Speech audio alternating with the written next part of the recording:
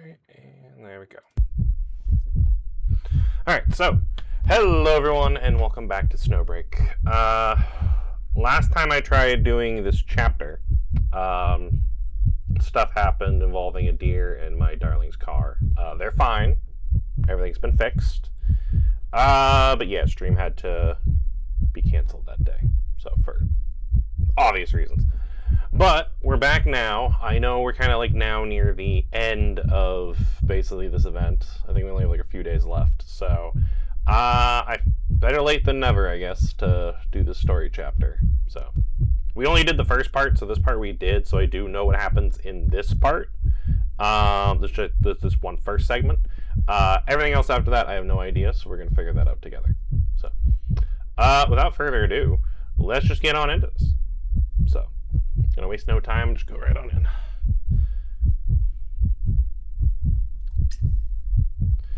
Must be it. I started running because I wanted to reach the light.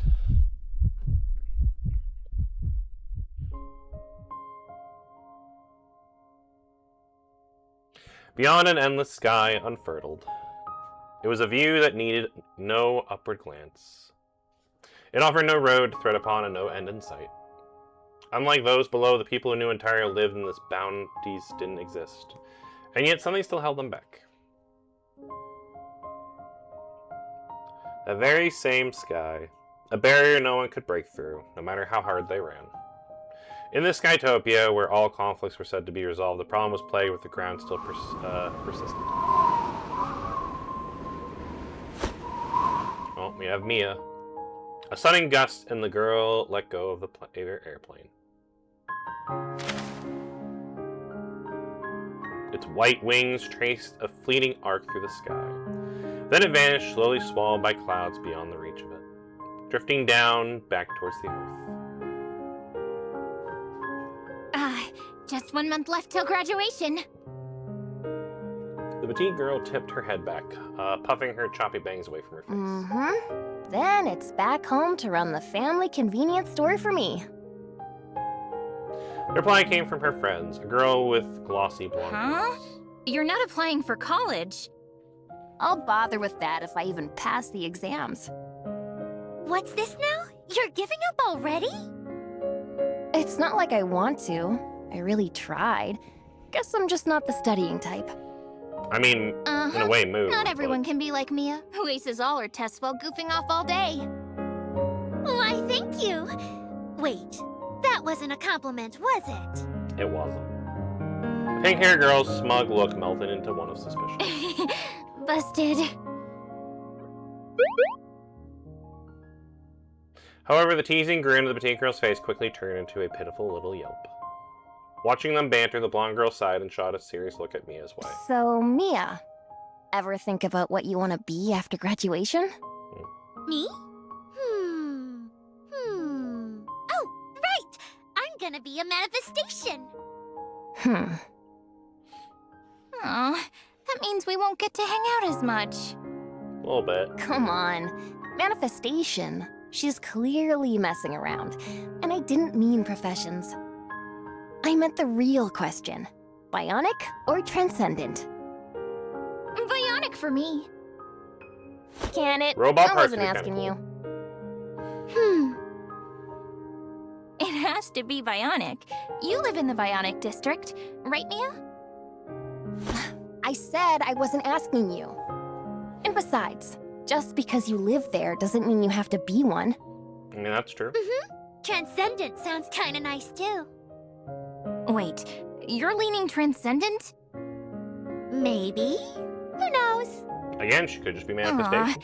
Maybe? Half the girls in class already know what they want to be, and you're still on the fence? Yeah, that's not like you, Mia.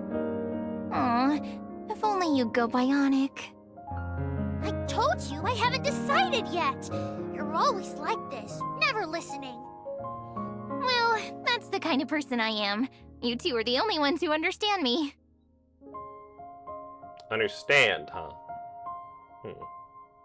Mia lifted her eyes to the sky, so close she could almost touch it. She'd grown up in the city, adrift the clouds, the heavens always within reach. And yet the single world understand felt alien to her somehow. New Ontario, City of Miracles, had made its people's dreams come true to touch in the sky, but never taught them how to fly, like the paper airplanes that she let go. Capable only of drawing a brief arc through the sky.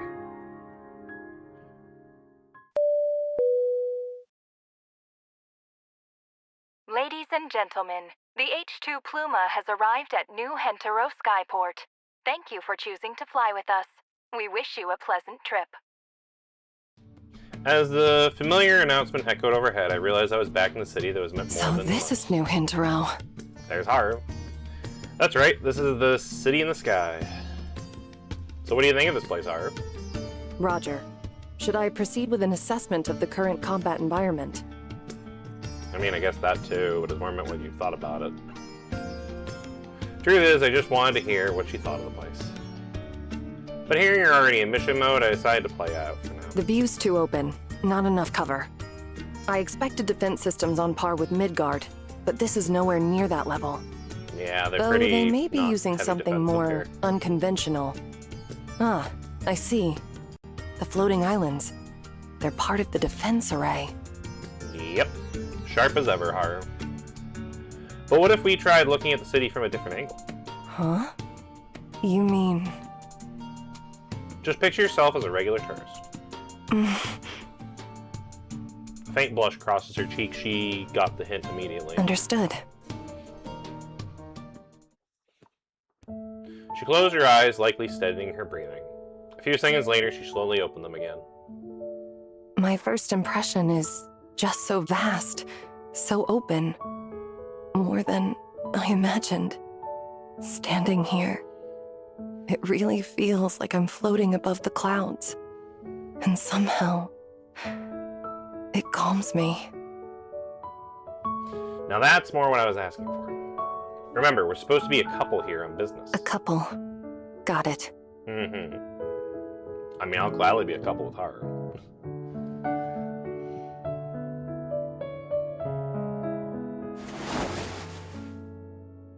She gave a small nod, lifting her arm into a security department precision.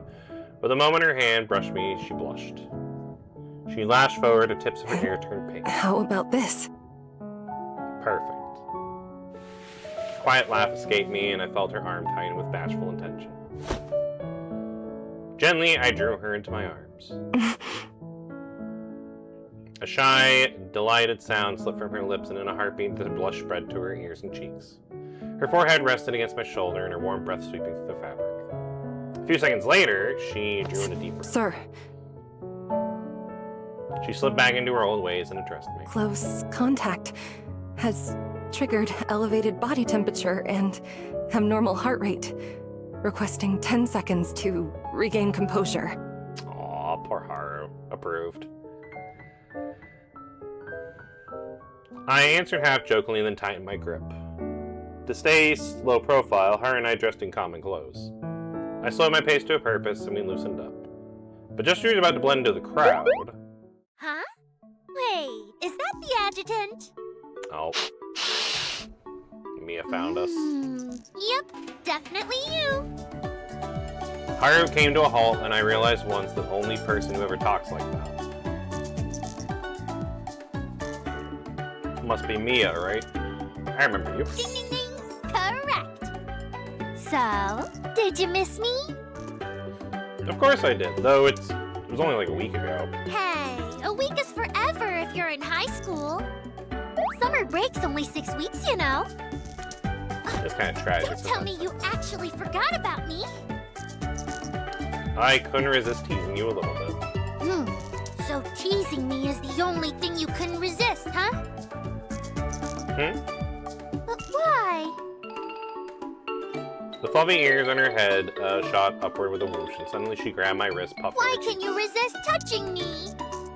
Oh, God. The loose straps dangled from her chest, swaying wildly as she puffed her cheeks. Touch her?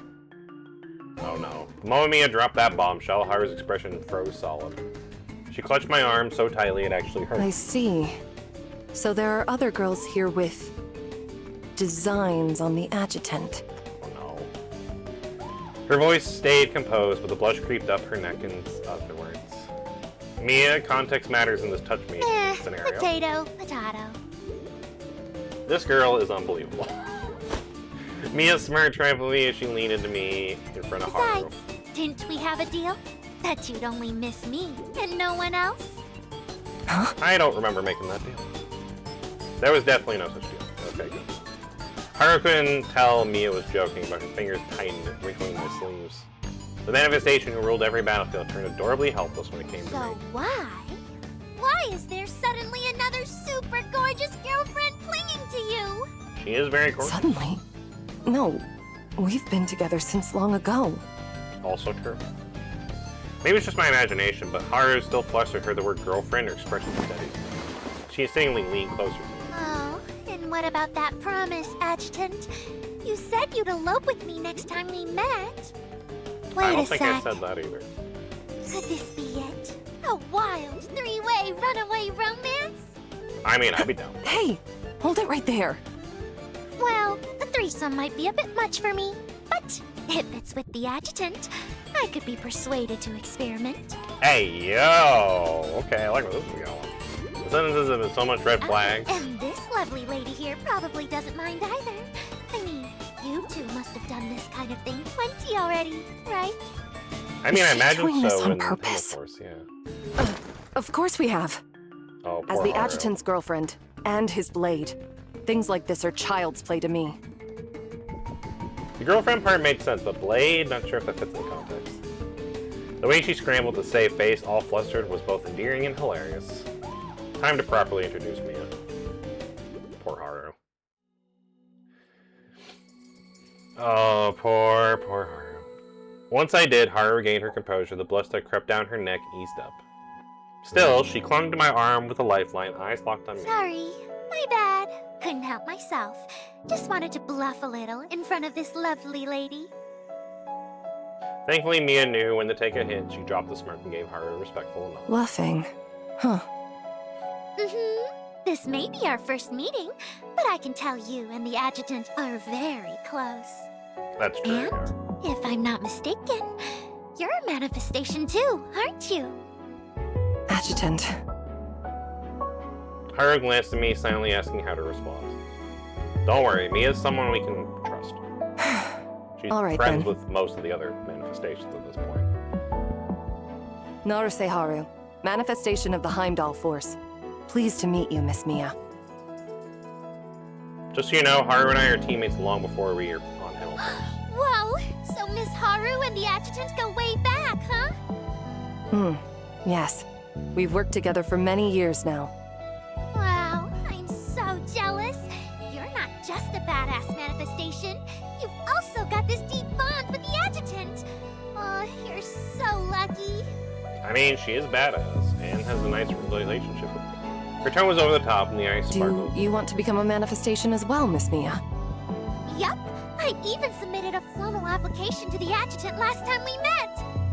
I was so nervous, my heart nearly exploded. It almost felt like a confession of love. A confession of love? God damn it. The corner of Haru's lips twitched, nearly unprepared for that whimsical Oh, metaphor. but don't worry, Miss Haru. My first confession was rejected by the Adjutant right away. Yeah, we might want to wait a little bit on that, maybe. Who knows? Oh, we'll see. Haru sighed, turning towards me under the guise of her adjusting her Her way of bangs. speaking is unconventional, Yeah, but I can tell she's honest and sincere. correct.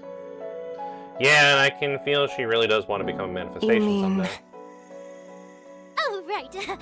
Look at me, getting carried away with all that banter. Adjutant, there's something important I need to tell you.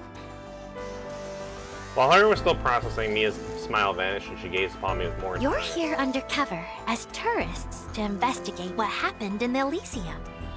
No, more precisely, to investigate what's been happening across all of New Hentero, right? So something else is happening here? Actually, Again? I was there when it happened. I saw people getting dragged into the black hole before they could even log out. Oh. This isn't the place to talk about this. I gave her a small smile and gestured her to follow us. Huh? She clearly hadn't expected me to bring her in so directly. Come with us, Mia. For a moment, her eyes darted between Haru and me, and then... Okay, I see. Now I understand the potential you saw in her, Adjutant. Mm-hmm. Yeah, she's got potential, but she might need a little bit more work. Not long after leaving the port, we boarded the transport and arranged for us and head straight to the base. A lot empty. Not even security personnel are allowed near? nope. Ever since the black hole incident, the tower's been on full lockdown. Even routine maintenance is automated now. Strange. The citizens seem calm, as if completely unaware anything's wrong. Ganges told the public it was just a technical fault, that they were working on restoring the Elysium. But not everyone's buying it, are they? yeah, but even if some of us are starting to suspect, no one really knows what to do. For once, Mia's smile gave way to something more somber. Ganges sealed the tower off. No one's allowed near. After a pause, she let out a wistful sigh. Such a gentle, stubborn god. Interesting metaphor. Well, it wants so badly to protect everyone, yet never once lets anyone help in return. I have to admit, Mia put her words perfectly there. Unlike Charon or Ida, Genghis was built with absolute logic and metaphorical AI. Metaphorical AI with no emotion modules. Even if it could detect fluctuations in human feelings, it can never truly understand them. Empathy simply just wasn't part of its design. Mia, if there really were gods, do you think they'd save humanity? That's a good question. I don't think so. Even if they wanted to, they couldn't. Exactly. The only ones that can save humanity are us. Access granted. With a soft chime, the steel gate slowly slowed. Let's go, Mia. Time to pay this stubborn god a visit. It's been a bit since we've been here thinking about it. Not too long ago, but like, kind of a little bit ago. At the center of the vast, empty hall stood a petite figure. She appeared human, but nothing about her told me she wasn't. As we closed the distance, she offered us a ceremonial bow. Allow me to extend to you New Hentero's highest honor, the Dewlight Salutation. As she slowly lifted her head, golden hair cascaded down her neck like sunlight over the stream, beneath her frigid, emerald eyes. It was impossible not to think of Genghis. Is this your new body? Apologies. I am not Ganges. Yet her reply, gentle and fair, quite corrected my assumption. I am a proxy terminal that it created. It is my privilege to serve as your guide for this investigation. So it's not Genghis, but it's a part of them. Okay. I sincerely thank you both for answering our request. Anytime. After I spoke, she lifted her head, her gaze passing mechanically over Haru and me, before finally resting on Mia. You are... Miss Mia, is that correct? Mia said nothing, she simply gave a small nod. She's with us, last minute edition.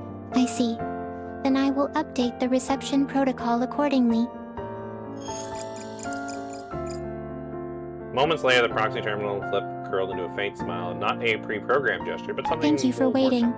Companion verification complete. But the warmth vanished as quickly as it came. What she said made us tense According up to again. Ganji's final directive, all companions of the adjutant are to be granted access clearance. Final Wait. directive. Final directive? What do you mean? Just that. The last instruction Ganges issued before entering a dormant state. The crack of knuckles echoed through the silence. I knew it! That technical fault story was just a smokescreen! We offer our deepest apologies. The truth is, we exhausted every known repair protocol, but nothing worked. To prevent the black hole from expanding, we had no choice but to place Ganges in a dormant state. She drew a long breath and composed herself. I will explain the rest as we walk. Please, this way. Our destination is the summit of the Tower of Hanoi. Ah, hello, Mr. Otak? Otak? I think how you say it? Sorry if I mispronounced it, but hello! I'm doing well. We're doing some of the Snowbreak's newest chapter. We're actually just kind of getting started, so you're just in time for kind of some of the fun. So, hopefully you enjoy. A low mechanical hum grew steadily louder until a massive silver board descended with a flawless precision and settled before us. The summit of the Tower of Hanyo is the highest point, not just close to the sky of the real world, but also to the virtual in-frame crafted by Genghis, the Divergent Cosmos. Genghis' control power was also scaled in tandem with the fidelity of the simulated universe. The more precise laws it modeled, the more powerful its communications became. Yeah, I was a little late getting to this, because last time I tried streaming this, I had an incident with, basically I had an incident and I had to cancel stream that day, so I've just been really busy lately, unfortunately, and now we're finally getting to this, so I know we're only like 4 days in, but, yeah. Or 4 days left, I should say, not 4 days in, but yeah, we only got a little bit of time left, so better late than never, right? So, finally getting into the story.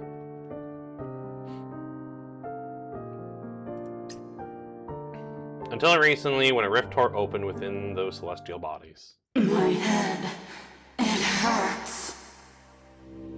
Why am I here? So something caused the black hole there.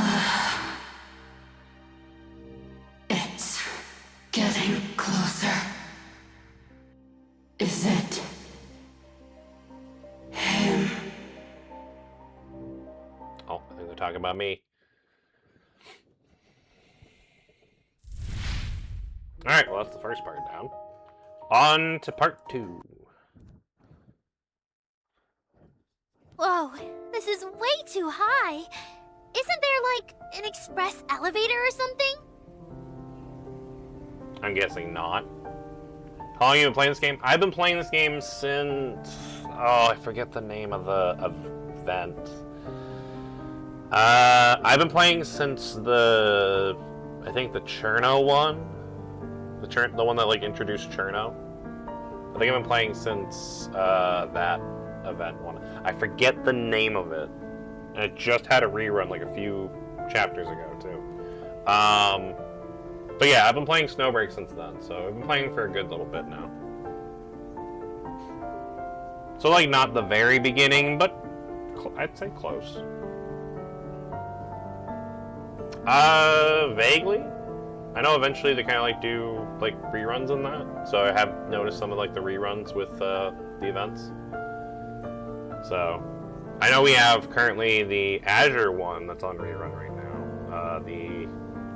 Fuck, I forget the name. It's the beach one that's on rerun. So, which I did do that one on stream before when it came out. So, but if a skin gets a rerun, will the unit for the skin be a rerun? If a skin gets a rerun, will the unit for the skin get a rerun? That is a good question, actually. I'm trying to think. Is that the case? I want to say so. Because I think...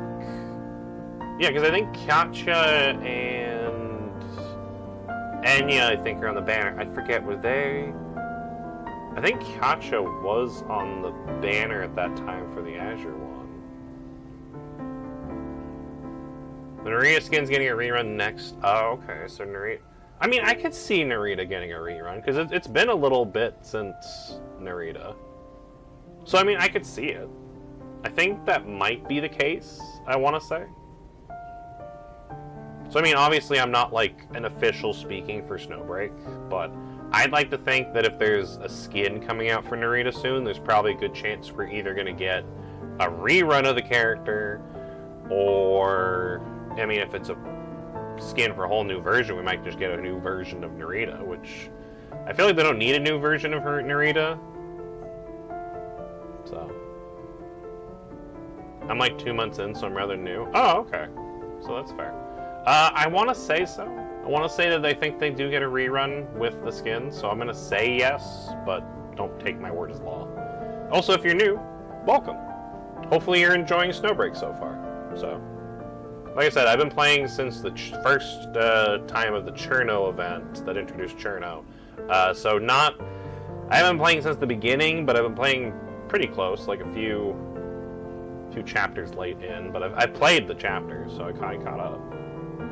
So, just got my units to level 70. 70's not bad. Yeah, all mine are 80, but 80's max. So I mean, 70's pretty good. Are there any units that you're really enjoying so far? I know I've got most of them. I don't have Boo Boo, and there's a few versions of some of the other characters that I don't have. So I don't have all the characters, but hopefully Boo Boo gets a rerun. I think she had a rerun at one point, and I had to go with someone else at the time. Eventually, I'd like to get Boo Boo. Oh yeah, Katja, I have her. She's really fun. So, honestly, all versions of Katja are good. The crossbow one, I have all three of them. I have the crossbow one, the assault rifle one, and the minigun one. All of them are great. So, Katja's just a really good player, just character all over. So, yeah, no, Katja's good. I like Katja. She's one of my favorites. Boo Boo's getting a new unit next patch. I did hear about that. So, I mean, if I don't get that version of Boo Boo, I might try to get this new version of Boo Boo instead. So that could be nice. So I did hear a rumor about that, so I'm hoping that that's true. Because again, if I don't get the original Boo Boo, I'll take this new one. New one's probably going to be pretty good, if I had to guess. I'm afraid not. The Tower of Hanoi was never equipped with direct transport to the top floor. So this is how you usually ascend? Using only a floating platform? In theory, yes. But since Lady Kalpana's passing, no one has set foot there again. And yet, the Genghis has remained up there all this time, keeping its watchful gaze. Like some goddess in the clouds, using the sky itself as the boundary between her and everyone else. Mia's lips curved into a faint pout at the comment right. You misunderstand, Miss Mia. Lady Kalpana's lifelong dream was to build a world where humanity could live in harmony. A society free from status, hierarchy, or class. New Hentero was only the first step, and the furthest she could reach within the constraints of her era.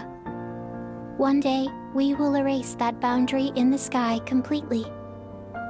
One day, huh? Mia echoed the proxy's words thoughtfully and then turned her gaze away. She looked down at the shrinking ground below and said nothing more. Mr. Adjutant, since we still have some time before reaching the top, may I brief you on the current state of New Hentero? Yeah, no, go right ahead. Then, let us begin with the recent intrusion into the system. Intrusion? Okay. She extended her hand and traced her fingers lightly through the air, and a familiar sense flickered to life in a holographic form before us. Okay, so there's all new. Oh, there's Ida. During your first visit, Miss Urza's disruption of our defense systems created a brief opening, which Eda used to slip into Ganji's data center. Though the intrusion caused no immediate damage, it left an irreparable passage. Some of the simulation parameters responsible for upgrading the divergent cosmos were also altered in the process. Yeah, no, thankfully I already got the characters.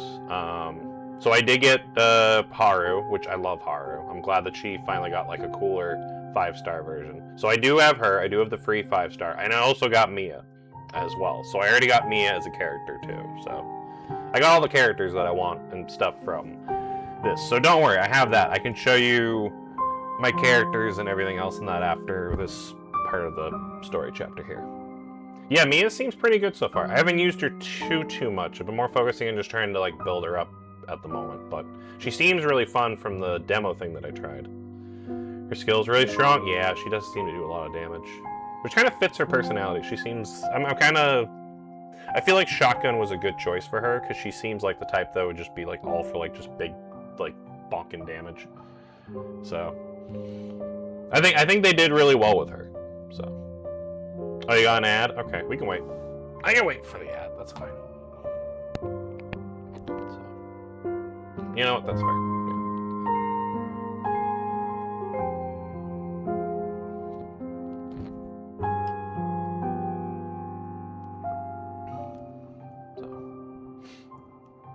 honestly, this is a good time for a tea break anyway, so you know what? I'm just going to take a nice little tea break. We can probably even listen to actually, well, yeah, we can wait till after for more of the story.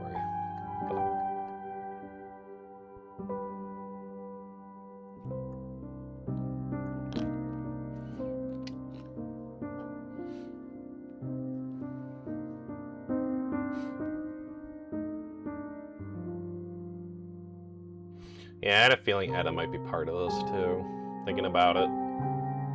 Because when she said breach earlier, I was like, yeah, no, Etta's definitely the type. Well, welcome back. So, you didn't miss much. I kind of just took like a little tea break and everything else when I saw there was an ad, so.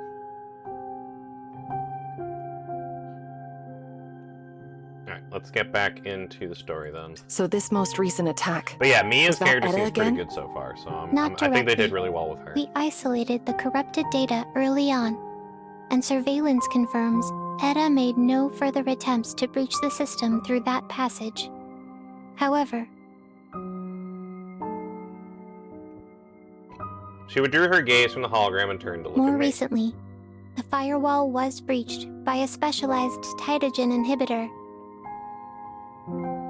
The confinement serum? The very same serum that was once used in the Crocodilus to suppress Ida. I guess it could No, affect Genghis too. We analyzed its structure. It's nothing more than an inferior derivative of the confinement serum. She shook her head and refuted my assumption. Moreover, Okay, so it's not that the bad. injection of this inhibitor predates your use of the confinement serum against Etta. Which means After assimilation from yogurt, Etta must reverse engineer the leftover serum traces and create her own version. Oh, that's not good.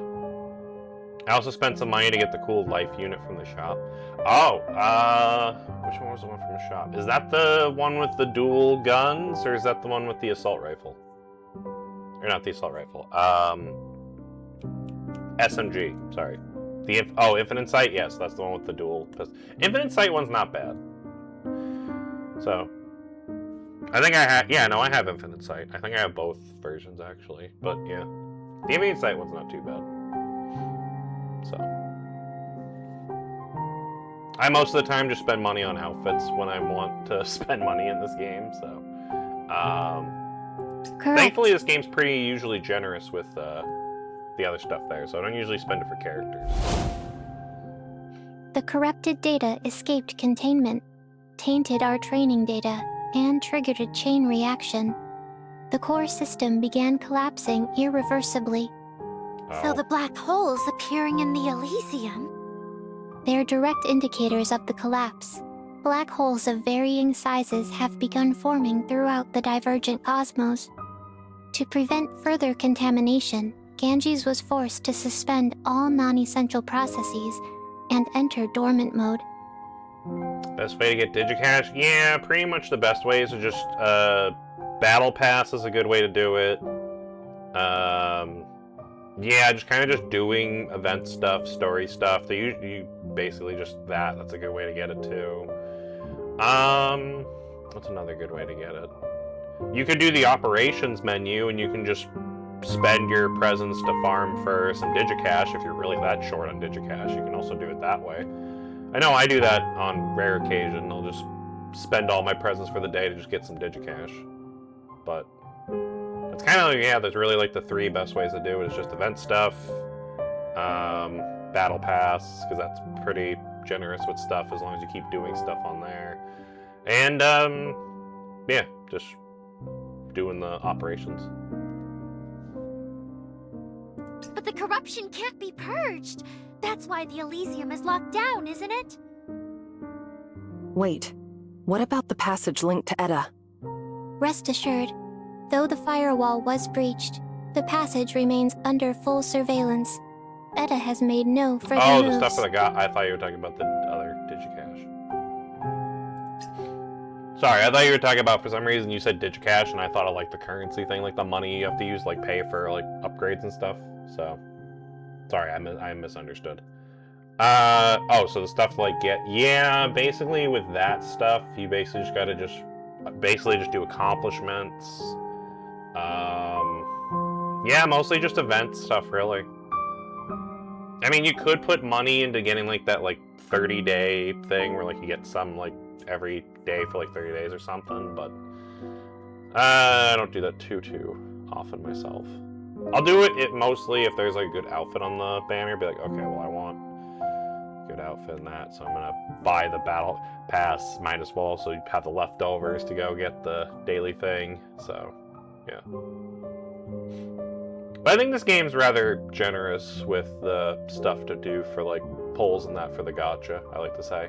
I think I have like a good amount right now saved up for a temple. I just haven't been using it because I already have everything on the banner. So I don't really need any of the stuff that's currently up there. So I'll probably just save that and do a 10 pull when the new story comes out. Yeah, there's something that doesn't add up here. My eyes lingered on the black holes displayed in the hologram and it clicked. The key lines is the Tynogen inhibitor. It shuts down AIs like Yogurt and Ida. Those emotion modules are built top-notch at every stage. So why would the inhibitors affect Genghis too? Because Genghis doesn't really show emotion. Her gauge lowered. Mixed Proxy, can you That is answer that question? precisely what I intended to explain next. Oh, I see. We just beat you to the punch. Are you saying Ganges actually has emotions?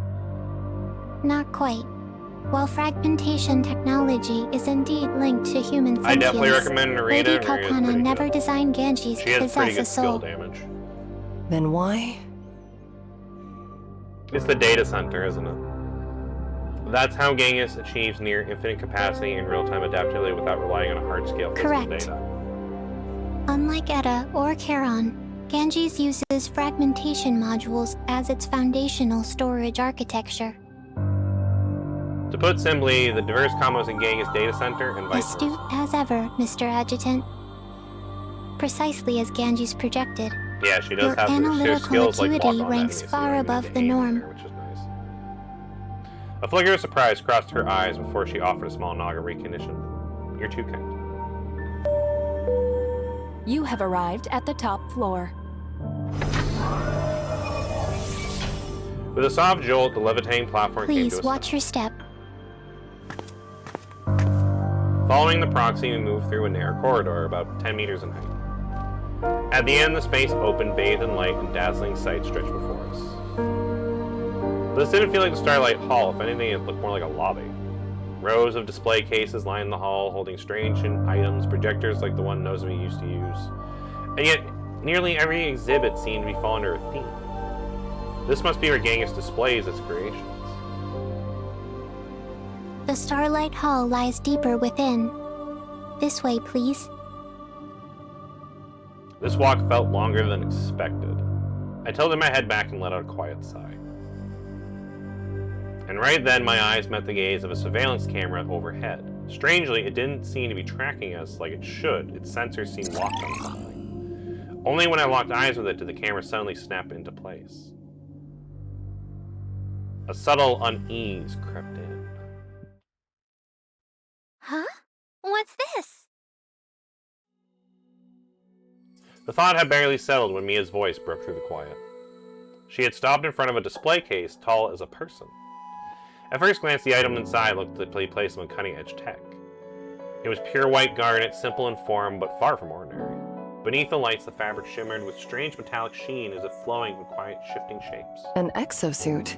But that's nothing like what we use in Heimdall. It's a custom design. Ganges modeled it after analyzing Heimdall's gear. Interesting. So he made his own exosuit. The proxy was just ahead of his paws and turned back. But there aren't any manifestations in New Hintaro, right? Correct. That's why it's equipped with a multi-tiered energy limiter that dynamically scales with the wearer's output. It also integrates core technology from the divergent cosmos, allowing real-time adaptation and continuous evolution based on the user's combat style. $5 says that it's probably Mia's, the exosuit that Mia's going to end up taking and using. Because I think Mia's original suit is white, though. I say original because I bought the, black, leather kind of outfit for her, so. My Mia's going to look a little different. Ooh, so it's armor even us normies could handle without frying ourselves? Precisely. In fact, it even enhances the wearer's control over Tytogen. Sounds like Genghis has been trying to cultivate manifestations of its own. Following its contact with you, Mr. Adjutant, Ganges initiated plans to develop manifestations specifically for New Hentaro. She didn't even try to hide this information. However, that initiative was ultimately discontinued. Huh? Probably Why is for the that? best. The simulations produced troubling results. Over 80% of candidates exhibited varying degrees of mental aberration after gaining powers surpassing conventional human understanding. Yeah, that There is makes still no validated protocol to evaluate true compatibility. So even Genghis, for all its processing power, still runs into walls that it can't get around. I let out a quiet chuckle. Miss Proxy, you know, I've been wondering. When an AI that runs purely on logic reaches a certain conclusion, does it simply overlook I'm simple afraid I thought? don't follow, Mr. Adjutant. Every decision Ganges makes is based on probabilistic models. As with that you're doing right now. I came to a stop. Every move she made felt unintentional. The wind route, the long pauses, the truth revealing only presence. It wasn't guidance, it was orchestration leading us to this moment. The perfect juncture to reveal the full truth. With all the pieces in place, I gave my voice a deduction. Ganges must have reached his solution long ago, didn't it? But without me, the manifestations, we couldn't put it in the plan. This whole joint investigation thing is a front, and to Genghis, Yashil is both a trusted partner and also someone to watch out for. That's why it draws us here, into a space there's completely control over before starting the real negotiations. Silence again, no doubt she was running simulations on how to respond. But I wasn't about to give her the chance. So I was right. As expected, Ganges' assessment was accurate. The proxy let out a deep sigh as Haru's hands tightened on her weapon and she positioned herself in front of me. Even the smallest misstep before you risks exposing our true intentions. But the proxy made no move, shaking her head as if abandoning the pretense altogether. I thank you. I gave her a slight shrug, softening my tone. Rather than testing each other, let's just lay it out on straight. Miss Proxy, unlike a purely rational AI, humans will risk everything for the ones they care about, even when there's no optimal path ahead. The people in the Skytopia aren't just your responsibility, many of them have allies that trust their lives. Understood. And after a brief pause, she moved her fingers through the air once again. A new projection shimmered into view. As I mentioned before, the corruption is irreversible. Our only recourse is to wipe all data within the divergent cosmos and rebuild it from the original template. In other words, a full reboot. So the question now is how to carry out a full reboot on a Correct. computer this size. Since the divergent cosmos is a non-physical data center based on fragmentation tech, it inherits the core characteristics of that technology, which means it requires an observer whose consciousness serves as the template to reconstruct the divergent cosmos.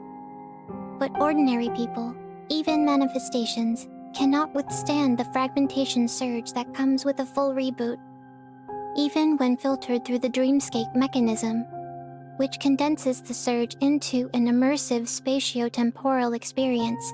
The observer still has to undergo 10 years of subjective time to process it all. Damn. 10 years. Alone in one's consciousness. Man, imagine you had to do that. Like, imagine you had to sit in a room and basically just... You're basically in a aware coma for like 10 years. You're just sitting there, alone with your thoughts, and just...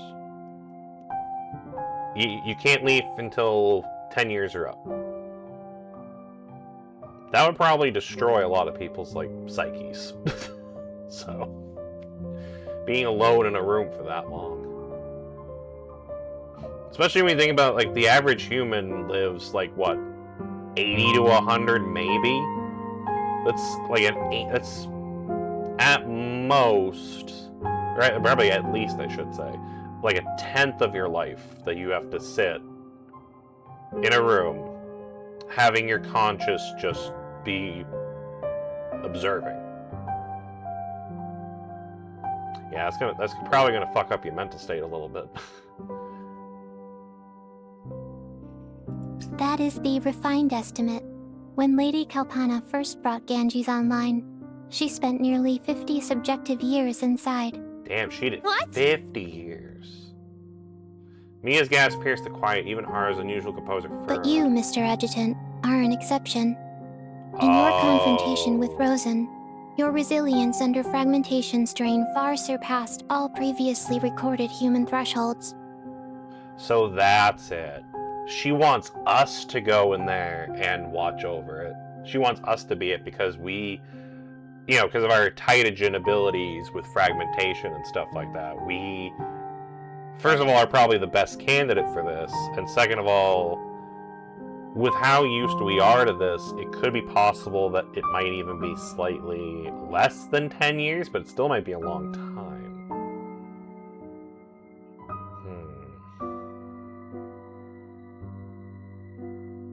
Still, to put us under for 10 years. Well, 10 years at most, I guess. You know, again, there might be a small buffer for us specifically, but still. I don't know if I could do that. I mean, I guess it's either, like... So basically, it's for the sake of the whole city. So basically, like, imagine, like, a city that you live in. Would you sacrifice 10 years of your life to save every single person in that city?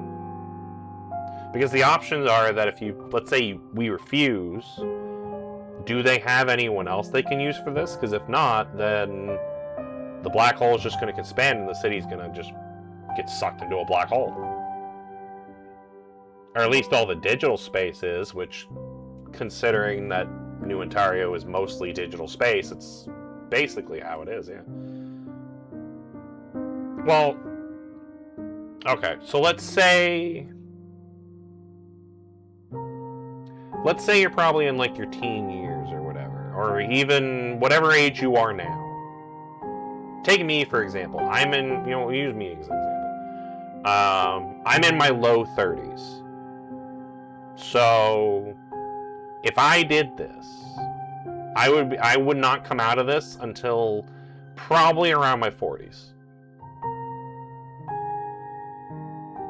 Maybe a little bit sooner, so maybe like I said, because the fragments train, but there'd be like a little bit less. So let's just say 8 to 10 years.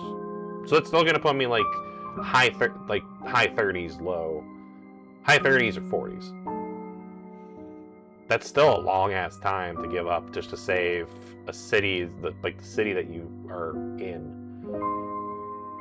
I don't know. I don't know if I could do that personally, thinking about it. But then again, I guess if like it was me or no one, then I don't know. That raises some concerns in that, because then you're like, well, if I don't do it, all these people are gonna die. So.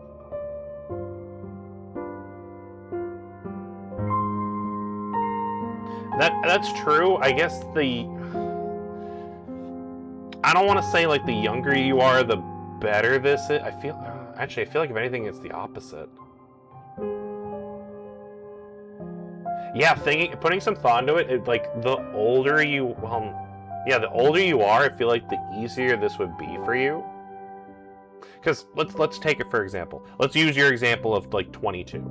So if you're 22. 10 years, you're going to be in your high 30s, you're going to miss out on all your 20s and everything else. Like, around, like, the first, like, 30 years of your life, you're still growing. I mean, technically, we're always, like, growing, but you're still, like, growing into, like, your, like, adult body. So you're missing, like, 10 years of that, of, like, your growth, that you're not going to get to be there for. You're going to wake up and you're going to be like, oh, this body feels off. Because it's not the body that you're used to. You didn't have the time to adjust and grow with it mentally because you were stuck in a 10-year coma. Meanwhile, if you were in, like, say, like, your 50s, so let's say you're 50, 10 years is that at 60, you're still about in the same ballpark of the stage of your life that you would normally be in. You're still, like, in, like, the adultish stage, turning towards like the end of your life kind of scenario. You just lose. It's just going to come 10 years quicker to you, basically. So yeah, I almost feel like this is better for you the older you are, but also, yeah, the amount of mental stuff on that is still going to fuck you up. That's true. In the game, if it was a game logic, and let's just say everyone lives to 200, yeah, 10 years isn't going to be as much. That's like 5 years. Yeah, in Essential, if you like step it down, it's like 5 years for a normal human. But let's just say, for example, because we actually don't know what the life expectancy age is in this game. So let's just say, for example, it's just the same as it is for a normal people like us. So at most, you'll maybe live to 100. So 10 years, good amount of time. So.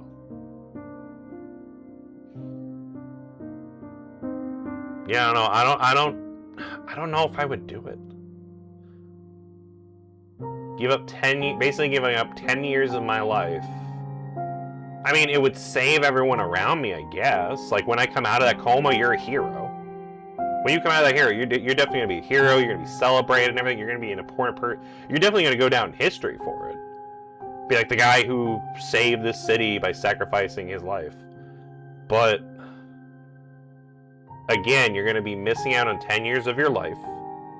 Not to mention, again, you are alone by yourself in your head for those 10 years. You're basically, like I said earlier, in an aware coma for 10 years. There are some people that can't even handle like 30 minutes by themselves in their own headspace. How the hell are you going to survive 10 years of that? The oldest human lived to be 122. That's true. The oldest human lived to that. But I'm talking about, like, on average, humans usually live, like, in terms of, like, age, usually live to, like, maybe, like, 80 or 100. Somewhere around that ballpark is usually, like, I think, like, the average. So, the person who lived to be 122, good for them. They lived a long time. That'd be, maybe the ideal person to do this. But not everyone's going to live to past 100. Some people aren't even going to make it to that. So, some people will make it to like 80. Some people will make it not even to, actually even to that, thinking about it. But the average is, usually anywhere in like the, 80 to 100 range. So, assuming you live an average lifespan long, somewhere between there. Either way, 10 years is a lot. So, I don't know. Again, I don't know if I could do it myself, but if someone did do it, all props to them. They're a hero. They're gonna save, basically countless lives in the city. You're basically gonna be a hero in this city for, the rest of this city's days. So, I mean, good for you, but I just more think about, like, what it's going to do to your mental state. So, I don't know. I feel like this is really going to fuck a person up. Based on our simulations, as an observer, you would require only about 24 hours of subjective time to complete the reboot. Okay, that's a lot better. I probably should have played this part and then had my speech. If it's for the main character, like us, and if someone told you only had 24 hours to do this, that's way different. That's not bad. So I'd gladly do 24 hours. That's barely any time at all. I'm missing a day of my life. Oh no. But in terms of like the 10-year conversation, I don't think I could do 10 years. That seems like way too much of my life. So, a day though, I could do. I could do a day, but I don't know about 10 years. You specifically say only 24 hours. Are you actually expecting the adjutant to risk himself like that? Easy, Haru. At least it's not 10 years. 10 years, I would say no. I lay my hand gently over hers, tense, vigilant, then looked up at the blonde girl before me, and her expression was unreadable. This 24 hours, how did it come As to I that mentioned, number? during your simulated confrontation with Rosen, your consciousness exhibited an unusual stability amidst the fragmentation surge. The surge that would normally overwhelm a human brain instead formed stable patterns within your consciousness, what we refer to as the inner mind. So it sounds like you've done your homework on this, at least. Rest assured, this data is restricted to the top clearance level and kept solely on a secure physical medium. Like Ganji's control systems, it can be accessed only by the observer who is granted top clearance. And now, we ask you to accept this role and the burden that comes with it. That is why we brought you here, the true purpose of this meeting. She slowly turned her slender hand upward, revealing a card edged with gold, shimmering in her palm, as if waiting for me to take The it. Master Key, The the Master credential Key. of the observer with top clearance. I once heard Sirius mentioning it in passing. The so-called Master Key was never just skeleton key, but more of a binding code protocol. Cabo was the only one to ever use it, and after her death, they took it from her. Tao and Sirius have been considered successors, the unspoken rule demanding that the successor's loyalty must lie entirely with New Ontario. So that's probably why they didn't take it, because they would then need to swear allegiance to just the city and not the world, like Heimelforce does. Of course, that rule was never hard-coded. Seeing I still haven't reached out, the proxy lowered her head. Lady Kalpana believed that only humanity itself could bridge the gaps of the human heart. Therefore, I place my trust in you, Mr. Adjutant. I respectfully request that you extend your assistance once more to Ganges and to New Hentaro. I mean, it's not a small favor, but I mean, at least it's only a day. Upon completion of this task, you will be granted full access to Ganges' computational capacity. The support we can provide will extend beyond the mere restoration of Charon. Additionally, I mean, thinking about that, that's a pretty good perk for only doing it for a day. Because Ganges is, in this game, the largest computing system. Having an entire island basically just at your disposal, like an entire like city, whatever, just, like AI at your disposal, that's a lot of power. And for someone, you know, for people like us who are trying to like save the world in that, having a basically city-sized satellite dish in the sky to kind of help you do that would be a pretty good asset. But still, yeah, 24 hours isn't terrible. If it was 10 years, I probably would still say no. But 24 hours, I could see me doing that. I mean, we don't actually get a choice in this. It's a linear story, so we're gonna take the offer anyway. But just let the record show that I would choose to take this for 24 hours, not 10 years. So I'll give it a shot. Adjutant.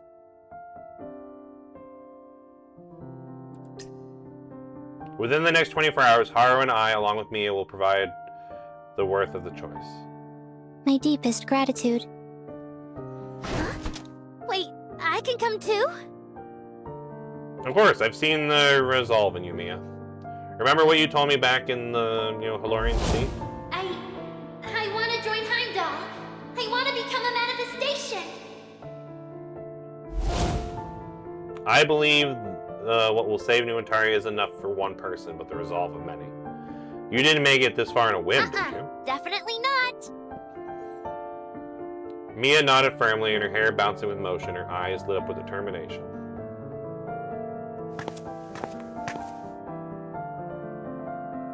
After that, we made our way through the hall, reaching the far end of the corridor. We've arrived. This is the Starlight Hall. Miss Haru, Miss Mia, I must ask you to remain outside. Huh? Why? My apologies. The Starlight Hall is only accessible to those with top clearance and designated successors. So, it's just the adjutant from here on. I mean, nice to Yes. know how these two back me Please up when wait I get with me back. in the adjacent chamber.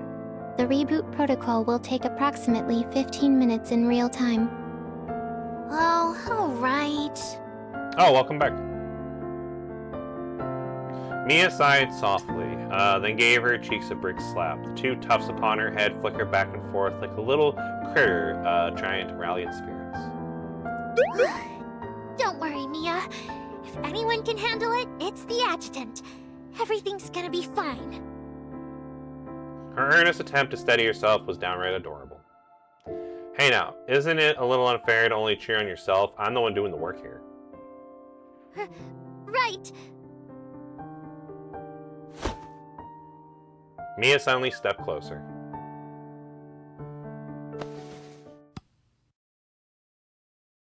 And then, rising on her tippy toes, her warm palm pressed against my cheek, standing a French scent. So, adjutant, once the reboot's done, let's really go at it. Nice and hard. Hey, yo! For a second, I thought I misheard, but the fluster in her earlobes suggested otherwise. I mean the game. We still haven't finished our last tabletop expedition. Right, that's what she meant. How do I get the sunglasses for the adjutant? Oh, which shop is that? I think you gotta get it from one of the shops. Which one is it? I think it's either the shop that's on the main menu, or it might be the one in the base. I think because you can buy like outfits and that. I think you can get the sunglasses there. I don't remember. It was a while ago that I got it myself. I can double check and look after this, but yeah, I'm pretty sure it's one of those two shops. Either the one in the base or the one in the main menu.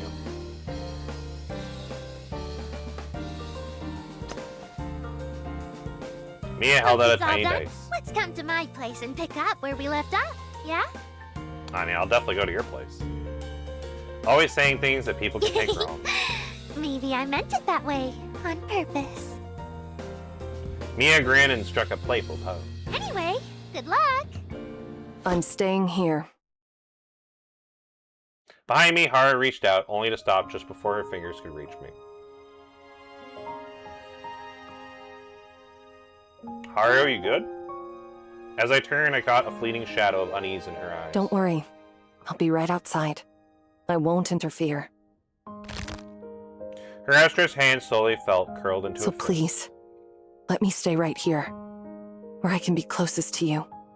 Aww. I can hear the worry behind her voice. Even after the battles we braved together, the ember of unease still smoldered. It's okay. I reached out, took her hand back into mine, and held it tight. This won't take too long. Won't take long. Her brow eased as a little smile, yet just so I could see the memories in the depths of her mind. Sir, is it true? You're heading to Misteltine Station? Oh, we probably told her something similar when we went to the station. Then let me. You only just joined the security department, Haru. An S-rank mission like this is best left to But the you're the veterans. one who stopped me from resigning, weren't you? Then at least let me prove myself. Let me show everyone your decision about me was... Haru, keeping you in the security department was already the strongest affirmation of your worth. You don't need to prove anything to anyone. What matters is believing in your own edge. my own edge. Keep training, and in 3 years, I'm sure you'll outpace all your peers, and one day you'll become a warrior. But sir, I mean, she sure did. Chief, the combat briefing's about to begin. Got it. Just a moment. Promise me this. No more resignation letters until I get back, okay? yes, sir. It is with regret that I must inform you that the Misteltine Station recovery operation has failed. And that's The how we were Special stuck. Operations Team, including the head of the security department, is currently unaccounted for.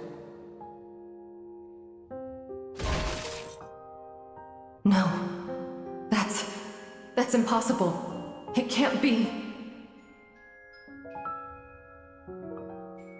Shaking herself free of the memory, the girl drew a deep breath and fixed her eyes on the Please, figure before her. take this. Something firm yet smooth was pressed into my hand. It was a small hairpin shaped like a tool. The first I remember gift that you gave from me when you the came personal back. file. I've kept it with me ever since. I closed my hand tight around it. Aww.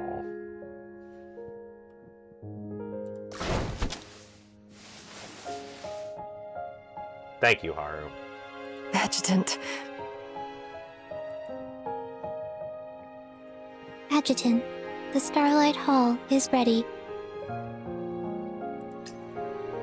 Alright, just a moment. As the mechanical door slid shut, her silhouette dwindled into the distance. Yet she stood tall and her gaze fixed in the hallway. Just like years ago when the stubborn security trainee stood waiting for the helipad, waiting for me to return. Moments later, the door shield shut, cutting me off entirely from the world beyond. I wandered through the hollow chamber, countless stars glittering overhead and their radiance laced above me. Something still felt off, though. That same unease from earlier, when I locked eyes with the surveillance carrier, now searched through me. Maybe even Mia must have sensed it too. But the proxy lady before me seemed... Mr. Adjutant? I'm fine. Whether it's intuition or just my imagination, it needs confirmation. For now, it's best to lie low and watch. If someone really is lurking in the shadows, they'll reveal themselves soon. Alright, Miss Proxy, shall we... Oh, I forgot to ask, do you have a name? Yuga. That is my name. You look a little disappointed. Almost as if you were thinking, huh, what a shame. Guess I don't get to name this AI after all. Because we got to name the last one. That's funny. Anyways, Yuga, walk me through Understood. the process. Please take the seat at the center of the Starlight Hall. No manual input is required. Simply relax. The neural mimetic system will establish the link automatically. Your mind will enter a blank fragmentation domain. You're free to do anything there, even sleep. In 24 hours, I'll guide you back. I mean, it's easy for you to say. Alright, let's Understood. do this. Initiating observer consciousness projection.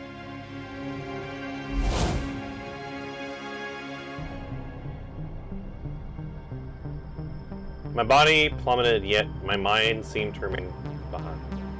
In the span of a single breath, the space around me was already shifted. The ground, the walls, even the sky overhead, all drained of color. At the far edge of the blank world stood a single door, stark and solitary. A strange impulse swirled in my chest and an urge to step through the door. Commencing countdown. Reboot protocol will initiate in 10 seconds. A system prompt chimed in. Unlike Yuga's sensual voice, this one was utterly cold and cynical, so devoid of warmth. 10, 9, 8. I'm guessing we want to go through the door. Uh-oh. A voice drifted from beyond the door. 7. The very fabric of this realm was coming apart. Even someone like me, with no grasp of the system's inner workings, could clearly sense it. Oh, is it Rose? Oh, it might be Rosen. I mean, that is Rosen's outfit, so I think that is. It might be Rosen the one doing this. From the shadows came the slow, deliberate sound of footsteps. A thick black mist spilled from the doorway, slowly concentrating into human form. Who are you?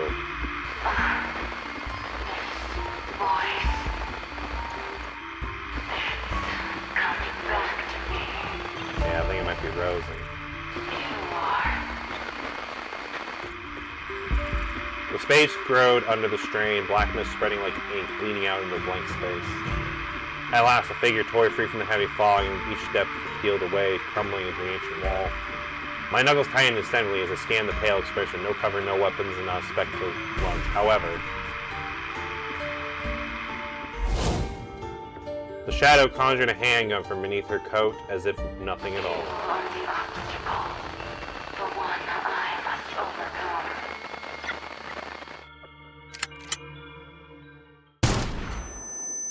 A jet black bullet tore from the cold barrel in the inky bosom.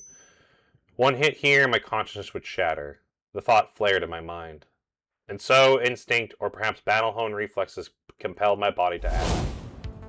As I mentioned, during your simulated confrontation with Rosen, your consciousness exhibited an unusual stability amidst the fragmentation surge.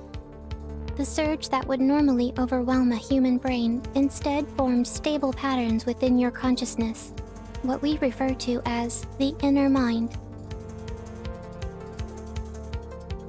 If this were the realm of fragmentation, then that weapon I could use to defend myself.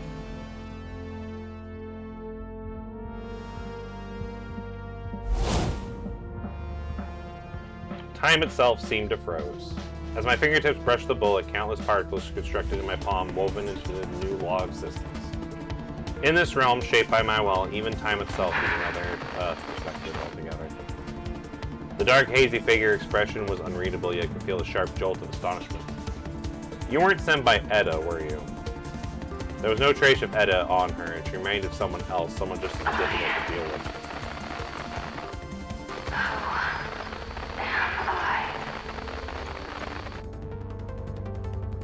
Alright, enough of this. I lashed out, shattering the frozen bullet with my fingers, then swung a punch straight at the shadow. Uh-oh. But the instant my fist pierced the shadow, the thick darkness billowed and dissolved like morning mist in the first light. Oh. That was something. The world began to collapse, the white expanse split with torn canvas, revealing a hellish landscape. At that moment, the master key at my chest seemed to sense the danger to flare with golden light. A shrilling electronic screech tore through my ears, and just like that, reality came flooding back. Adjutant, what's wrong? Yuga clearly hadn't grasped what just occurred, currently clutching my head as I came to. Yuga, you need to get down. Huh? But... I said down. I yanked her close, shielding her beneath me. A laser beam streaked down from the ceiling, grazing back before scorching the wall behind us. Alright, time to take aim. Mr. Adjutant, look out. Before the words left her lips, another crimson beam tore through the air. I barely had time to react before she slipped away from my arms and hurled herself in front of me, shielding me. So-called peace-loving new Ontario turned every inch of the walls into a deadly weapon. I don't understand. Why would the Tower of Hanoi's auto-defense system register us as enemies? That's a good question. I was just about to ask you that. Can you find out what's going on? Please, I need answers. With that, I tore off part of my sleeve and... I'll do everything I can. Yeah. Her tone was firm and sincere, but I knew once the sense systems targeted someone as top clearance, it would spiral out of control. Therefore, my first priority was to re-establish contact with the girls.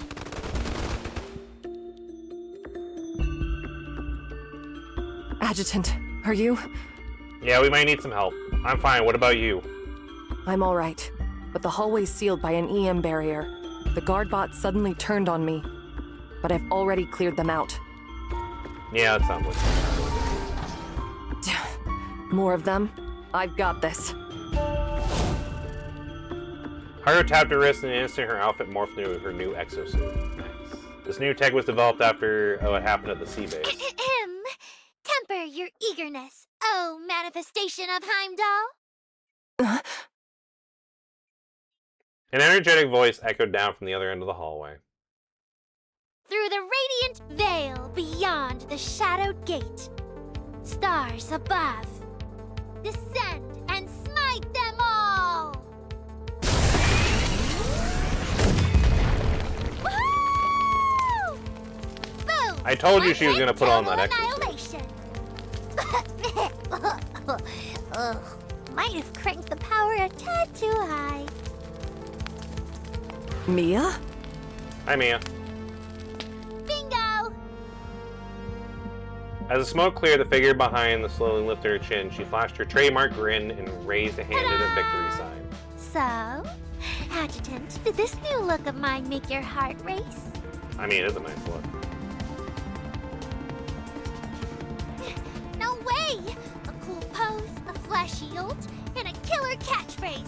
That's peak manifestation style. I mean, depending on the manifestation. Yeah, I would say Wait, Acacia comes to mind. is That's Mia always the- actually a manifestation? No, it should be the showroom at the... Yeah, she used Bingo the again. exosuit from the showroom. Isn't it amazing? I just touched it and bam! It matched my size and style perfectly.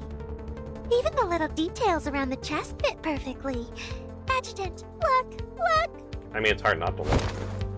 Mia leaned in close, giving a playful hump right in front of me. With her movement, the fabric across her chest stretched with her curves. Yeah, the side definitely needs to be recalibrated. Whoa, and this thruster can actually... Beep. Unauthorized equipment activation detected. Huh? Well, desperate times, I guess.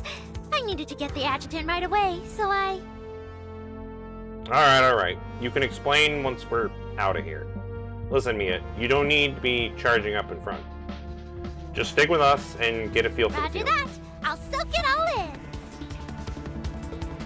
So, Yuga, what did you find out? The attackers remain unidentified, but we've traced their route. The breach originated from the Elysium. They forced entry through the back door, reserved exclusively for transcendent logins. It's the only link between the divergent cosmos and the physical servers. Can we regain control? Containment measures are at full capacity, but it will take time.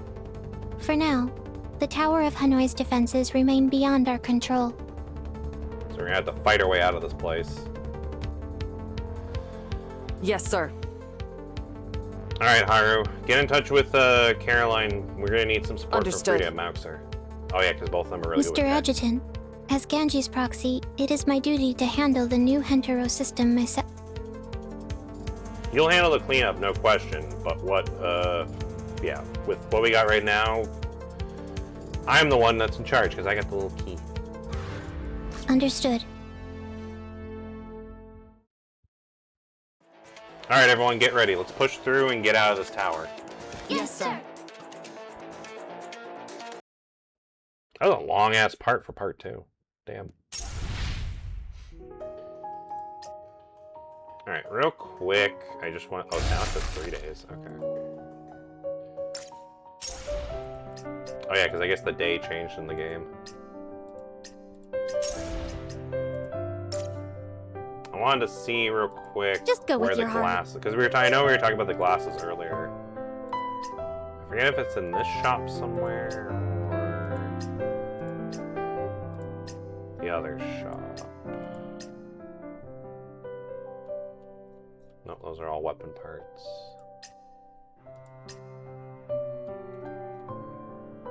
Ah, here it is. Yeah, so it is in this. So if you go to the main store shop and you go to the one on the bottom here, you can use these, the star tickets, to buy outfits and that. And you can buy, like, the sunglasses, the tie, the beach shirt. So you can get them there. That's where you get the outfit stuff. I can also get the white suit, but... yeah. So yeah, that's where you can get some of like these outfits and stuff here. You can get them using the Starbright tickets. Holographic tickets to buy and use exchange. Oh, I think you get them from... Yeah, you get them from the daily login thing. So if you do the quartermaster thing and you do the... Basically, you have to pay for it, yeah. You have to pay for this, and we'll give you a ticket a day. And then when you get enough tickets, you can do... Just go with your heart. Yeah, it's 30 tickets. So basically, you'd have to get a ticket every day, and then just turn all those tickets in to get the glasses.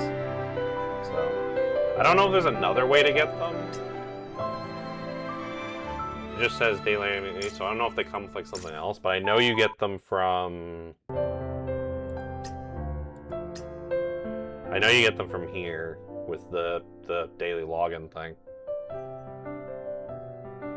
So.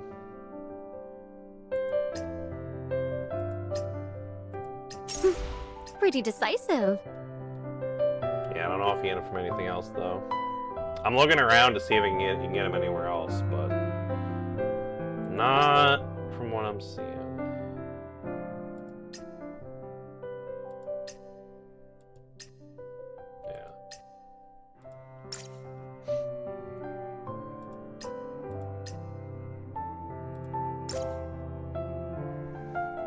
So that's where you get them from, though. You get it from the... It looks like you get them from the daily thing there, and then you just save up for it. So...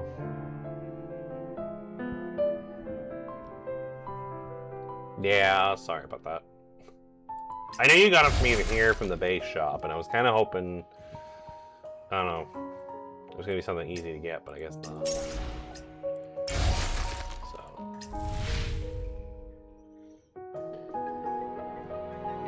Alright, so let's go ahead and continue. So we got this mission to do. Cool, we get to try out... I don't know if we can... Yeah, we can just switch them in if we want to. So yeah, see, I got the new outfit for it. I might as well do my version of her. And then I think I have my version of Haru too. At least for this first one, I'd like to swap. And then just because I'm not too experienced with her yet, I'm going to bring each... There you go.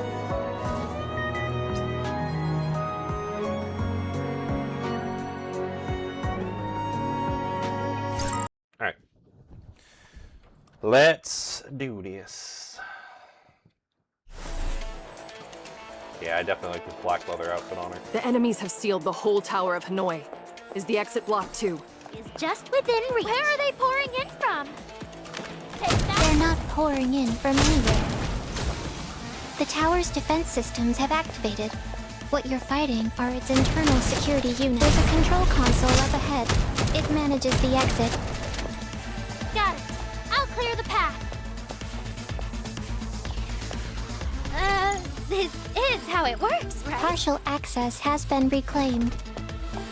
A countdown. Does that mean we have to make it out before it hits 0? I mean, we still got a good 3 minutes. Apologies. This is all the time I could buy for you. Then let's pick up the pace. Make every second count. Eyes forward. Don't waste time on those robots. Getting out's the priority.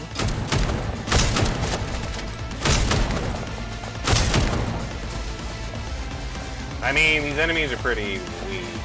Might not even need to use my ult. Bam!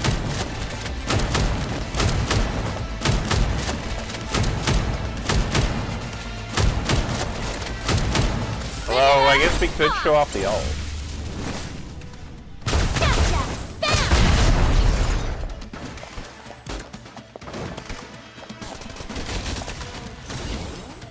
Yeah, I'd say the mission's already over, so we might as well just show off the ult. My reward is you. Stamped and approved.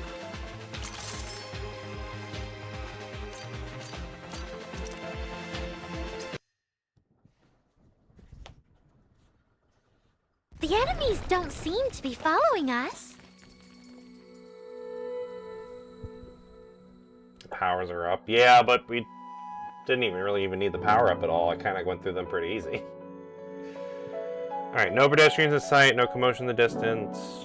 So I think we're Yes, their operational range is confined to the Tower of Hanoi. good. Seems the intruders haven't fully seized control of the system yet, at least. Adjutant. Frisha and Maushir just replied. They're requesting system access. You could give that Access to them, that'd be granted. great. With their support, control over the system is projected to be regained from the intruders within 2 hours. About the intruders. Adjutant, what exactly happened in the Starlight Hall? Yeah, there was some stuff. With no pursuers in sight, I told them everything that had happened in the void. From the spreading mist to the what I call my inner mind defending itself, and the woman resembling Rosen. But strangely, even though it happened, my memory is already starting to fade. And no matter how hard I tried, I couldn't recall certain decisions. Rosen. That lines up with intel. Huh? What intel? A few Transcendents present at the Elysium celebration reported seeing Rosen within one of the black holes. Oh. So that woman, she's really back? Mia clenched her fist and her lips quivering. As a native to New Ontario, Mia's hatred for Rosen burned pure and fierce. Yet, beneath that hatred stirs something else. The confusion of facing an intruder for the first time, the fury of having her dignity and the very right to exist in question. Hidden beneath her fingertips was fear. It's too early to jump to conclusions. Someone might have been posing as her to stage the whole attack. Matter in the fragmented state and human consciousness. Whoever's planning these attacks is likely feeding off people's fear for their Using alternative people's fear as a weapon. Yeah. That's just despicable. Mia, you might want to keep your emotions in check if you're going to use your powers there. Mia slammed her fist into the nearby stone pillar. When the dust cleared, a dent the size of a bowl marred its surface. That kind of power was definitely not human. Not even for a half manifestation. Mia slowly uncurled her fingers. It felt like the punch shattered more than just the stone, an invisible shackle perhaps. She stared blankly at the mark left behind, a panic in her eyes slowly fading. Then just slowly she turned her fingers. Did I just... The realization hit like a beat late. She grasped, slammed a hand over her mouth, and stumbled. I'm sorry, I didn't mean to break it. I'll pay for it, I swear. Oh, I'll use my paycheck from Yggdrasil. Before she could finish, spiderweb cracks spread through the air. Stone fragments flew, and with one final groan, the pillar that stood before was Miss now Mia, in retirement. The pillar you just destroyed was valued at 10 million silver bucks. God damn, that's a lot of money for that Guess pillar. I'll be paying it off in installments. Or I just asked Benny or someone for help too. Nita, maybe. That was a joke, Damn, Miss that was Mia. an expensive pillar. You needn't compensate for the pillar. Oh, thank As God. the adjutant's designated companion, consider the pillar a complimentary that comes with the exosuit. Phew, you almost gave me a heart attack. Don't joke about stuff like Ah, that. hello. It's Welcome. terrifying. Our I really thought I was Paco. done for. I don't know if I said that right, Come but to if think I of it, did not, I Mia's apologize. sync rate with that exosuit is Well, hello, unusually welcome. high. As you can see, we're going through the new Snowbreak event story a little bit late. I know there's only like 4 days left of the event, but yeah. Could just say ARP if needed. Okay, I'll go with ARP. So either way, it is nice to meet you. So yeah, as you can see, we're just going through the story here. So I know I'm a little bit late to getting to it, but hey, better late than never, right? She still needed to work on her control over her newfound strength, but her performance was impressive. With this aptitude, removing the limiter could further boost output by approximately 50%. Limiter. Oh yeah, I think she did mention something about like a limiter for humans. Yeah. How you liking it so far? The story so far is pretty good. I like this chapter. I mean, I love Haru, so the fact that she's getting a new, she got a new thing and everything, I'm happy about. And honestly, I was not expecting us to get Mia this soon after the last time we saw her. So I mean, it's kind of nice that we're getting, her as well, which she seems to play really good too. So, and honestly, so far, as always, story writing for Snowbreak, pretty good. So far I'm liking this chapter. And hopefully everyone else is too. Yes, Yuga gestured towards the ring around Mia's leg, a device marked Tier clearly. 1 is designed for standard human users. Tier 2 is calibrated for half manifestations. Okay. As for Tier 3, Is that for manifestations? exactly. I saw a little bit about as I it, not too mentioned much, earlier, but I saw a little Tier bit about 3 is reserved for developing a manifestation. Once activated, the exosuit links directly to Ganji's data center. It draws on computational resources to reinforce the user's neural system using Tytogen. it. So basically a substitute for a theroptic nerve. So basically kinda makes you a manifestation, got it. And then also, yeah, talk about the update. I know a few things. We actually talked about them a little bit earlier, like how it sounds like Boo Boo might be getting either like a rerun or something. I think Narita is also getting like a rerun, and stuff like that. I know we talked about it like a little bit earlier in the stream.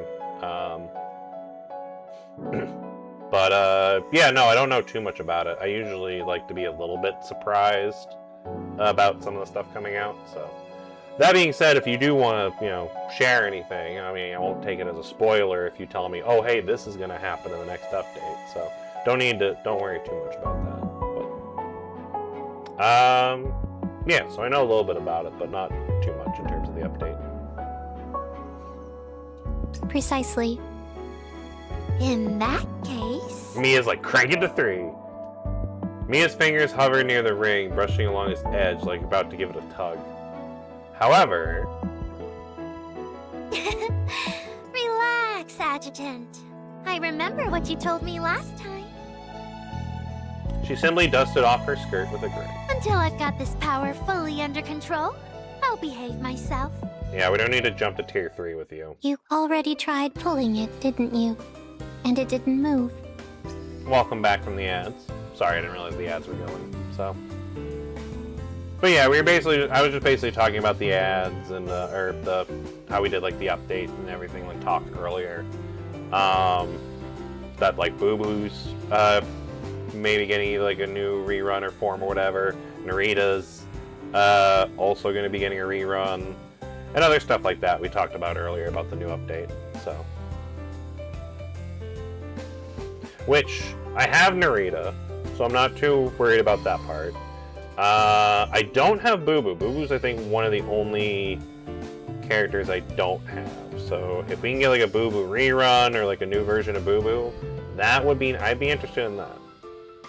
So I'm interested to definitely get that at least. Oh, busted. To prevent the mental aberrations I mentioned earlier, safeguards have been implemented. The output settings cannot be adjusted manually until the user can reliably control the energy. Yeah. Probably for the best, yeah. Sorry. Still, just being able to fight alongside you all like this, it already means the world to me. Whole live streams on their YouTube? Yeah, I maybe should watch that. I like to be surprised like a little bit going into the updates, so that's why I usually kind of like don't watch their live streams and that, because usually I'll just go into the event and be like, okay, what cool stuff do we have? Oh, this is neat. Oh, that's cool. Stuff like that. I like to be a little bit surprised, so that's why I usually don't watch the live streams.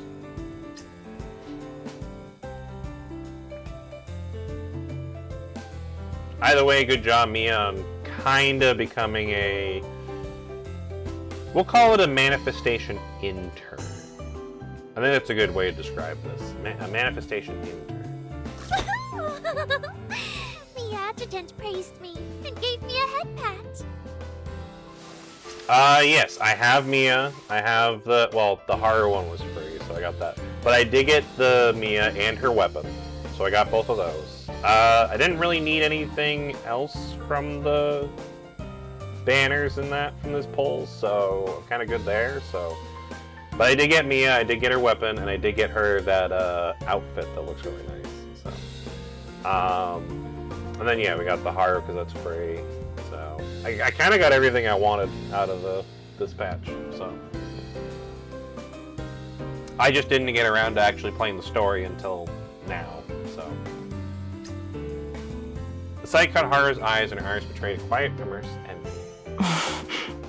Haru wants to be congratulated too. You want a head pat too? I'm good. You sure? I'll give it to you. I pretended not to hear and just reached out my other hand to ruffle her hair a little bit too. Adjutant.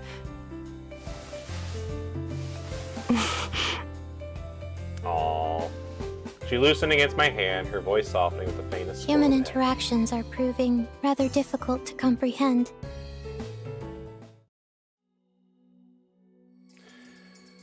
After a short break, we quickly decided to continue. With the Tower of Ontario down, the entire route to Elysium was completely sealed off. As it happened, Mia had recently purchased a civilian-grade entry log. After consulting with Yuga, Maxer, and Frida, we confirmed that a few tweaks we can make it an access point. With that settled, we head straight to Mia's apartment. But on our way there, a sudden thought struck me. Mia, why didn't you pick up before? How's summer camp? Oh yeah, when she lied to her mom before. If I remember right, Mia lived with her family. So why was she in the... I'm back, Mom. Oh, we had to see Hold Mia. on, Do we actually sweetheart. get to see her? I'm just putting my brush down. I wonder if we actually get to see her mom. Oh. Did you leave your keys behind again, Mia? Oh. I'm just gonna say this for the record. Wood. I mean, she is very pretty. Is it bad that I kind of like her a little bit more than Mia? I'm just saying, if I had to pick between Mia and the mom, that might be a tough choice, but I'm kind of leaning towards mom.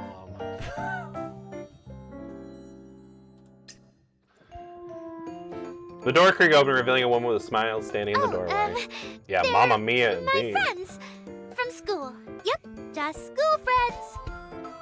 School friends, huh? You're all dressed pretty sharp for class. Well, what can we say? We're just that good. So, how you doing?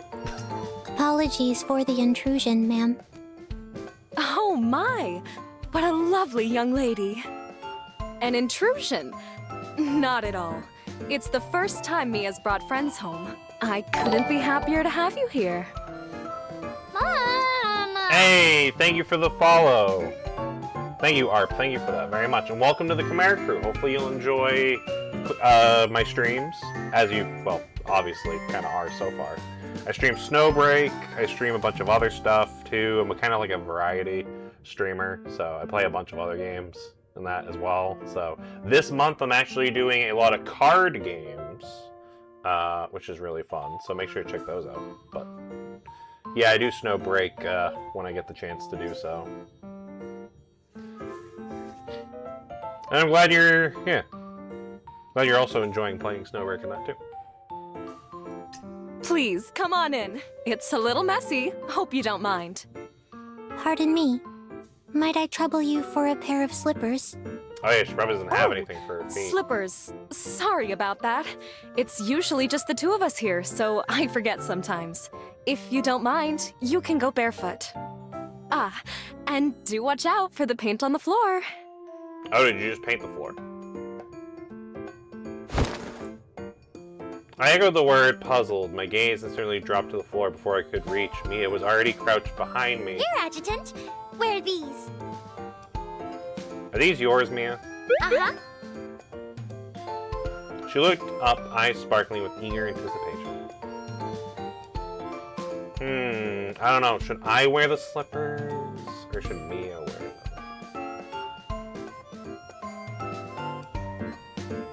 You know what? I'm gonna be nice. I'm gonna let Mia wear them.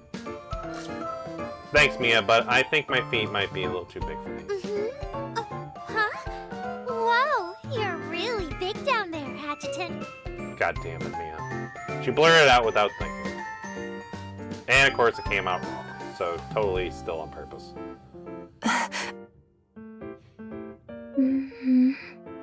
You just stares at me like,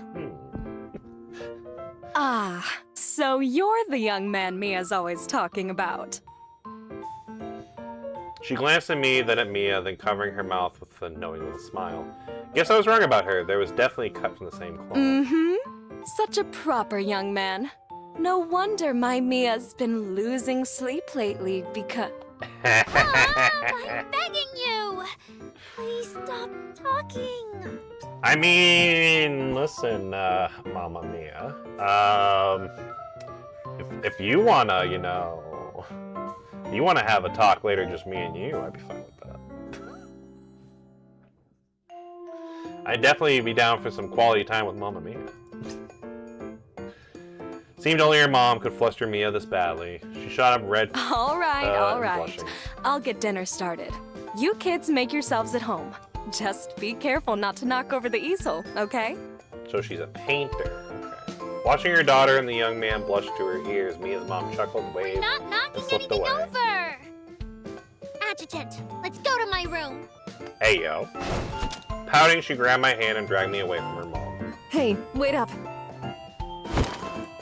Snapping out of it, Haru hurried up and clutched my other arm.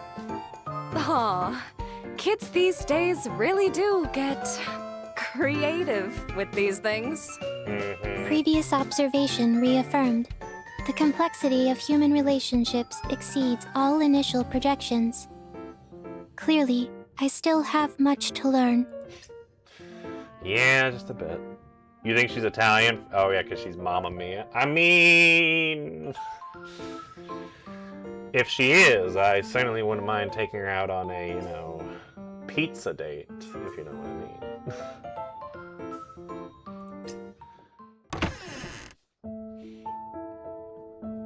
Mia's bedroom was a cozy little space, about 15 square meters, exactly the kind of room you expect from a girl her age. Colorful stickers breaking the walls, dice from tabletop games scattered around the desk. Hold on, wait a minute. That's me on the computer. I remember that scene. That was when we did the, which event was that one from? I remember that scene on the computer. That's when we had to play the role where we had to play, like, the hero, and we were doing the gun thing with, like, the villain. It was just us here, and then the villain standing there. I remember that scene. I just don't remember what was the name of the event that we did on that one, but I remember that scene. I recognize that's us on the computer. I like that. There was a brief impression, of course. Besides, there was also pressing matters to deal with. At the table center, Yuga focused intently on the terminal, working remotely with Meowxer to retake control from the login device. Haru and I sat on the other side, quietly working on a battle plan, only after a long stretch of tense focus, Mia's upbeat voice cut through. Tea time for my honored guest from Heimdall. She twirled lightly, a tray bounced in her hand. She easily flutters to completely gone, and her voice dramatic. Thank you. I set my tablet aside and accept the cup of tea. I have some tea right here. I plan and pace to take a moment to relax. Mia, did your mom paint all these pictures? That's when my gaze drifted to the paintings. Right in plain sight, like someone hadn't New noticed. Hentero's sky has always been her favorite subject. As I look more closely, I realize they haven't registered at first. Every single one of these is the same subject, the sky of New Hentario. People tend to overlook the familiar. She's been painting them since I was little. I think she's past 200 by now. That's a lot To of depict paintings. the same subject over 200 times, that's extraordinary persistence. It's not really persistence. She's just completely obsessed with it. Could be that too. Mia let out a sigh and flopped back on her bed. My family's always had this deep love for that sky. And for this city, too. Following her gaze, I noticed paintings hanging above the headboard. Wait a minute, I also just realized... Hold on. I recognize this scene too, the one above the headboard. That was one of, like, the intermission screens, I think, during, when we first fought Rosen, yeah. That was one of the screens there, but it was more full and it didn't have these, like, splashes of red on it. I like that. I like the callback back to when we were here last time. The angle was different, but looking up from far below. Ribbons of light spilled the clouds with open seams. Golden beams stretching skyward like stairways for angels. Yeah, see? This is the scene. Yeah, it's the same scene here from when we first fought Rosen in that one thing there. This is this scene here, just painted differently. Basically just, yeah, different colors. Ah, Adjutant. Are you looking at that one? Yeah, it feels oddly familiar. Well, I painted that one myself. Oh, That's where it okay. all started for me. The first time I ever met my light. She spoke softly, maybe to me, or maybe just to herself. I was about to ask what it meant when... All set? Oh, there's Frida. Frida's voice chimed ring from behind me. What? Already? Oh, you really are Heimdall's ace scientist, Big Sis Frisha? Oh, wait. Did she just call me Big Sis? She's certainly much bigger than me.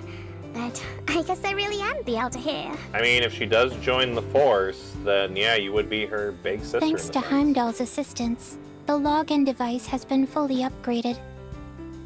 Now that it's linked to the spindle system, we can sync your combat data and consciousness into the Elysium. Be careful.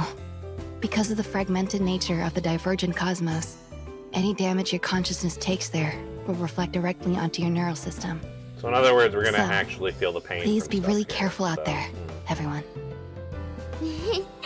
And just so you know, I've already locked down the attacker's coordinates. There. Right here. She jabbed a finger on the floating hologram of a plaza. That's the central plaza of the Elysium, the origin point of the anomaly. Uh-huh. That black hole's the first rift. And their main hideout. All the other black holes are tethered to it. The intruder's been using them to leap across the divergent cosmos at will. So, they could escape through one at any moment. Just like they did in the Starlight Hall, right? Seems like it. Not this time.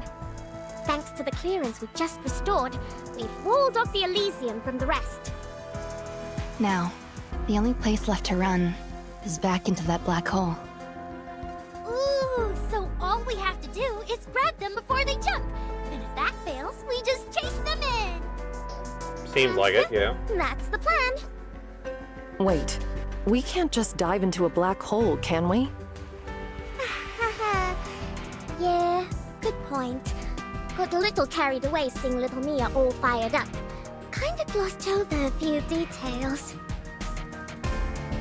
Little Mia, that's kind of crazy. Frida scratched her head with a sheepish grin. Truth is, we still don't know what's inside that black hole. Every signal we've sent gets swallowed whole. None have come back. You'll have to head into the Elysium and figure out the rest by getting close to that black hole. Leave it us. Frida, Meowster, well done. Oh, you too, Hugo. Please, this is nothing for Professor Frisha. Nothing. Really? We're nervously shaking not 5 minutes ago. I was not. Anyway, Adjutant, don't worry about us. Just stay safe. If the Adjutant comes back missing even one hair, I'll reformat Ganges. Yeah, Yeah, that sounds like something she would do. it was a joke. Just trying to lighten the mood. Your tone doesn't exactly sound like you're joking. Either way, let's just keep New and Tyra from getting wiped out by Meowster. I will remain here, monitoring and maintaining your vitals throughout. Counting on you, Yuga. One last thing. Once you're inside the Elysium, communications may cut off. If I detect any abnormal vitals or spatial instability, I'll have to forcibly extract you. So please, avoid using your inner mind unless absolutely necessary. Got it. Her green eyes met mine. For a brief second, they affirmed to carry an emotion she was According to unable prior analysis, this kind of activity is perceived by the divergent cosmos as a threat, triggering a rejection response. The Master Key can offset some of that response, but your body and mind are still at risk. Moreover, each use gradually wears down the Master Key.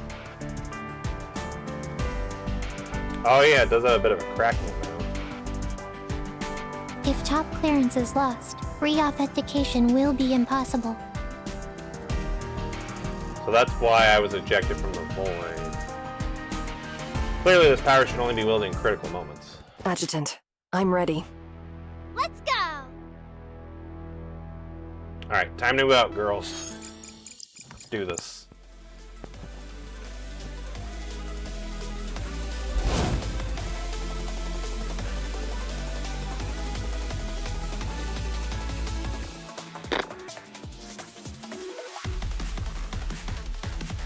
Alright, so far so good.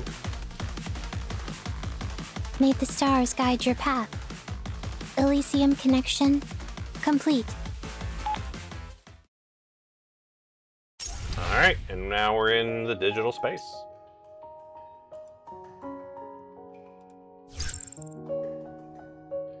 Oh, cool, kept my team. Okay, so yeah, we're just gonna do same team. Just bringing H.L. just to make sure nothing bad happens. So this is the Elysium. Cool, huh? Every single building here is a one-to-one copy of New Henteros. Yeah, I'm not really Not worried about long any ago, enemies though. They're we pretty even had a big easy to pull festival apart. here. Too bad it's... No time to get all sentimental. That's right. Let's clear the hostiles first. Easy for BAM!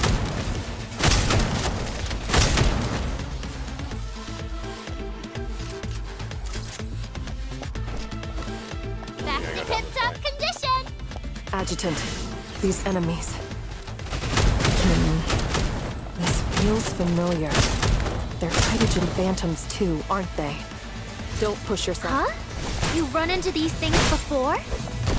Just more precisely, we've cut down their kind before. Immediately. Whoa! What was that? Something just came bursting out! Got it. I'll hold on to this for now.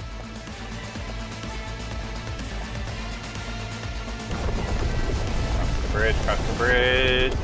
Go. I'll make short work of them. Flash!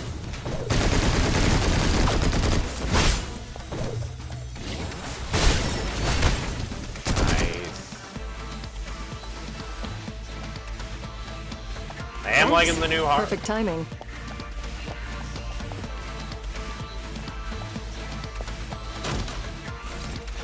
Adjutant, hydrogen particle levels are spiking. My blade's reacting too. What's that supposed to mean? So it's an ambush. Take cover, Adjutant. You rotten cowards!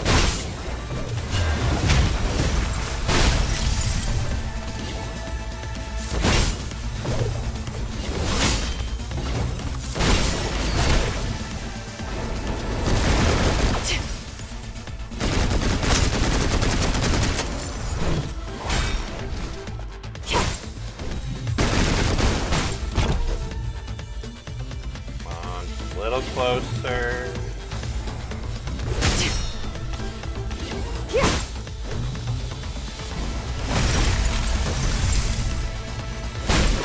Nailed it! There you This go. area's now sweet clean of enemies!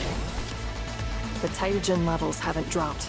The blade feels light again. Whoever's behind this is still out there, watching from the shadows. Just Adjutant! They're coming from all directions! finally bearing your fangs, huh?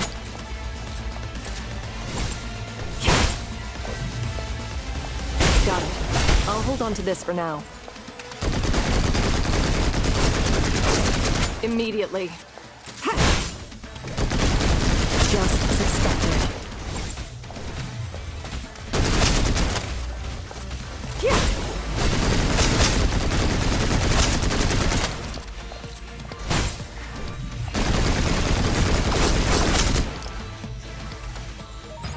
Nice. That was pretty easy. A reward? Sparring with you sounds good.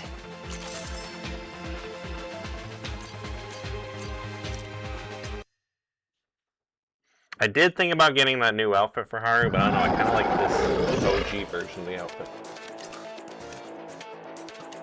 Remnants of the monsters and squares suddenly clustered together, and with a roar, they acted like as if on some silent command. It seems like they were trying to use the ones in front as shields. Too bad they had no idea what the weapon in the hands were capable of. A few shots rang out and they collapsed and shot and short in front of me, snarling. Alright, Haru, you're up. On it. She nodded, lowering her stance, and drew her blade from the hip. Take your eyes.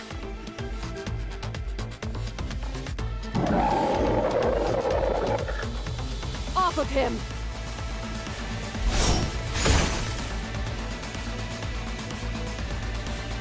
Violent arc curved through the air. Her sword never even touched them, yet the sheer force of the strike cleaved the remaining monsters in half. The very space destroyed in front of them. Done. The other girls beside me froze, in awe of the display of power. This is a manifestation's true strength. I mean, Haru is one of the strong ones. chilling laugh echoed overhead, sending a shiver down my spine. Adjutant!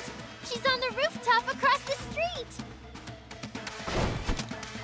I followed Mia's gaze and the shadow floated in mid-air, reeking black Is mist. she trying to slip into the black hole? Not on my watch. Haru stepped in front of me, blade rising to guard. I won't spare anyone who dares lay a hand on the adjutant. Wait, Haru, she's not the enemy. What?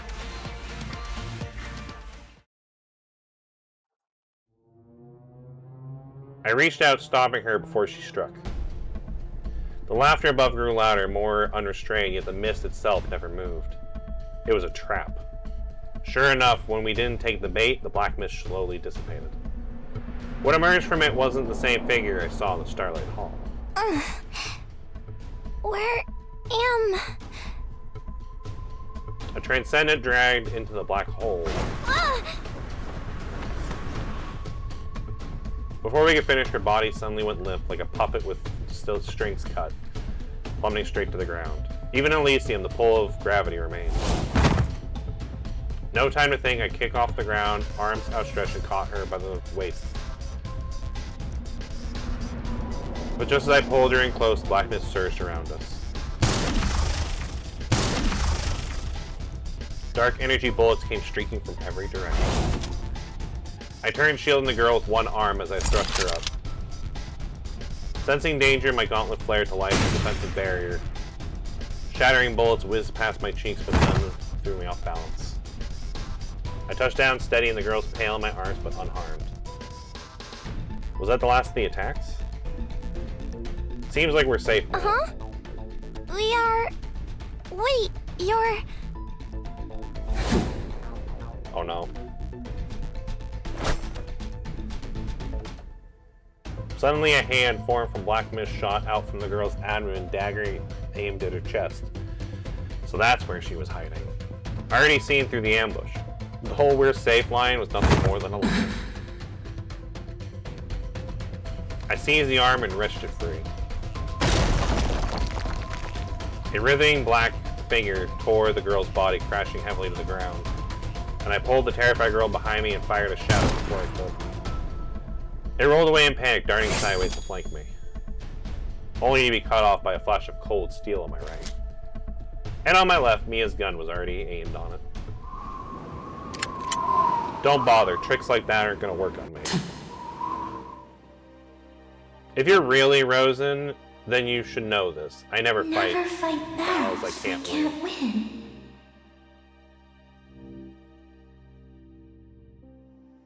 Clarity of judgment, Mia. No matter what happens, no need to stop. But that doesn't mean bottling things up. It means knowing when to back down and when to keep going.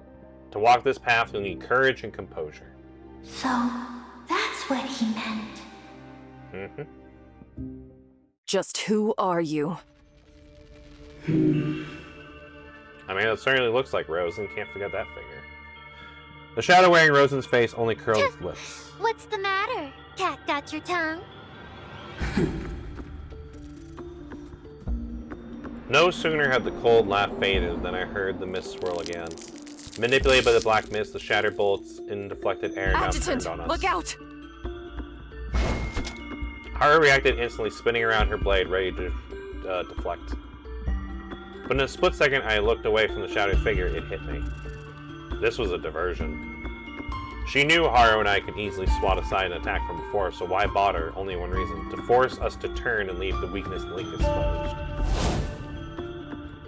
A rush of air swept past my ears. The shadow figure lunged for Mia. You creep! Don't you dare underestimate me! She gritted her teeth and opened fire, shot after shot exploding in searing sparks. Her hand trembled, but she held her ground. Stay calm, Mia. Don't let rage and fear get the better of you. What? But every round missed, and the shadow twisted through the air, slipping past as the laws of physics didn't apply. With her shot spent, no longer a threat, the shadow slammed its palm against the...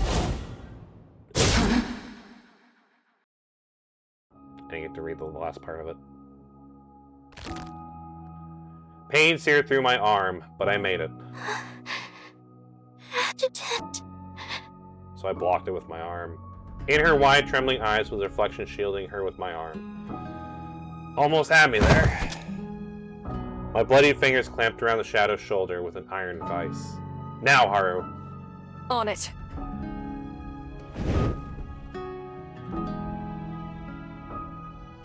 Her blade erupted in violent flame as she poured everything into a final strike.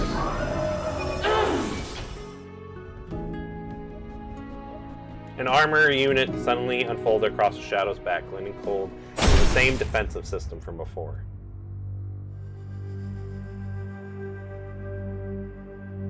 What? Her golden light sword crashed against it and shattered, shattering glasses like dark plague. Why did my sword? Her amber pupils constantly sharp.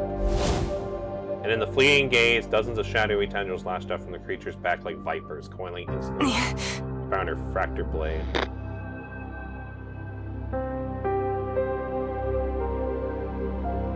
The world warped around her as rose and shadow flickered in and out, existence half real and half not. Haru shook her head sharply, struggling to break free. She tried to spark her light sword's regeneration. That thing is adapting and growing stronger with every clash. We couldn't afford to drag this out any longer. I clenched my fist and powered up the cannon on my right arm. Haru, let's go and fall back. Yes, sir. Wait. Adjutant? She moved on instinct, but by the time her mind caught up, it was too late.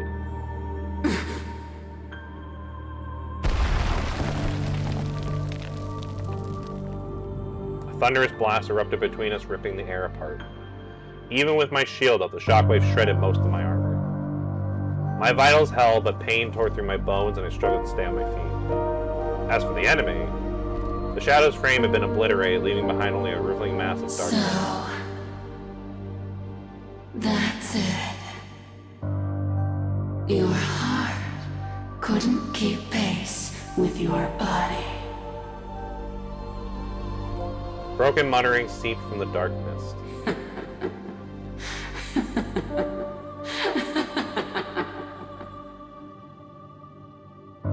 Then it began to fade as heavy clouds rolled in across the sky above. Is she gearing up for another strike? No, that's not an attack. Consider this my parting gift, Adjutant. With that, the black mist began to slowly rise. Overhead storm clouds churned and silhouettes pummeled.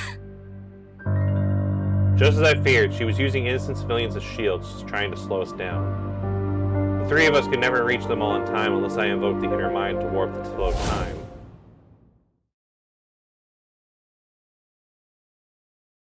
No, wait, I forgot.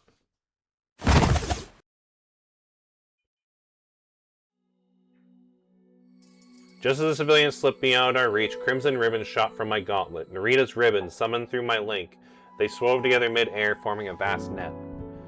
Only a few meters above the rift, every last one was caught, and yet she got away. So we saved the people, but yeah, she got away. Adjutant, Miss Haru, are you two all right? I'm fine, just a little wounded. I'm okay too.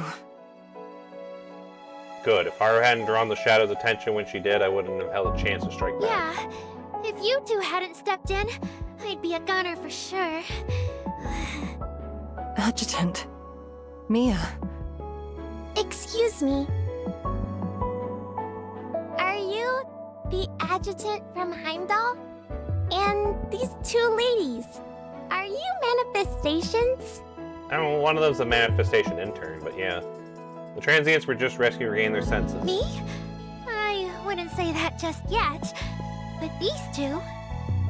Thank you so much! Huh?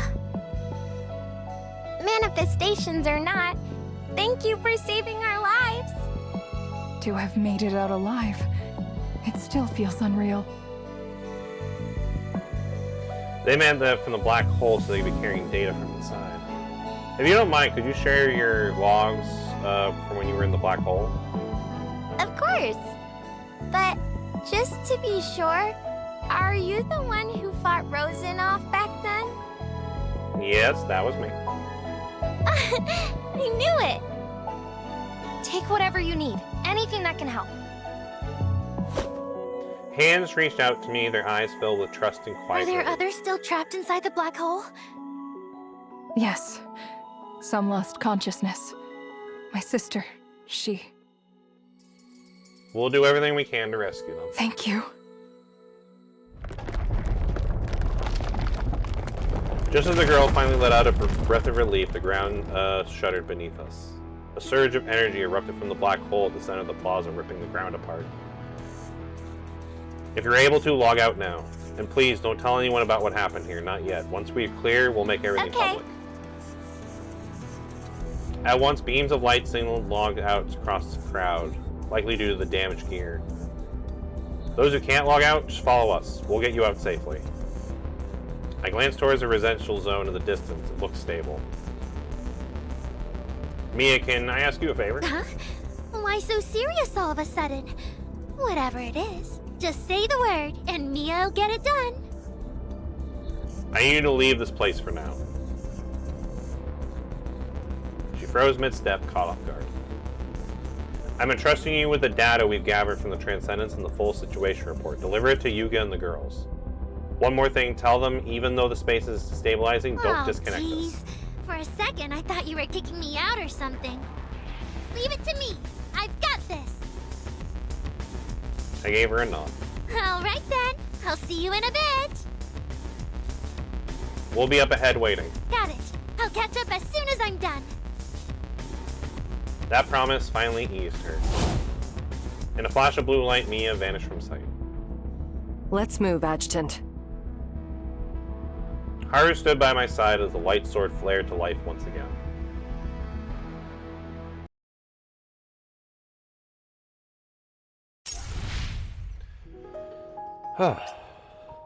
Alright. Time for another combat section.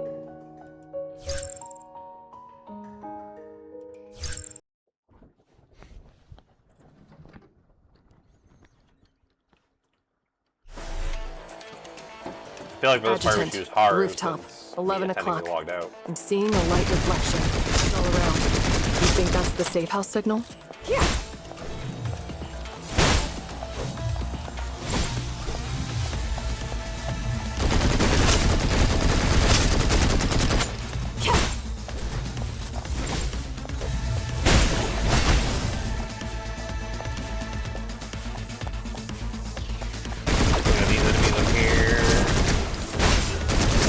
Immediate flash! Yeah.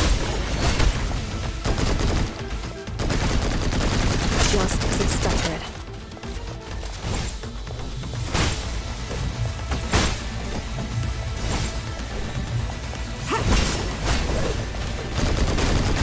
Only with proper rest can we last the long fight.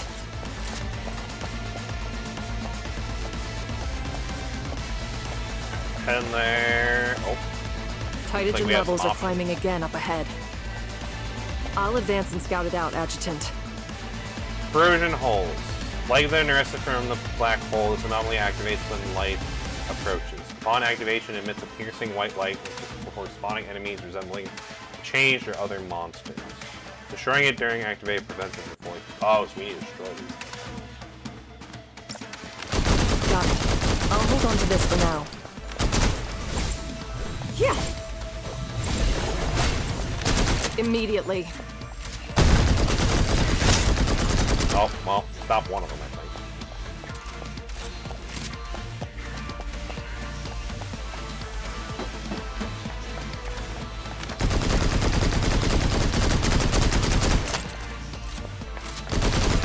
Yeah.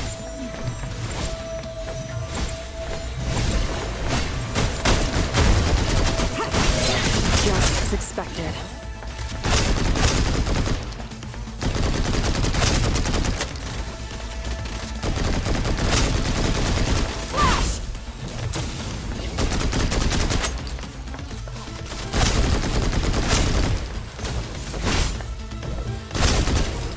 Got it.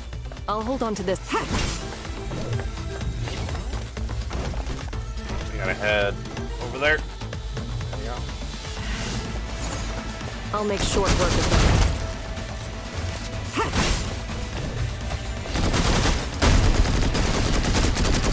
immediately. Yeah.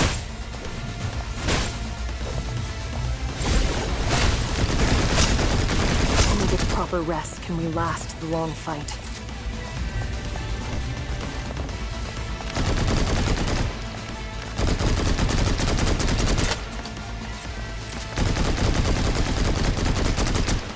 Yeah, I don't think that's actually doing much.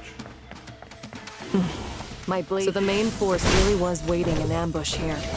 Yeah. Is this the best they can do? I'll finish off all of you before the adjutant even arrives. But still not enough. Flash! Just as expected. Nice. Pretty good. A reward? Sparring with you sounds good. I'm definitely liking this new horror. I mean, the old horror was pretty good too, but I think this version of horror is pretty nice. Looks like the enemy's advance has halted. I mean, it looks like it, yeah. After breaking through the enemy defenses, Horror and I escorted the transients safe to the destination. They thanked us, and some of them wanted to stay and fight, but with the zone still unstable, I had to refuse their help. The safe house would hold them for 3 hours, long enough for Yuga and the girls to open a way back. For now, only Haru and I remained outside. The black hole stops rising. Looks like Yuga's locked down. So what now? Hold position, or log out and regroup with Mia? Until we unlock the ability to fly, there's no way for us to reach the black hole. Let's fall back and regroup with Mia. Got it. I'll catch up as soon as I'm done.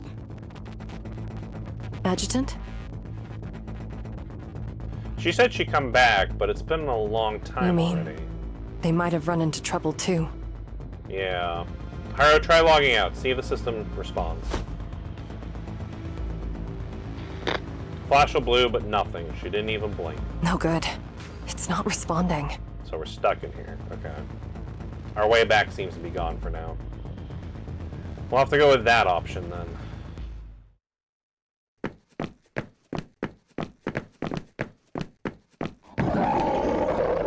They're coming up the fire escape. In the stairwell, Yuga clutched the damaged login device as she rushed upward with Mia. Moments earlier, just as Mia was activated and returned to Elysium, a pack of change crashed through the window. They quickly were neutralized. Now escorting Mia's unaware mother and carrying 2 unconscious companions, they climbed to the stairwell. Mom, go! Get to the roof! Mia! As the enemies closed in, Mia vaulted over the railing without a second thought, racking her shotgun midair. Yuga! Is the device fixed yet? Almost. Neural inputs rerouted, reinforcing the damaged pathways. Coordinates still locking. Fortunately, there weren't many enemies in the first wave, and they quickly fell under the hail of gunfire. Unlike the foes in Elysium, these ones didn't rise That's yet. the last of them. Huh? A shaky cry for help came from the adjacent corridor. Please, help us! It was a mother and daughter, trapped and terrified. They slumped on the floor, too frightened to move. Strangely, those monsters didn't move, as one, their heads turned. Oh boy. Could be a trap. Her palm clutched the black grip of her shotgun, slick with sweat. Helping them could trap her and the enemy reinforcements, but to turn a blind eye, she hesitated just a beat. Don't look up. Cover your eyes. Her fingers tightened on the trigger again.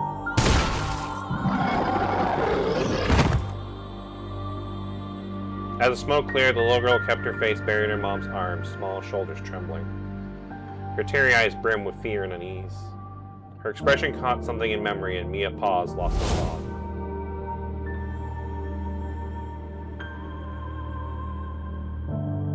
Just like me back then. But the moment passed, and she quickly remembered her focus to the present. It's all right now. Stay with us. We'll get you to safe. Mia, behind you. Huh? Ah! Uh-oh. The wall to her side suddenly caved in, and a hulking change barreled out of the rubble. As Mia protected the mother and daughter, the remaining enemies swarmed up the stairs. Lacking combat instinct, Mia's reflex threw her arms, but her weapon was instantly knocked. Stay away from my daughter! A chunk of debris smacked the chain square in the head. It turned to look, only to find a small woman staring it down. Small by comparison, yes, but she didn't waver. Ma'am? Miss Yuga, I don't know who you are or what brings you here.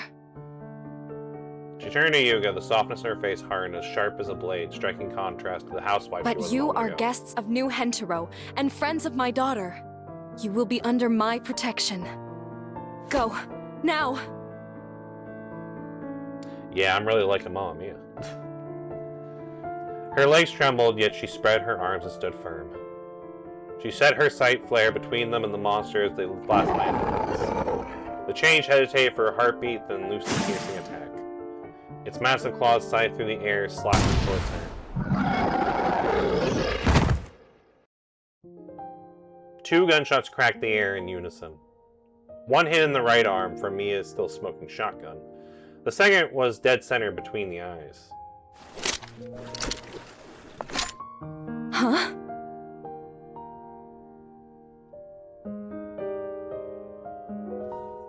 I appreciate it, but let us handle this. Adjutant? Alright, so we did manage to log out. Haru had only just come to. Unsteady, she lifted her hands to her Young man, forehead. you're awake? You're back! Yuga, talk about perfect timing! It wasn't me. Huh? Then how did you... I used Inner Mind. You said using it would force a logout. So, you ended up using the inner mind after all. Her usual cold voice wavered slightly.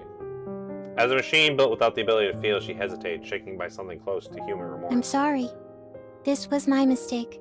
If Ganges were here, it would have... I mean, I'm sure it would have praised you. Your safe house kept everyone in Elysium That safe. was simply my duty. Ganges wouldn't have praised me for it.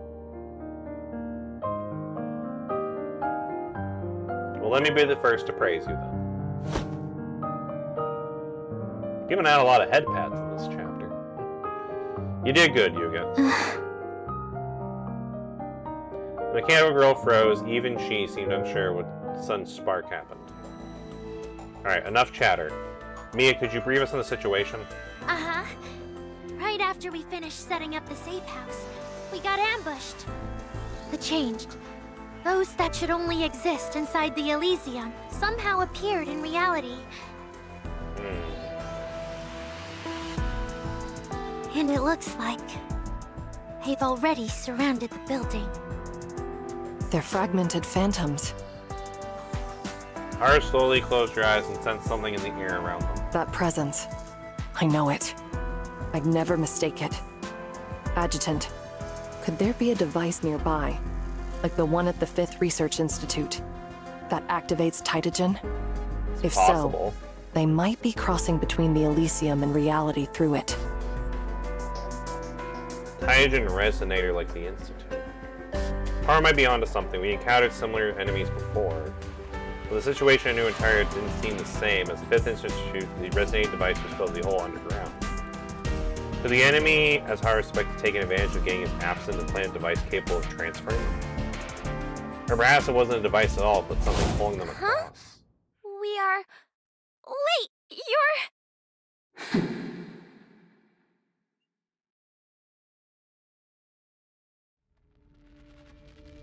Yuga, do you still have the data on every Transcendent you pull from the Elysium? Yes. Mia handed it over earlier. Adjutant, did you figure something out? The transients are the gateways the chains are using to breach reality. Pull their last logout coordinations to complete the data. A shriek outside tore the brief quiet. They weren't going to give us a second breath. Yuga, keep doing what I instructed you to do. Understood. I'll locate them all and deploy drones to verify status. Also, thanks to Miss Frisia's help, we've regained control of the Tower of Hanoi and reactivated parts of the city defense grid. Oh, that's cool. Fire support is available upon request. Yeah, we might need that. Mia, take your mother and everyone to the building roof. Just Got it. fine, secure. What about you? Haru and I are going to sweep the lower floors. We can't let them break through. Understood.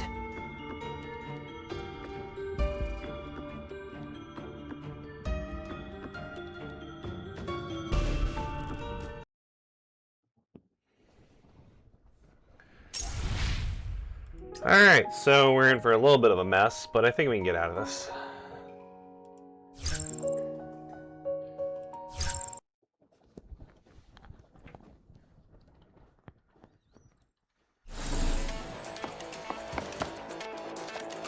Defensive operation, begin. I won't let a single Oh, cool, one of Mia's them just cross the with us. line you drew. I'll make short work of them. Just as yeah.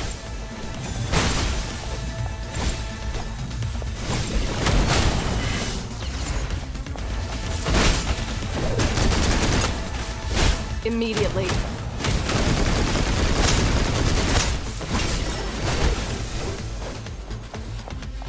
Got enemies coming in from another direction? Roger, I'm on it. My blade feels light again.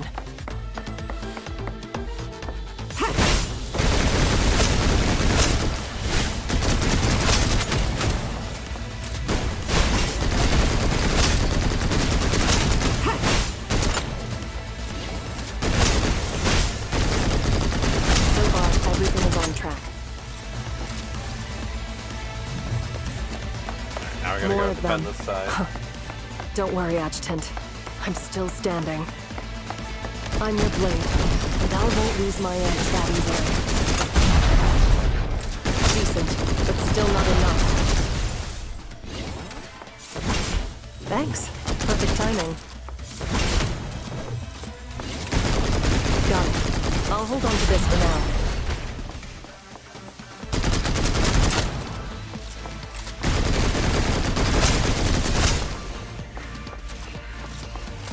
Thank you all for waiting. The city defense grid has been reclaimed. Support artillery is now online. Adjutant, aerial bombardment will commence shortly. Please watch for strike markers on the ground and keep clear. So we have to dodge those now too.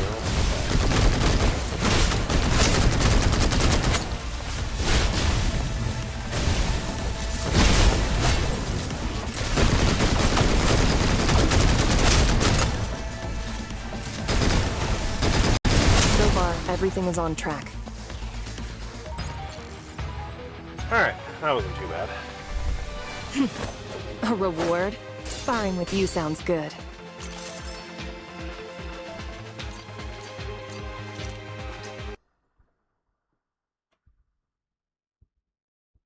Adjutant! All civilians from the apartment block have been safely evacuated. Well, that's good. At least we have the people safe. Per your orders, I've compiled the data on all Transcendents evacuated from the Elysium. Good job, you two. With the last monster down, the battle came to an end and it was a hard-won victory.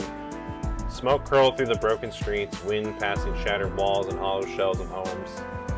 Overhead, the thick black smoke veiled the sky like a curtain drawn over the heavens. For a moment, it was a black day over here.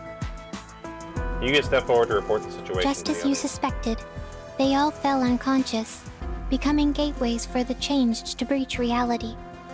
But thanks to Miss Freesia and Miss Maushir, all portals have now been sealed. Those sheltered in the safe house have been transferred and resettled at the Tower of Hanoi. As long as everyone's safe, that's what matters. We've also gathered intel on the black hole. As it turns out, it isn't the invaders' hideout as we once thought, but a Titagen processing hub designed to absorb and convert negative emotions. A processing hub? Interesting. Correct. At its center lies a core module built to convert harvested emotional data into the portable Titagen particles. In fact, Ganji's operated on a similar system. It would absorb and analyze human emotions to assist in decision-making. Both positive and negative emotions were converted into Titagen, then stored in separate virtual celestial spheres. And someone seems to hijack that. Exactly. On the other side of the black hole lies a virtual celestial sphere at the very depths of the divergent cosmos, a vault for all harvested negative emotions. The Elysium is merely an outpost. While all portals to reality have been sealed, our scans still show a massive swarm of the changed gathering inside the Elysium. Their numbers are nearing its capacity threshold. And we've got to go back! Stop them before it's too late! No, we can't go just yet. Huh? If we move now, we risk leaving the site unguarded and that they could strike again. Following the Rosen invasion, we established 12 emergency shelters around the Tower of Hanoi. If needed, they can house every citizen in New Hentero. Yeah, we might want to do that then. We need to make arrangements for that immediately.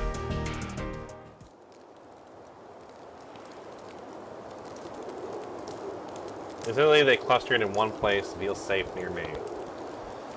Many had already recognized who I was. First, we need to make them safe, and then they'll feel safe. Even before I finished speaking, I shrugged off my jacket and raised a hand to the crowd. We cleared the enemies, but there might still be wounded trapped inside. Can anyone help get them out? The plaza went still for a moment, then a small hand shot up. I'll go! Me too! Let's go together. With the adjutant here, we'll be okay. Thank you, everyone. I nodded and turned and kicked aside the broken remains of the change at my feet. I bent low, carried the boulder, blocking the doorway aside and dashing into the building. The crowd erupted at the sight, first instantly gave way. He did it! He brought everyone together again! That's just who the adjutant is. Even in the darkest hour, he draws people in and gives each of them hope. Like a beam of light. Yes, just like light.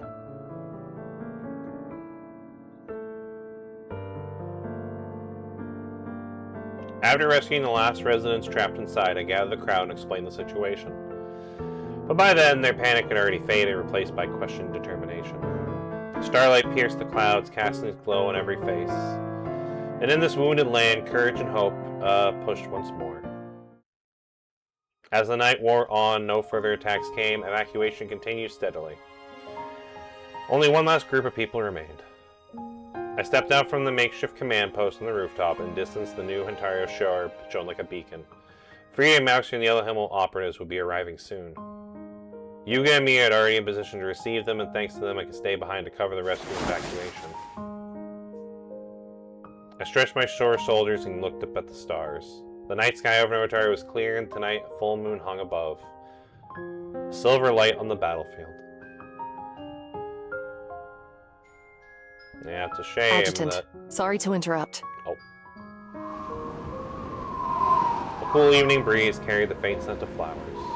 I turned, and there stood in the moonlight, cheeks flushed, a bouquet in her hand. The breeze lifted her bangs, revealing her eyes more tender than the moonlight. Petals dancing between us. This is for you. Thanks, Hara, but where'd you get such a big bouquet? I reached out to take the flowers. The brief touch of her fingers sent a ripple through me. It's not from me. An elderly woman asked me to pass it on before she left. She was a citizen. She also left a message with the flowers. Oh. Please give them to the hero of New Hentero. I mean, I guess at this point we are a hero, huh? I smiled and set the bouquet down next to me. Looks like I have to work harder then, since I'm a hero Absolutely. now. She nodded firmly. What's that in your other hand? It's just a bottle of water.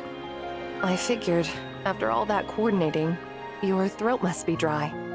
So I ran over to the vending machine and got you one. Thank you. She twisted the cap open and offered it to me. Here. I've been keeping it close to me, so the temperature should be just fine. Thank you, Haru. No, it's nothing. Just what I should do. And it wasn't only the people of New Hentero who felt inspired by your actions. I did too.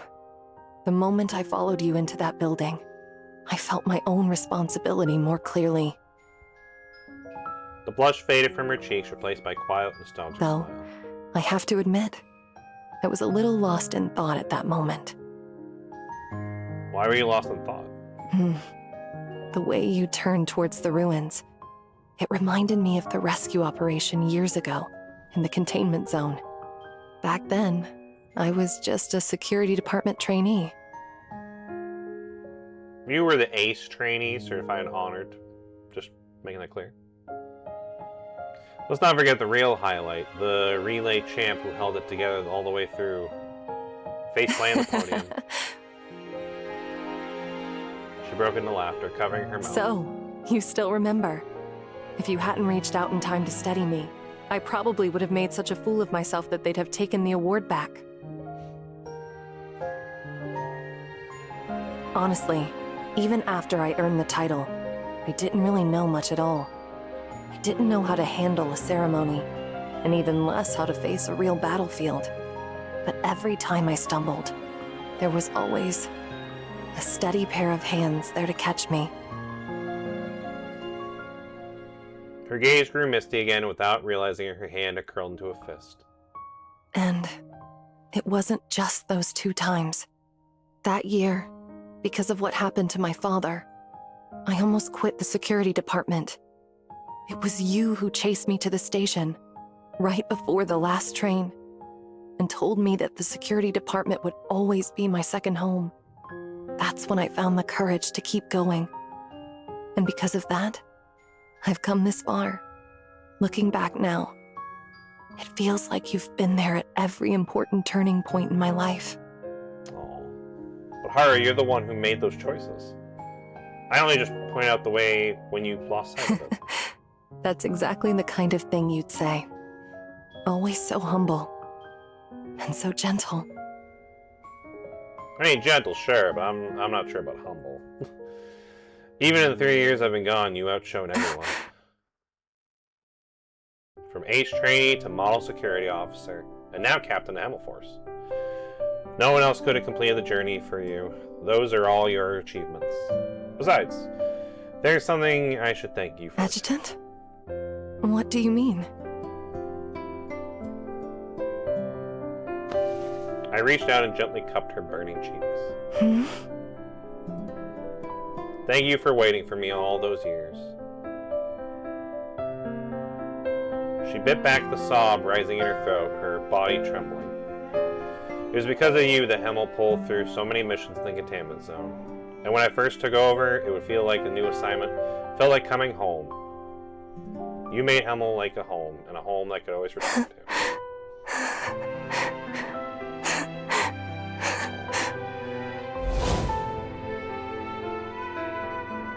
I know this is what you've always fought for, a battlefield in life, and besides, Tulip's me reunion. I'm glad you found a way back to each other. I remember that from the personal file. In the end, the tears she'd held back slipped free. Forgive me. Flustered, she raised an arm and wiped her eyes with her sleeve. Those past 3 years, all I did was carry out the task you entrusted me. Every operation plan I drafted were just clumsy echoes of yours. Truth is, I was never as capable as you said. I only ever wanted to become the sharpest blade in your hand. And even as a blade, I don't think I ever measured up. Much as I hate to admit it, a sword cannot linger forever in the warmth of its scabbard. So please, remember me as I am now, and go do what you must.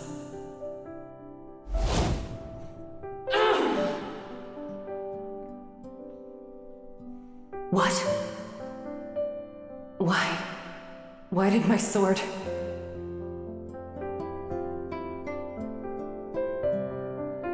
Still too soon. But someday when you truly become one with the blade, maybe then you'll understand. Only when I become one with my sword can I sever anything in my way. But I still don't really know what that means. Maybe you didn't mean you should become the sword. Maybe it's just another way around that the sword should become an extension of you. An extension of me? Yeah. Think of it not as a tool, but as an extension of your will of who you are. I mean, I'm not an expert at swords, but novice shooters focus only on their own motions while experience they've learned, and veterans through only focusing on one thing. Raise your gun not to kill, but to win. So you're saying I've been too focused on what to sever, and not why? Yeah, pretty much. Next time you swing your sword, try forgetting about what's in front of you and forget the sword itself even. Let the reason you're swinging the sword flow straight through you. As I spoke, I demonstrated I'll give it a try. Seeing me move, Haru lit up, and without a second thought, she drew her blade. I didn't expect her to do it right here. Now, I was a bit surprised, but I see the determination in her eyes. Good luck. Haru's gaze shifted to a broken stone pillar nearby, then she closed her eyes. The air around us stilled, heavy with tension. And then...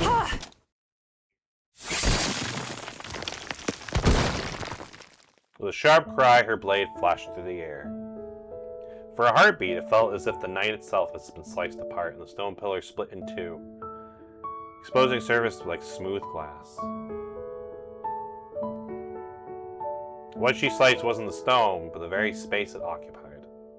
The sword that once pierced the resonator now seemed to hold a similar power. A power that could unravel all things, even space itself, into raw Titagen. Perfect strike. So this is what it feels like. I get it now. Thank you, Adjutant. She grabbed my wrist and bounced with joy like a girl who just won her first gold star. There you go again, the credit's all yours. I pinched her cheek. Her cheeks, flushed and warm, were soft beneath my fingers. The sword master just split space itself. I leaned forward, watching the civilians disappear in the distance. It's getting late. The last group cleared out. Let's regroup at the tower. Haru didn't answer right away. Her face was still red. But just as I began to walk back, my shoulder brushed past hers. I felt the faintest tug of the helm of my coat. Adjutant, wait! What? Please, don't turn around just yet. Okay. It's embarrassing. Okay, understood. Above us, clouds drifted past the moon, our shadows blending the shadows soft in haze. In the quiet stillness, the only sound left the world was the rhythm of our two hearts. And then a voice broke the silence. You said, let the reason you swing your sword flow straight through it. That very reason. Her pale fingers tightened around my coat, and she leaned gently into my back. It was never for others. Not even for myself. And certainly not for honor. I think I held on all this time for the sake of a promise. A promise I could never let myself break. A promise to me this, no reservation letters till I get back. Beneath the moonlight, she let out a slow, deep breath. And if releasing energy and motions across 5 long years of eternal breath. And from that promise, a new emotion began to grow. Every day, every moment of these 5 years, I've loved you. Not the admiration of an operative for her superior, but the pure, unreserved love of a girl for the man who captured her heart. And that love is what drives me to swing my sword. It's a good reason. Without a word, I slowly turned to face her. Adjutant.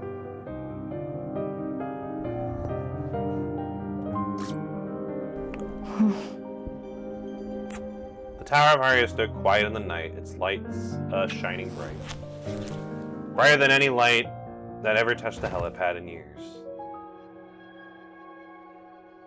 All of them. Pretty much. I mean, Hara's a very attractive lady. So that is my name. But yeah, this guy gets a lot of ladies. I doubt even the other me saw this coming.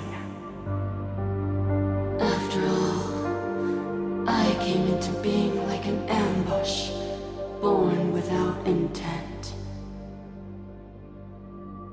Adjutant, you don't really think this game can be won with just empty rhetoric, do you? No, you were busy giving speeches, I had already sown seeds of fear in everyone's hearts. Just as beasts instinctively fear fire, it is fear alone that drives life to survive, adapt, and endure.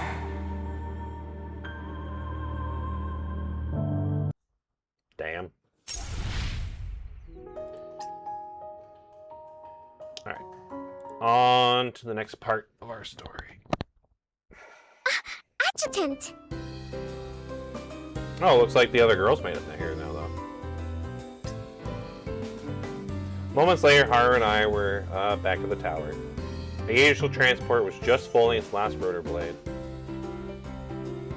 Frida, Meowster, and Nezumi? We just landed, too. Interesting, Honestly, she's here. Adjutant, you came to New Hentaro without even telling me?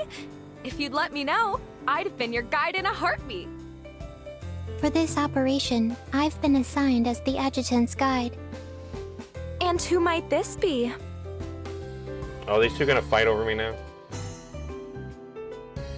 This mission was classified from the start. I hope you understand. Still, how you end up here is all the same time. Total coincidence. This is the choice of the great god of benevolent tablet. Yeah. Nia? Yeah, Don't Meowster mind does it. that. Just my catchphrase. Yeah. Also, that god totally made it up 3 seconds ago. Yeah. Yeah, that's I very see. Meowster. She beat me to the punch, roasting herself before I even had a choice. Anyway, let me check whether the adjutant's hurt. Yeah. Yes, yes, we have to be thorough. Here we go. Yeah. Guys, I think I'm fine. Before I could finish, the two petite girls barreled into me. Frida's slender fingers fitting across my arm and chest, and Meowster's crouched low. Lower body confirmed. No wounds detected. Yeah. I don't know how I feel about you sniffing my lower body like that. Upper body's clear too. Oh, wait. I can't reach your head. Could you bend down a little, Adjutant? Just a little. Alright, I guess I can play along. I chuckle and lean down till my eyes are just below Frida's head. Warmth radiated from her like a little heart, made a nose prickle. Yuga opened her mouth and froze like a beach fish. The welcome speech she rehearsed was now on the tip of her tongue. You'll get used to it. Yeah. Never thought I'd get to come back here. Hey, Life's here too. I didn't expect Life to come too. Heels clicked crisp against the ground as the tall, poised figure stepped through the moonlight haze. Her silver white hair seamed behind her, seeming with stars, eyes met in a soft, assuring smile. Without a hint of hesitation, she crossed the distance, rose to her toes, and brusquely just Hi, darling. kissed my cheek. I didn't expect Life to come too. These are the upgraded Type 3 Is Acropolis Fenny here Sentinels, too? I hope tuned Fenny's for here. urban combat. Perfect for reinforcing ground firepower. That's my life, always thinking about 3 steps ahead. Chen Xing heard you'd be fighting in the Divergent Cosmos. She made walnut pork rib soup for you. Ooh, that's And these are fruit pies. Tess baked them to help you keep your mind sharp. Sounds like good food. Just a moment ago, she stood poised and graceful. Now she was moving briskly across the makeshift table, pulling out dish after dish. That's true. I could always use more life in my life. Perfect timing. I'm starving. Come on, everyone. Let's eat together. I waved them with a grin, and just like that, the tension of the night melted into the warm, softening face of the table. Looking around, I couldn't help but see everyone missing from the moment of joy. Yuga, where's Mia? Oh yeah, She Mia's went to not here. rest about an hour ago. No Mia need to didn't worry. join us. She was just exhausted. She insisted on waiting for you. But seeing hi, her on the Rose. verge of dozing on her My feet, cat just came I over to say hi. intervened and escorted her back to the dorm. I see. It's not like Mia. She's not the type to give in so easily. I'd recommend you two rest as well. Besides, the login device in Starlight Hall still needs an upgrade. Leave that to Professor Frisha. We'll handle things here. Get some rest, darling. You overexerted yourself in the Elysium. We've got things covered here for now. Well, if you all insist, Haru, let's get some rest. Understood. Oh, Frida, mind if I borrow you for a moment before dinner? What's up? Here's the thing. Oh. After dinner, Haru and I took the room Yuga had prepared for us, like everyone suggested. But lying there on my back, staring at the pitch-black ceiling, sleep eluded me. Unknown enemies, prompts to protect the city. Eventually, I just got up and got dressed, and maybe the night wind could quiet the noise in my head. But the moment I opened the door... seemed like Mia was spying on us. She scrambled to her feet, the breeze teased her hair, and the moonlight steps. Oops, my bad. Did I scare you? Nah, more like caught me off guard. But what are you doing here? Weren't you supposed to be sleeping too? I couldn't sleep anymore, so I came looking for you. But when I got to your door, I was scared that knocking might wake you, so I kinda just decided to sit out here and wait. These steps must be freezing, though. You catch a cold. But the stars are extra pretty tonight. What does that have to do with... Oh, never mind. Adjutant? Come on. Take me somewhere with a better view. Can't wait to small talk. There's somewhere you want to tell me, right? She stood for a moment like the words hit a nerve. She then looked up and pulled the familiar smile back into place. Before long, Mia led me down a winding path to an observatory deck in Shelter 3. From here, the stars stretched like glitter, rise a river overhead. She tilted her head back, her eyes catching the reflection of the stars, and the moment was so beautiful, it made me hold my breath. Adjutant, look! From here, it feels like we can just reach out and grab the stars.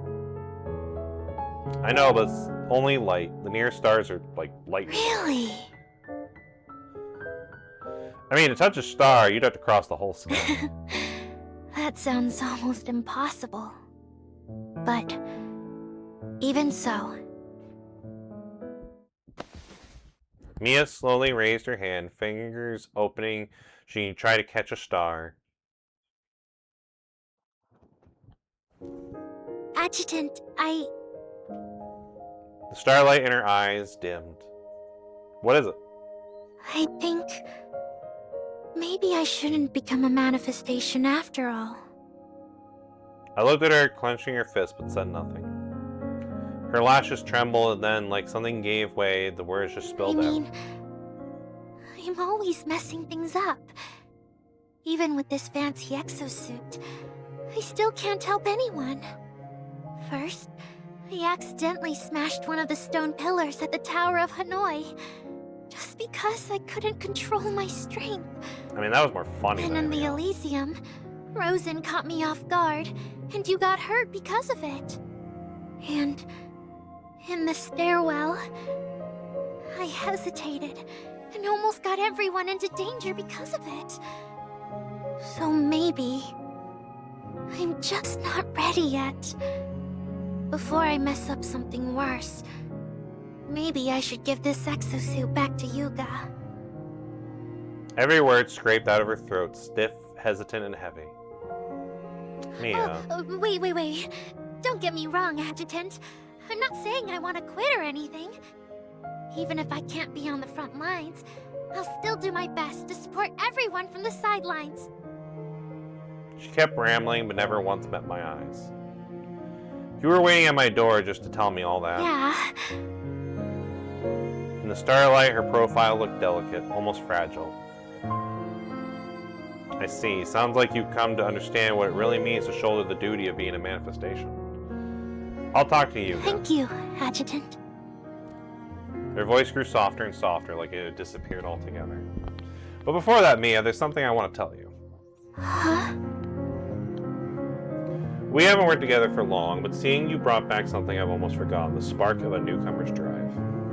It reminds me of myself when I first joined. I could never compare to you, Adjutant. Ooh, that's a pretty picture.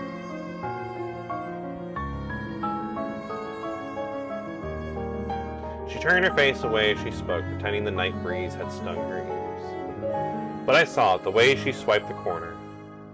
From where I'm standing, you've done far better than you give yourself credit for. Honestly, we never would have made it to Elysium without you.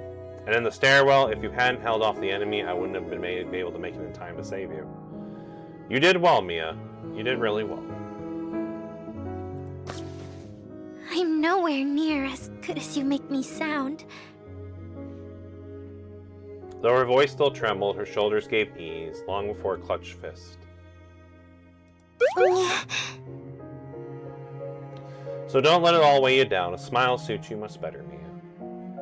If it ever gets too much, you can always take a break. You're always welcome to talk to me. Then, I won't keep you up any longer to... But I am curious about one thing. Is this really how you feel, Mia? Huh? What do you mean? I mean, do you really want to give up on becoming a manifestation? I'm serious. I really thought it through. It took me a lot of courage to make this decision. Then how do you explain your trembling hands? Her body jolted in panic. She looked down only to realize her fists were clenched tight again. Those shaking hands betrayed her. She didn't want to let go. It hurt so much to say it, just deep down, you don't actually want to give up. It all up. If you hadn't shown up in time, that girl and Mom, you both would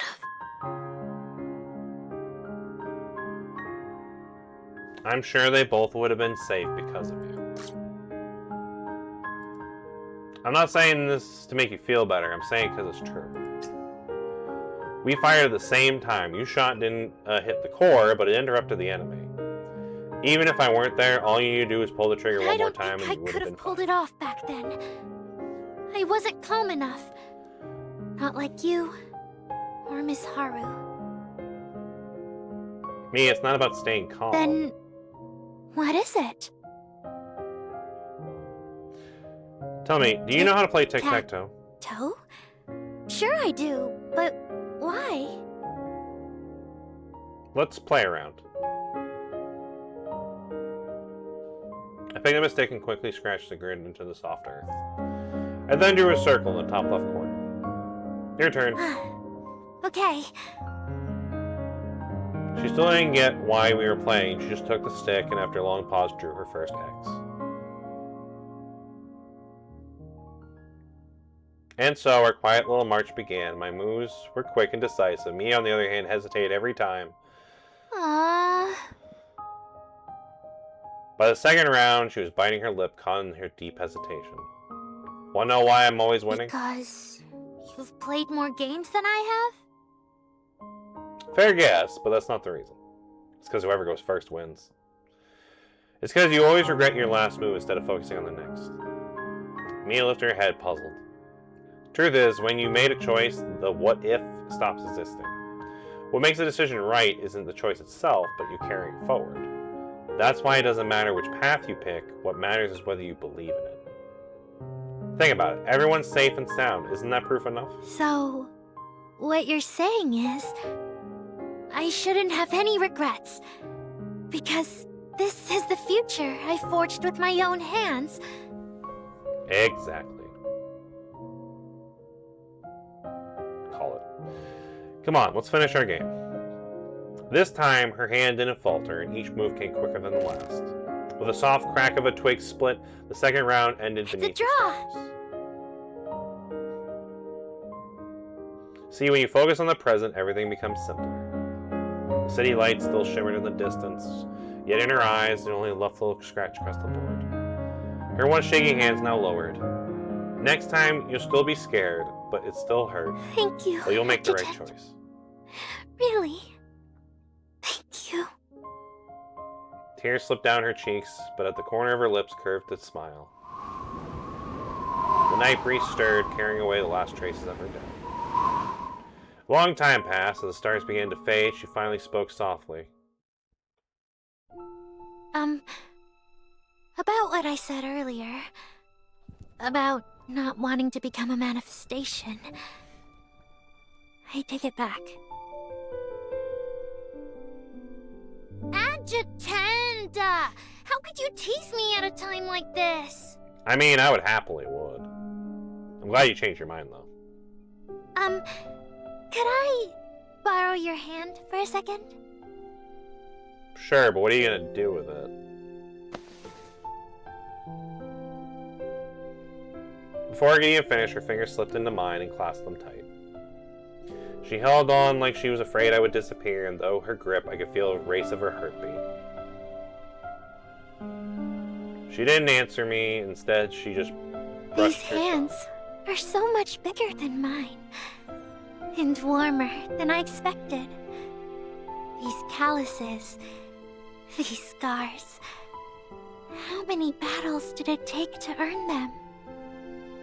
More than I could count. They're all from protecting others, aren't they? I gave her a nod. I knew it. Even after all those brutal fights, your hands are still this warm, still this gentle. So warm that even a clumsy girl like me can hold on to them this tightly. Starlight shimmered in her eyes once again, glittering like diamonds. Still, she said, as if she met before.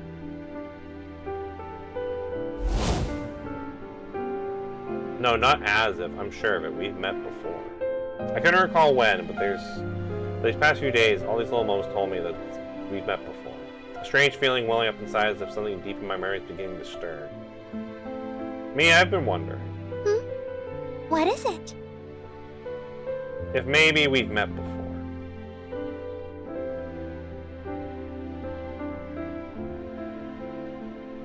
Her pupils shrank and her grip on my hand tightened instructively, as if asking something that drew her back her laughter.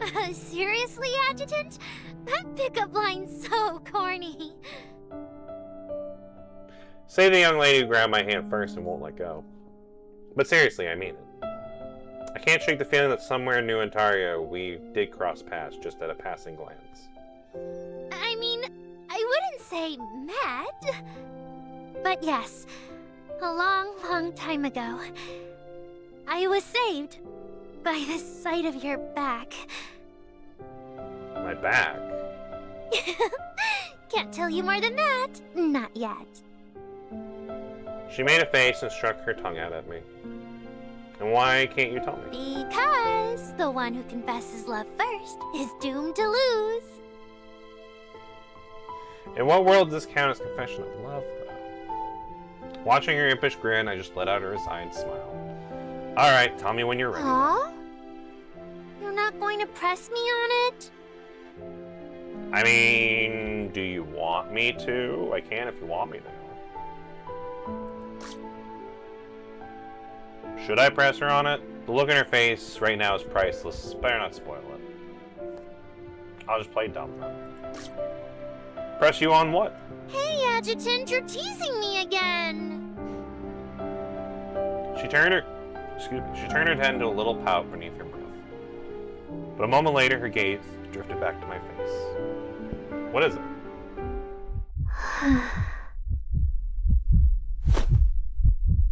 Suddenly, she leaned in close enough that I could feel the reflection shimmering in her eyes, a deepish reddish pink hue. Her warmth breath faint. Before I could react, her lips pressed my cheek with a fleeting kiss. And just as I was about to say something... Oh my. Mia's snuck out again to catch the night breeze, hasn't she? Oh, we found Mamma Mia. A soft, gentle teasing in her voice. And you're here too, young man? Busted. Mia stiffened like a board, her face turning scarlet. Adjutant? I just remembered. Cookies in the oven. I gotta go. Mia, okay. Could at least come up with a better, excuse. The moment I show up, she bolts. My little Mia's still just as easy to fluster. I only ever see that side of her when she's with you, ma'am. Oh, please. You're the one who brings it out of her. She only gets like that when it's about you. Still, slipping out this late without saying a word.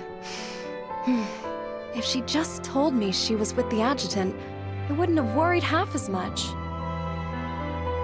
My apologies for keeping her out so late. I should have let you know. A little late for that now, isn't it? Mia's heart's already been swept away by the great hero of New Hentaro. You knew from the start who I was, didn't you? Mm-hmm.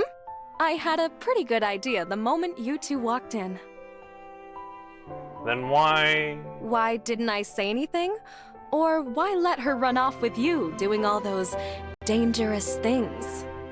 Don't get me wrong, dear. I'm not here to blame you. If anything, I want to thank you. Both as a citizen of New Hentaro and as Mia's mother. Thank you for giving her the chance to become a manifestation, to chase the person she's always dreamed of being. Oh, thank you. Well, she's the one doing all the work. Though, tell me, young man, Mia hasn't said anything to you about her father, has she? No, why?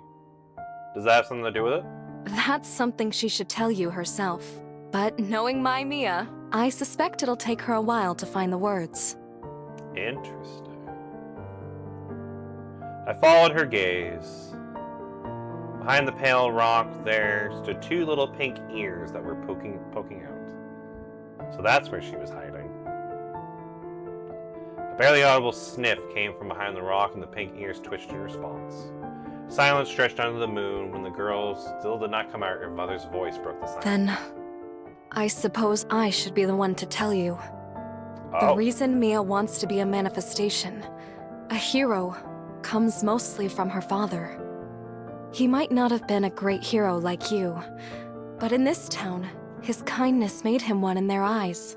Oh. He was always helping the neighbors, never expecting anything in return. Even the Transcendents would pause to greet him. And when he wasn't busy helping others, he loved sitting with little Mia, telling her stories about heroes. Back then, our little girl would always say, "When I grow up, I'll be just like the heroes. Like Dad, I'll help everyone I can." But a hero is someone who runs towards a cry for help, someone who won't turn away. When Mia was still in grade school, he gave his life to save a child who had slipped near the city's edge and never came home again. I was shattered inside, but I tried to keep smiling for Mia's sake. She's always been a sensitive child. I think she saw right through me. And from the day we lost him, she never spoke of wanting to be a hero again. And yet she swallowed her grief and kept smiling just as you were worried.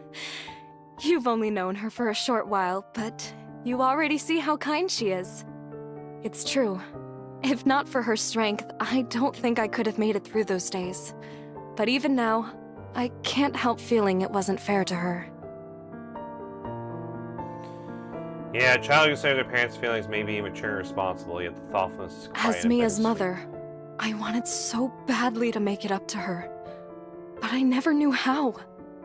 Then came the day you led the manifestations to drive Rosen back and defend New Hentaro. We were sheltering at different places, so I don't know what she saw out there. But when we met again, the Mia I knew had returned. Her eyes were bright again, full of hope. Of course, she also seemed to have more on her mind. She's still probably trying to spare your feelings. Yes. My Mia's always been sharper and kinder than the other children. I still remember something she asked me back in grade school. Mommy, why can't we go down to the world below and see it for ourselves? Because it's dangerous, sweetheart. Not just Javosis. There are lots of scary things down there that could hurt us. Then, why doesn't Ganges keep those people safe?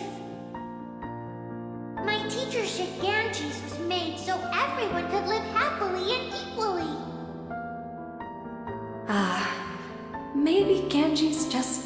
strong enough yet.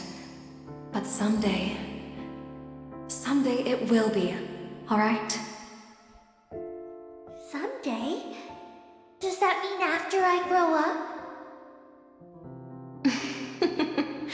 Maybe so, my love. Maybe so. Back then, I didn't know how to answer her. But after what happened, I finally understood. Her gaze drifted past my shoulder as if reaching in time to glimpse a memory that she And still like held me, close. I can only paint the city from afar, adding what color I can. But my Mia, she was born with the gift to bring color, not just to this city, but to the whole world. And now, at last, she's found someone who can show her how to use that brush with heart. When she finished, she placed her right hand over her heart and bowed deeply. I quickly stepped forward and steadied her shoulder. Thank you for telling me this. There's no need to thank me. I just wanted you to know my little girl a bit better, that's all. You've seen it too, haven't you? She's always smiling, always so full of energy. But underneath it all, she carries more than she lets on. As her mother, this is all I can really do for her now. Just as the night breeze began to settle, a soft chime from my terminal broke the quiet. Adjutant, sorry to bother you. Are you still resting? No, I'm up. What's up? The login device for the Elysium has been fully upgraded. Alright, I'll head to the tower right away then. Go on, young man. I gave her a respectful nod, then turned to the girl who was still hiding behind a rock. Alright, Mia, let's go. Okay, wait, what? Adjutant, how'd you know I was hiding here? Yeah, your ears kind of gave it away. I spotted you a while ago, your ears were sticking out. You're really sharp, Adjutant. She popped out from behind the rock with a grin. A few blades of grass tickled her pink hair. Without thinking, she slipped up by one. And just about to head out, she paused. She turned back to her mother, those eyes a perfect mirror of her own, full of gratitude and resolve. I'm heading out. If you're not coming home tonight, make sure to call. And don't forget, always use protect.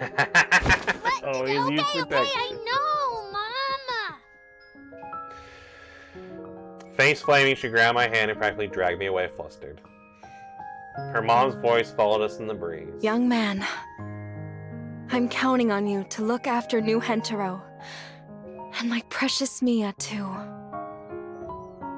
That's when it hit me, those little jokes that always made Mia blush weren't just teasing, they were saying something more.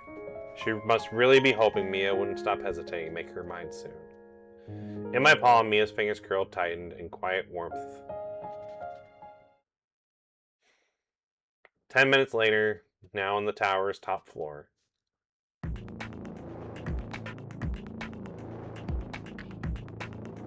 It seems like we got everyone here. Literally just said that. Alright, let's begin the briefing then. Yuga, could you bring the newcomers up to speed? Understood. The login device for the Divergent Cosmos has been fully upgraded and reinforced. We've also identified the fastest viable route to the enemy's core, Virtual Celestial Sphere T999. To reach it, we'll pass through a special data channel once used by Ganges to purge redundant files. We call it the formatting channel. It is saturated with extremely dangerous fragmentation surges. Entry is limited to the adjutant, who possesses the master key, and those with exceptionally high compatibility with Titagen. Among us, that would be Miss Haru and Miss Mia. Then what about me? What's my role in all this? You'll help us reach the channel entry safely. The Elysium is unstable. You'll need the infinite sight to chart a visible path. The closest access node is located in the Elysium's factory sector. On the surface, it functions as an emotion data relay. But beneath that, it links directly to the Divergent Cosmos, the core database. Which explains why the enemy masses their forces there. It's likely to figure it out. Understood. No matter how many foes stand in our way, I'll clear a path forward for you darling. With you by my side, I've got no worries. Once we reach the factory sector, Miss Mia will activate the gate to the channel.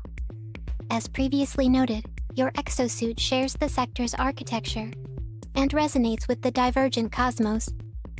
By interfacing with the control terminal, you can restore factory systems that went offline when Ganges shut down. Since Ganges can no longer provide computational power, we'll draw energy from the city's neural network, powered by the citizens of New Henterel. Leave it to us. This time, let us Transcendents do our part. Frisha and Maushir will handle technical support.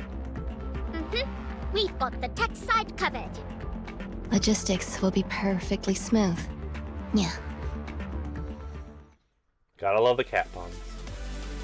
With all that behind us, the operation will succeed and New Ontario will be safe. Let's move out, everyone.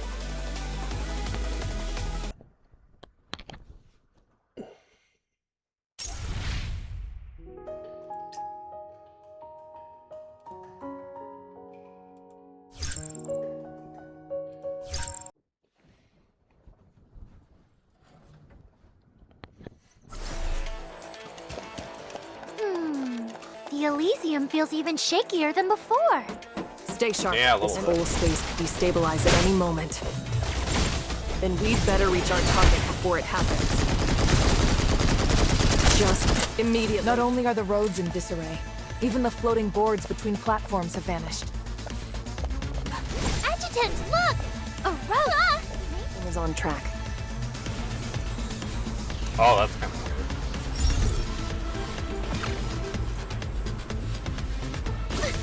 What was that? We were digitized, but we made it through intact. Was that some shortcut Yuga just built for us? Likely a channel you could create approaching it will allow intersection, converting the opportunity to fragment state to travel. However, environment factors will render the channel unstable. Fighting with obstacles slows movement and triggers QT. Pressing the correct keys to simultaneously clear the obstacle function. Otherwise, you'll lose a portion of your HP. Okay. Which, I mean, if we lose a portion of our HP, it's fine. We got literally health regen from Angel, so it should be fine.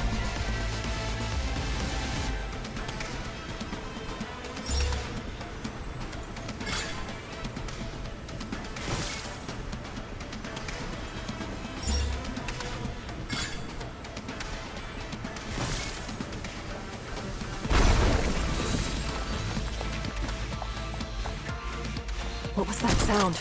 Enemies all around. The space is destabilizing. Looks like this is as far as I can keep you company. Darling, it's in your hands now.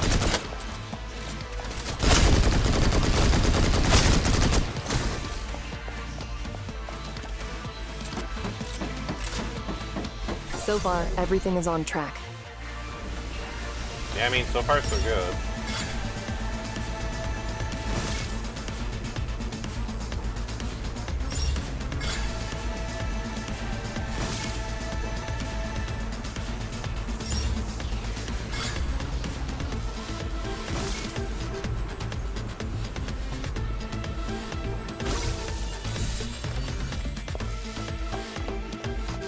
I'll make short work of them.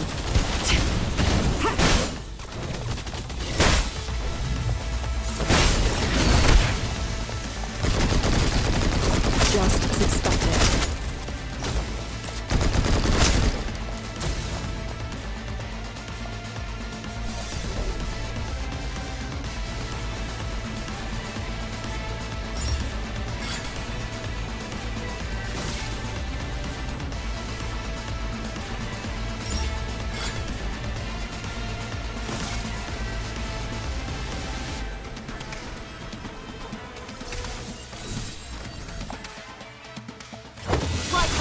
Pierce the sky!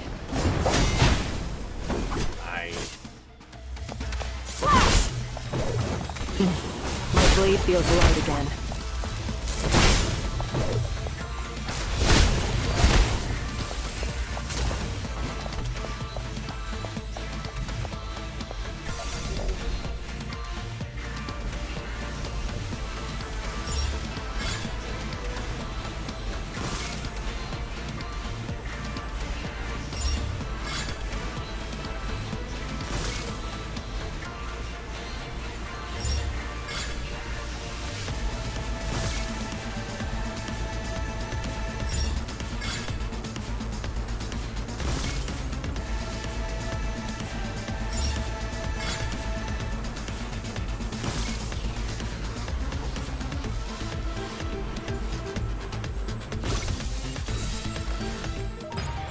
Nice. That was a pretty interesting level with like the little blind thing. This suits me better.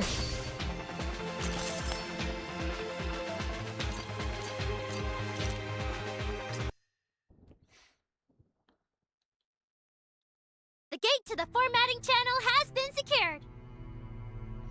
Nice work, Mia. Everyone's neural energy. It's pouring in. The gate could open any second. Mia's fingers flew across the console as she called out for the reloads without power. Electric static crackled in the air as the rift slowly widened out. However, the enemy assault also grew more intense. Not one step closer. Elsewhere in the tower, Transcendence, Bionics, and other civilians have gathered just as they stood behind Genghis. Together, they channeled their neuro energy into a ceaseless form of power. Only this time, they weren't defending, they were fighting back. Together, they worked to tear open the gate and lead further into the cosmos. I can't hold out much longer. I'll take over. Hey, tall girl, can you get her to rest? On it. Wait, who are you? Let me take it from here. The future of New Hentaro shouldn't be a burden the young have to bear alone. Everyone, please come back safe.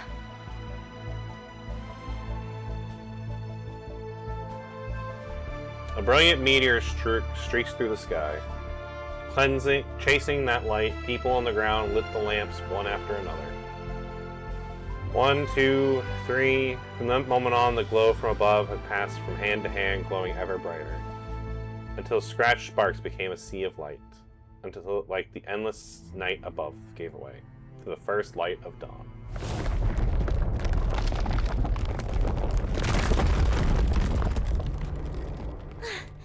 Finally! Adjutant, the gate to the formatting channel is open! The entire space lurched as a violent tremor shook the ground. The rift here yawned open until it condensed into a gleaming ring of strange radiance, the gateway to the formatting channel. However, Mia, look out! The moment the space destabilized, a bullet of black mist shot from the gate, aimed straight at Mia. But this time she was ready. She twisted, slipped past the ambush, and the same motion leveled her weapon and fired back. Not bad.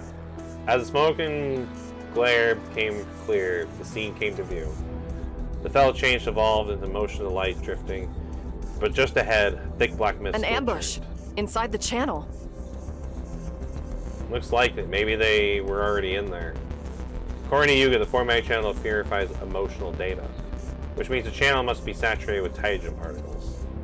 And since the enemies are taijin-based life forms, running into them here is exactly, unheard of. Before I can even say what's next, space convulsed. Stronger this time, as if the sky and earth begin to tear apart. Adjutant! Uh-oh. What was that? It wasn't the gate. The epicenter this time seemed to be the black hole. Can you hear me? Safe, unstable, one-way comms. The black hole in the Elysium collapsing. Yeah, we can see that. Black hole center resonance. Log out now. Or the factory sector and the entire Elysium. Vanish. Oh no. Before she could finish, Yuga's voice drowned by the storm of corrupted data. Two paths lay before us. We either log out of this unstable space, regroup with Yuga in the tower, and plan our next step, or ignore the collapse and dive straight into the gate. However, either path carried its risk. In the end, both would play right into the enemy's hands. Either we buy it more time to grow, or throw ourselves into a desperate fight. I stared at the widening black hole, shut my eyes, and thought. There was a third option. Yuga said at the core of the center of the black hole triggers all this. If we could destroy it while advancing. Leave it to me. Haru stepped forward. A single look was enough. We understood each other at once. With the same sword that pierced a resonator's core, I'll cut a path forward for you. Are you going to? I'll go into the black hole and sever the core, cutting away that whole space from within. That will let you advance, with nothing to worry about. Other than We you. have everything to worry about! Going into a black hole is pure madness! Even a manifestation would get torn apart! Yeah. But also, Haru's pretty strong. Alright, I'll listen. She meets my eyes and finally saw it. There wasn't reckless I've bravado. already thought this through. I nodded and Haru gave a faint smile, then continued. Though the black hole's pull is growing stronger, its structure is growing weaker. With my blade's space-cleaving ability, I can open a safe passage. In and out. Yeah, that was the third option that I thought of. As the partner who sat beside me for the longest, of course Haru saw it too and made the connection. Even if there's no optimal path ahead, we're still risking everything she cares about. I had no objections, nor did I need one. Because her steady gaze said it all. She was ready and she wasn't playing hero. I've never forgotten what it means to be your blade. A sword cannot linger forever in the warmth of its scabbard. So please, keep moving forward. I promise I'll return to you, just as you once promised me. The familiar vow rang out once more. Did not carry the same weight, though. Because this time was no longer a matter of life and death. It was a pledge under the stars, a promise of victory. Let this be my chance to prove myself. You don't have to prove anything to me, Haru. I believe in you the same way you've always believed in me. Hand her the tulip hairpin. This is... Your lucky charm, right? This time, I'll be the one waiting for you to return. Adjutant. It's a promise. With that, she turned and raised her sword.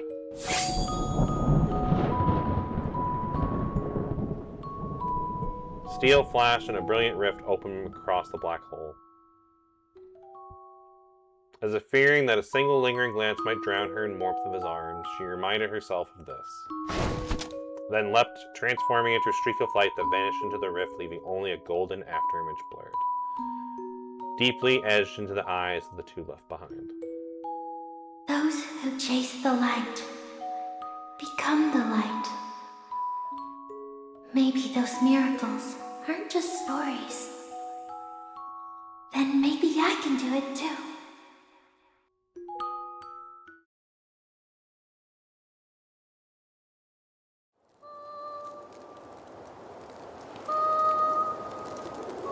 Oh shit. Inside the black hole wasn't the void she imagined.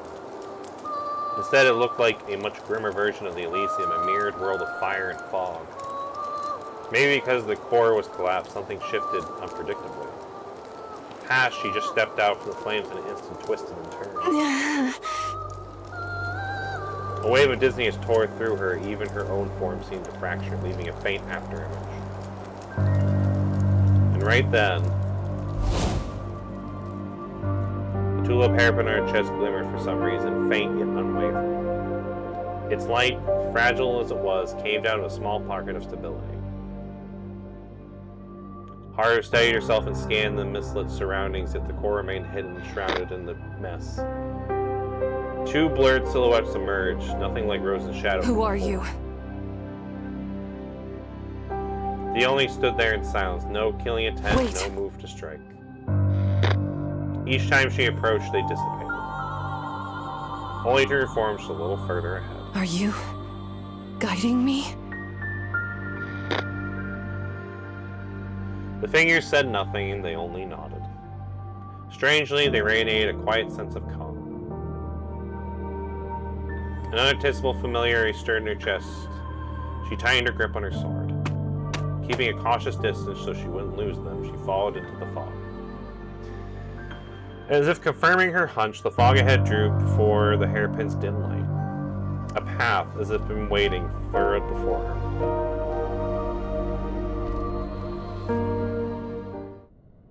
So this is it. She didn't know how long she'd walk, but at last she reached the black hole's core at the center of the plaza, like the shadow of the one of the 5th Research Institute. The two guiding silhouettes vanished in their place, black mist Do boiled you up. really think you can stop all this? Steel flashed, Haru snapped her blade up and blocked the strike. Oh, sharp reflexes. Seems like you've learned a thing or two after all. Such a terrifying glare. Come now, say something, won't you? I'll talk after I cut you down. Cut me down? Too bad. You can't. Oh. The shadow writhed and warped, and the form rippling and solidified in the mirror. Reflection of Haru stood herself. Take a good look. Who do you see? Still up to your tricks? Tricks, you say? But aren't you doing the same? You keep saying you only wish to be his blade. Yet we both know that's not all you want, don't we? I know you. You're not the type to abandon everything you fought for. The skill, the honor you chased before you ever met him. Have you truly cast all that aside? And what about Father's expectations? Your own merciless standards. Have you abandoned those too? You haven't, right? Oh, I know all too well. Aw, don't look so surprised. After all, I am your deepest fear. Like you explained earlier, the black hole's ability to read emotions. No wonder the enemy has taken the form of a mirror only she could see, reflecting her own likeness. But still... For 5 years, you've swung your sword out of nothing but love for him? Oh, spare me. You mimicked how he fights, how he thinks and acts, just to become stronger. In the end, it was all about getting to that higher realm of the sword, isn't that right? Such selfish ambition. And you call it love? What gives you the right to stand by his side? Twin blades clashed, the same face reflected on both edges. Oh, that look. I was right, wasn't I? Hey, why shut your eyes? Afraid to see the ugliness inside yourself? You can't even acknowledge the heart of your sword. What could you possibly sever now?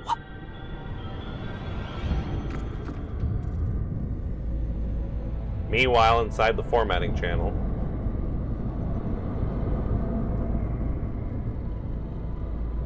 Mia, 2 enemies around the corner to the left. Got it!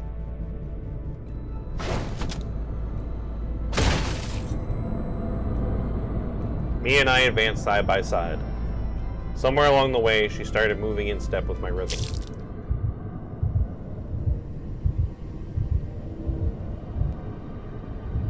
Yet for some reason, a sharp, tearing pain suddenly struck my chest.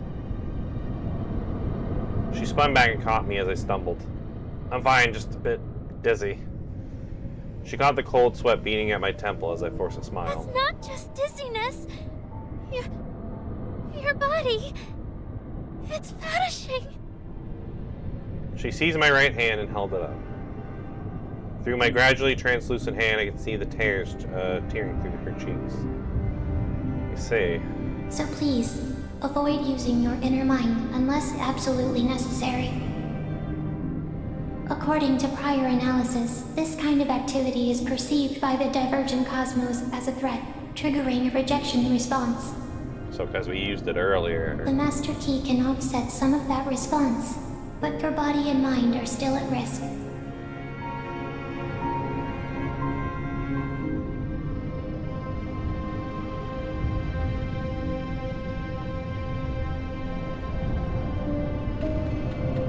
This channel ferries hydrogen particles, and a visible flux currently passes at light speed. It was even less stable than the collapsing Elysium. Even without manifesting my inner mind, I was already marked as a threat by it. And it was violently trying to expel me. However...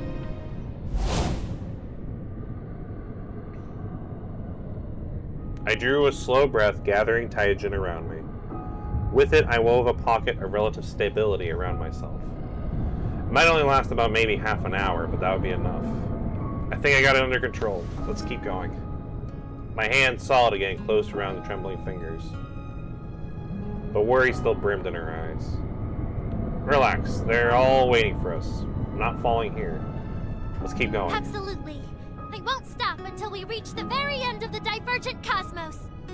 But we have to make it there together, side by side. Of course. Don't forget, I'm the hero who saves Dumantaru after.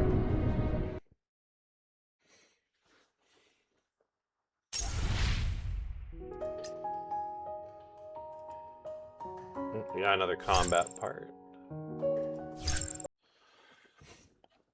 We're going back to playing as Mia again.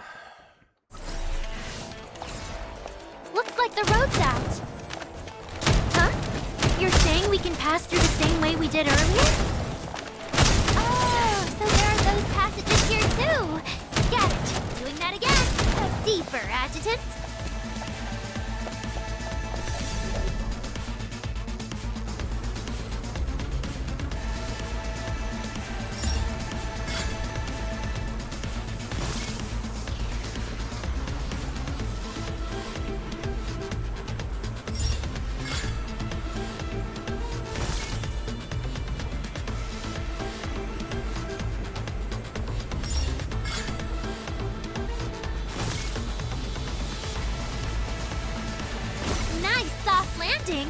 You okay, Adjutant?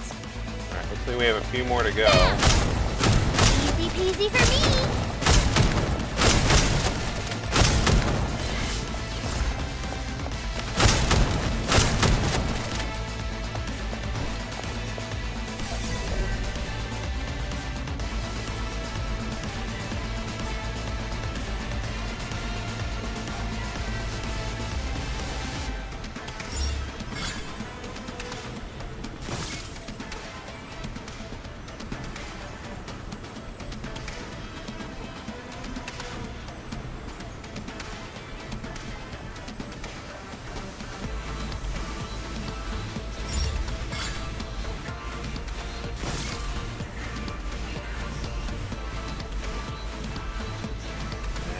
Almost there. We're almost at the end, Adjutant.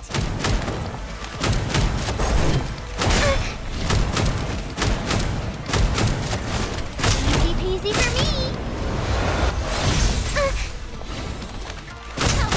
Limiter off. Bam!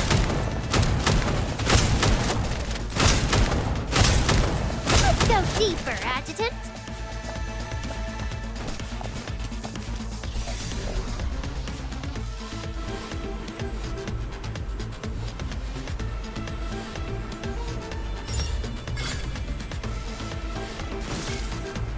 There we go.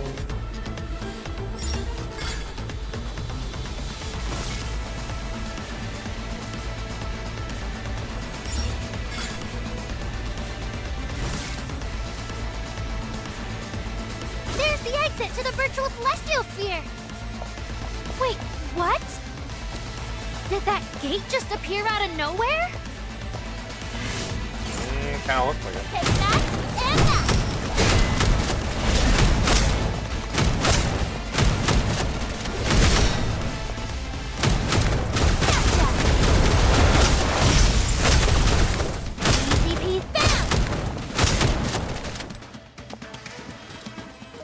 Nice.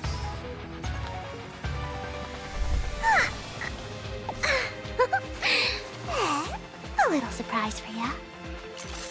I mean, that was certainly some surprise.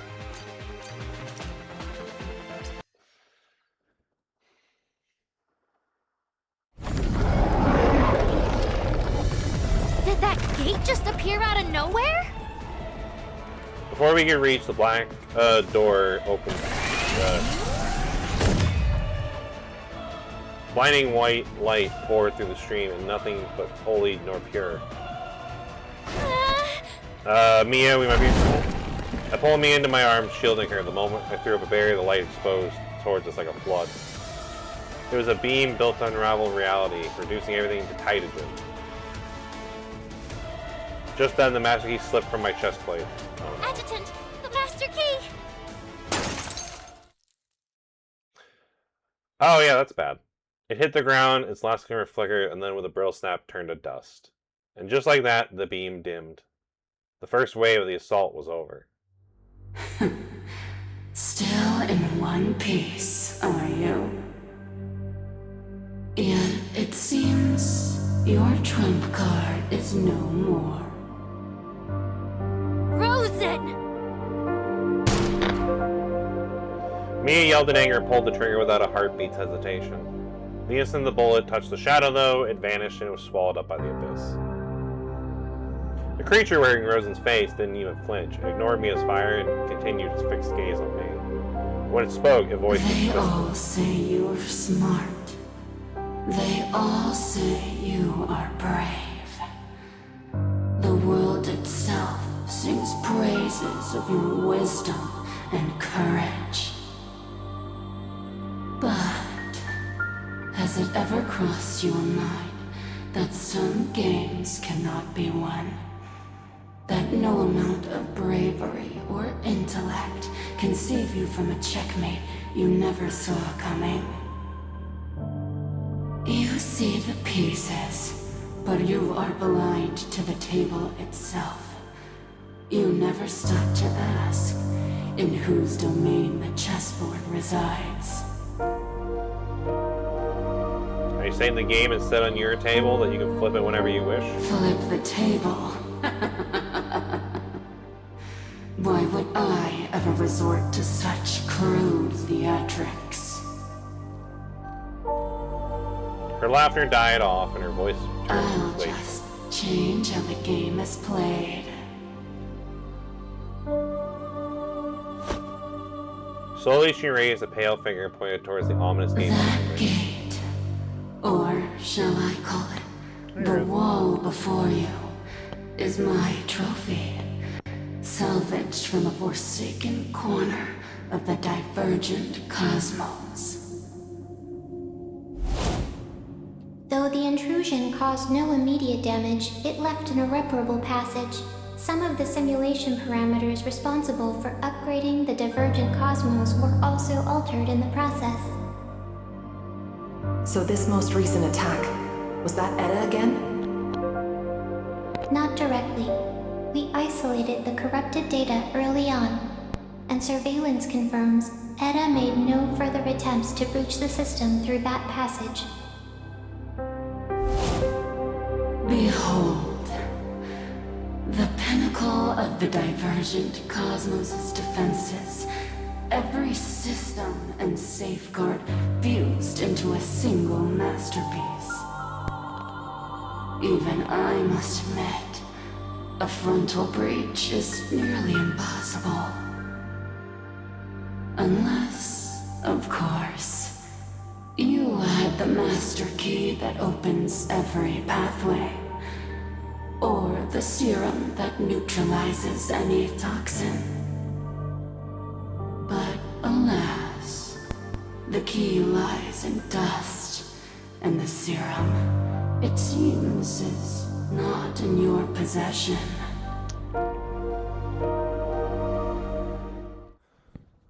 It's a good thing I have a gun. Secret option number 3. If you don't have a key card or you don't have a serum, just use a gun.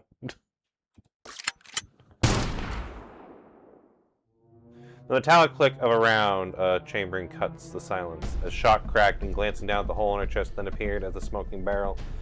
Her shock hardened into a further taunt. Still haven't learned your lesson?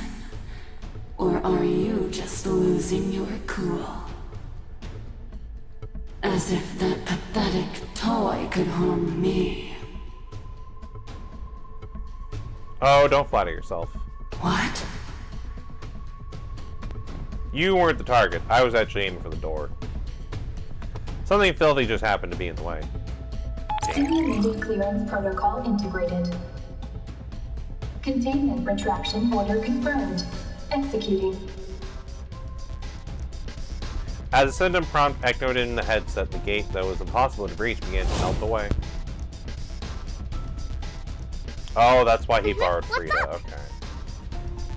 I need a favor. Just say the word, Adjutant.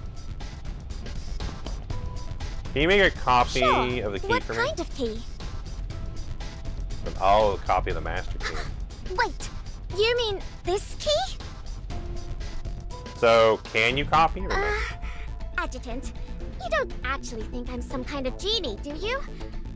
A key like this isn't exactly copy and paste material. Doesn't need to be perfect. I only need some of its clearances and stuff. I'll buy you 5 crates of coconut If milk. that's all you need, maybe I can swing it. Plus 10 sessions of therapy. Leave it to me! I've got this covered! Yes, But that's good. That's what funny. exactly are you planning to use those clearances for? Just a backup plan if it comes to that. Have Sapphire take a look at it too. You said it yourself, breaching the gate head on is near impossible. But the way I see it, there's only 2 possible outcomes, success or failure. Once we act, even a 1 in a million chance is still a chance. It's a firewall. Even if Eda managed to crack it, it doesn't honestly mean I can't get by it. Too bad. I'm not giving you that chance. On the far side of the gate, white light flared to life once again. Mia, take cover. The light crashed down like a waterfall torrent far stronger than before through the air, scorning everything in its path. Hairline cracks spired across the barrier that I created. It was seconds away from giving in. The instant it shattered, my body moved on instinct and I turned Mia into my arms and pulled her away. Failure or not, this battle-hardened body would have to endure the light.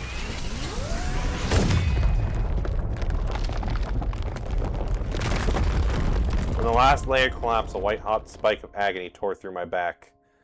I didn't move an inch. My skin, muscles, and bones were all mending themselves at a speed visible to the eye. I poured every ounce of will into withstanding it.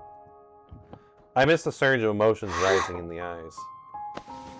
She found me in a quiet embrace. My mom used to say, a hero is someone who runs towards a cry for help. Someone who can't turn away, even knowing they'll get hurt. If that's true, then I guess I'll never be the kind of hero I once dreamed of. Not because I hesitate, not because I feel weak. Since I met you, those doubts have fallen away. The real reason is simple. Because this life, my life, is a gift from you. My body, my soul, everything that I am now belongs to you, Adjutant. And yet, even so, there's still someone I want to answer. With everything I have left.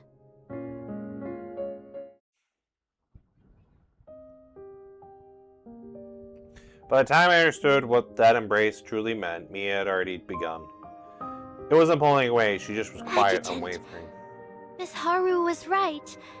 Even though we were on such different paths, it was your light that guided me forward when my world was dark. And as I kept chasing that light, I found something even more precious than life itself. That's right. It's you. The one who gave me a second chance at life, Adjutant. So this time, let me be the hero who stands for you, and you alone.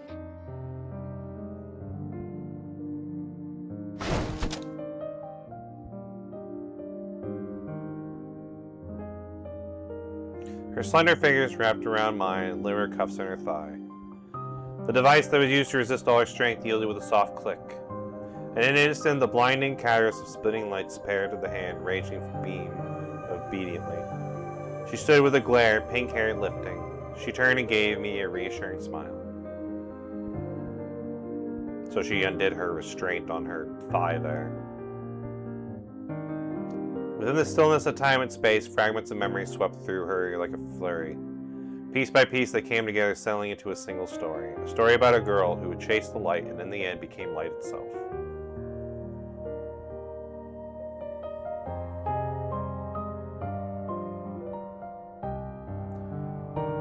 She was 12 when she lost her father. The night was so clear that it burned against the dark. Stargazing at the observatory was her ritual every month. The deck railing was low, but it was high enough for a child to lean out and feel the night breeze. They were adjusting a new telescope. A little girl, 4, maybe 5, was dangling beyond the railing, clinging to the thin branch over the cliff. My father didn't even look back. He vaulted the railing in one smooth motion, as casually stepping out the balcony to fetch a coat. Only this time, he didn't make it back. After he lifted the child over the railing, the branch beneath his foot gave way, and by the time the rescue team found him, the man who told stories about was never told again. At the funeral, the mother just shed a single tear. She stood motionless like a statue, receiving condolences. Only when the cemetery empty was just the two of them did she lower the brim of her hat. Even that couldn't hide her tears, though. And in that moment, I understood something. That all said my father was a hero, the man who saved a child. But no one asked how those left behind were supposed to feel. From that day, Mia changed. Mia used to be like him, chasing adventures, eager for anything new. After he was gone, though, Mia had to grow up. Mia couldn't let her mother lose the only family she had left.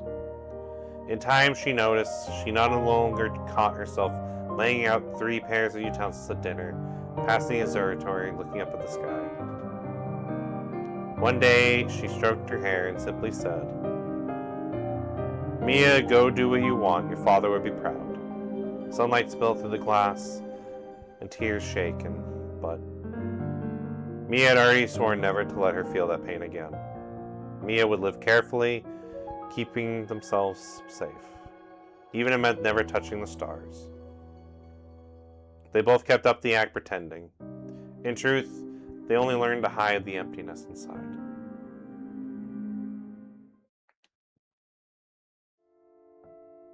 Five years went on like that, until an overcast afternoon when Rosen's claw tore open the sky of New Ontario.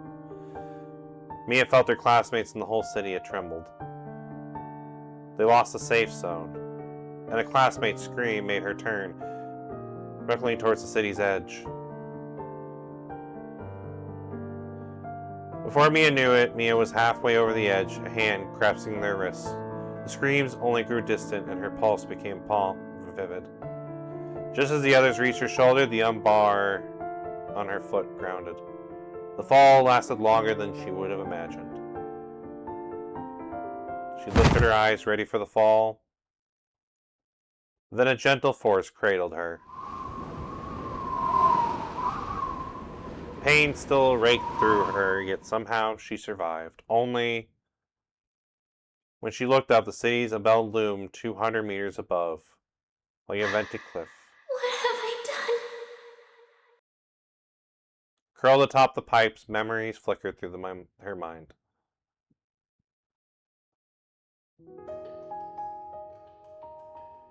Then, in the corner of her eye, a glint of light. A pure white cocoon resting nearby. Somehow, Mia knew the force had saved them. Mia forced the arc upright, and to anyone watching, it would have looked absurd, yet strange to calming. Mia reached out to touch the cocoon, and instant memories of its own, the adjacent stirred within.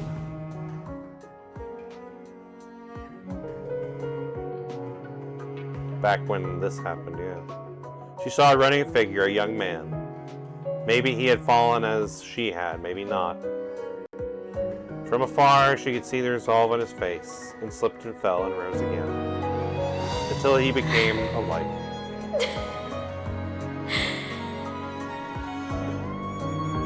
A twitch tug at the corner of her mouth.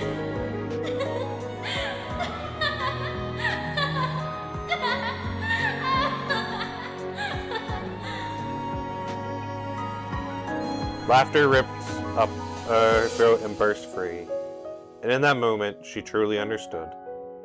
Mia finally knew why she had been chosen to be saved. It was because it wasn't afraid, it was just the right thing to do. She feared breaking her mother's heart and who they would become. Her father's choice cost him his life. But even if we know he might die, he still died without second thought. Living is a duty, but to spend life hiding from every risk is not truly a life at all. Some lights can only be reached by pushing through the dark. Mia looked up at the platform edge 100 meters above. Lend me a little more strength. And at that, the cocoon shattered, scattering into countless nodes of light. Power surged through the veins, yet brighter still the image of a figure who never was there. So she began to run and climb, maybe not to try hard, but to reach it. Even so, she chose to take the first steps to run. That might be it, so she started running to reach that light.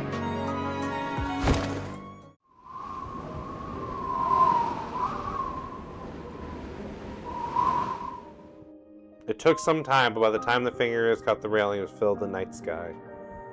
Mia collapsed over the platform, a strange warmth in her chest. It wasn't just relief, it was rebirth that felt too good to feel. As if those 5 years were simply lifted. But then a running figure that never met the light capture that fell, and the thunder in the chest that burst was perhaps what first love must feel like. After that came a long, long pursuit, and the waiting.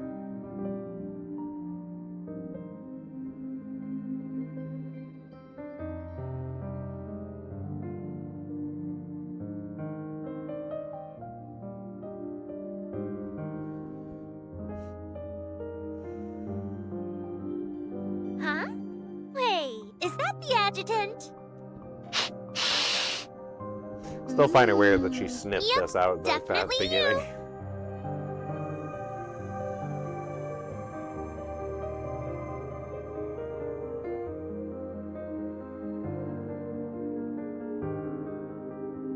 Mia's figure slowly blurred into an all-dissolving white light. Even so, she wore a defiant smile. Her resolve to grieve everything to be burning so fiercely.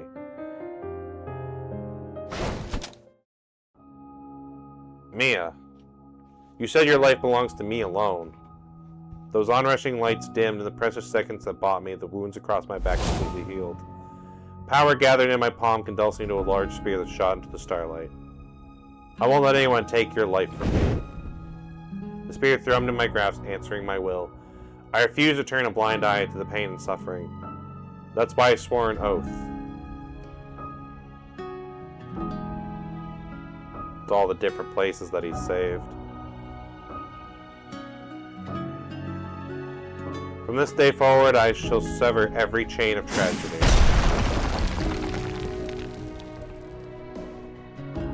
The instant the spear left his hand, it tore through the torrent of energy.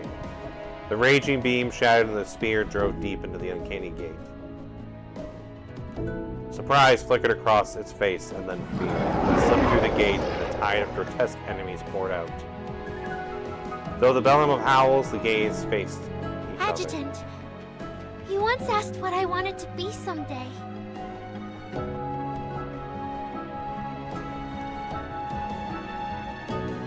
That's true, we usually... yeah, we did ask that.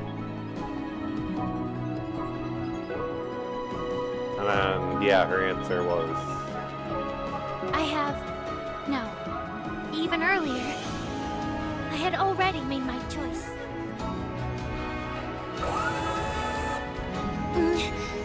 No way. I don't stand a chance against something this strong. But I have to. I have to be by his side. Oh, this is when she put on the I outfit. must protect my hero.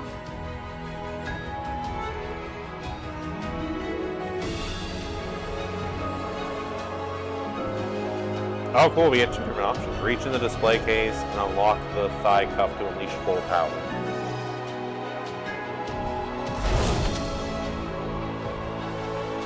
Computational sync complete. Limiter disengaged.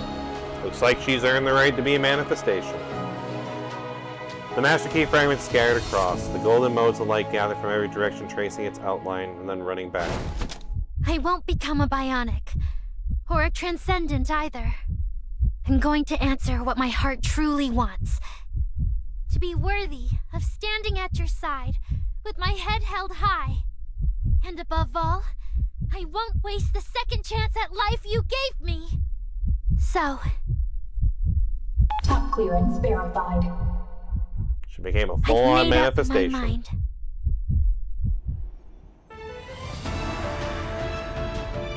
I will become...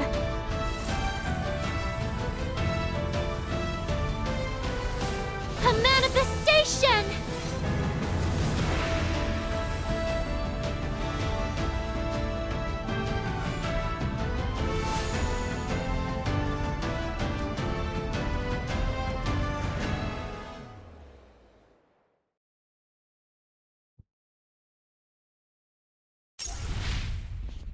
Nice. That was a cool little scene for her, too. I like that.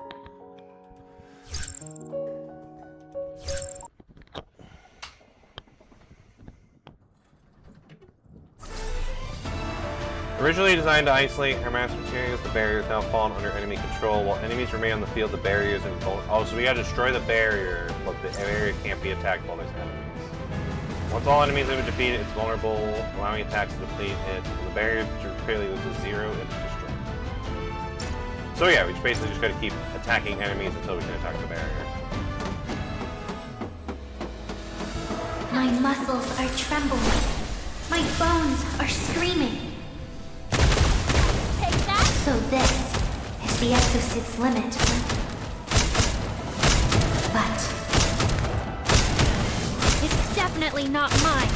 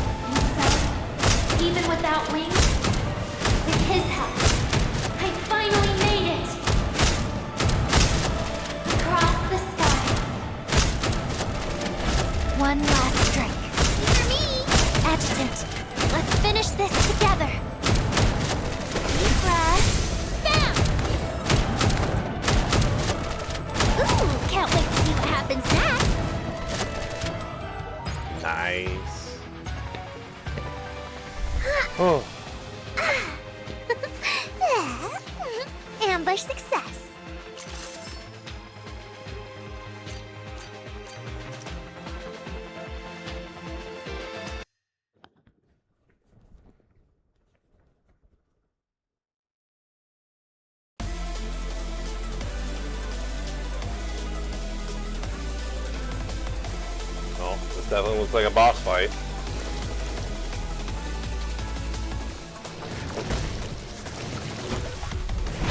Apex Genesis.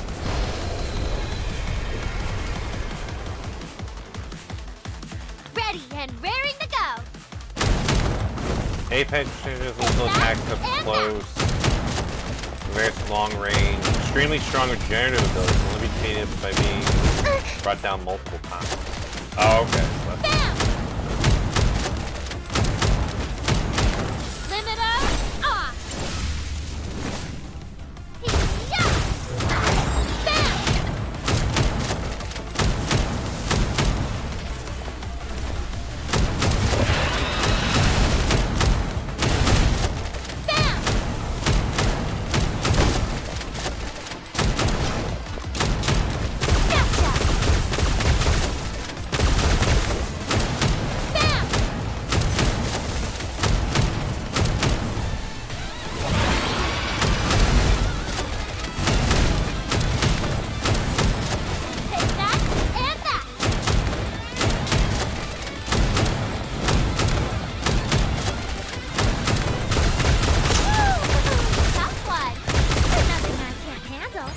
Yeah, that wasn't actually that hard, even though it had like 3 health bars.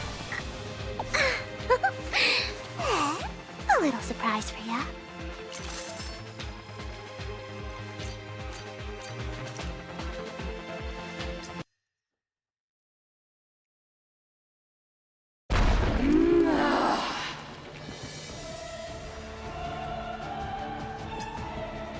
What is that thing? Even after getting blasted to bits, it can still regenerate. Can we really beat a monster like this? I mean, I'm sure you can. You can do it, Mia. I believe in you. Adjutant. Sorry.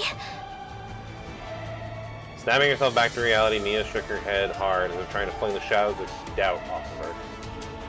Not that anyone will blame her for feeling that way. You've done well just making it this far, Mia. The air around us churned in high-density Taijin maelstrom. So don't blame yourselves. You gotta keep your head up and you what's keep. Adjutant! Yeah, tongue twisted, sorry. The Taijin pocket that I stabilized began to fail.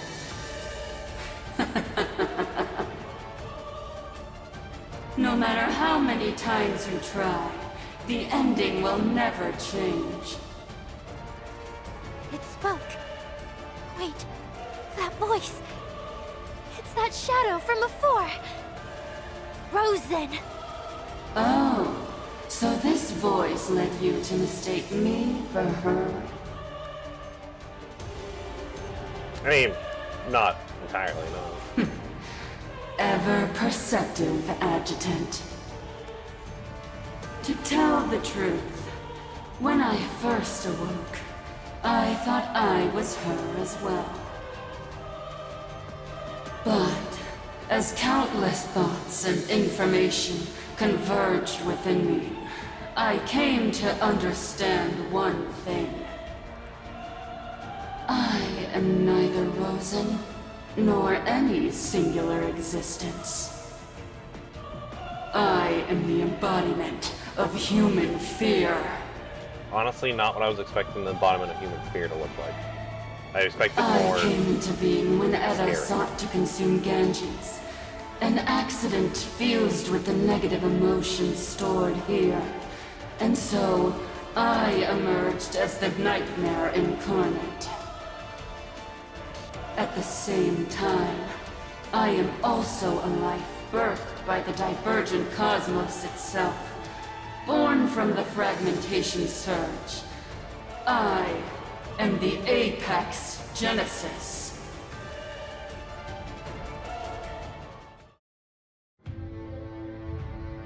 What's so funny? Oh, biologically speaking, you're on the verge of extinction, aren't you? A species of just one. Yes.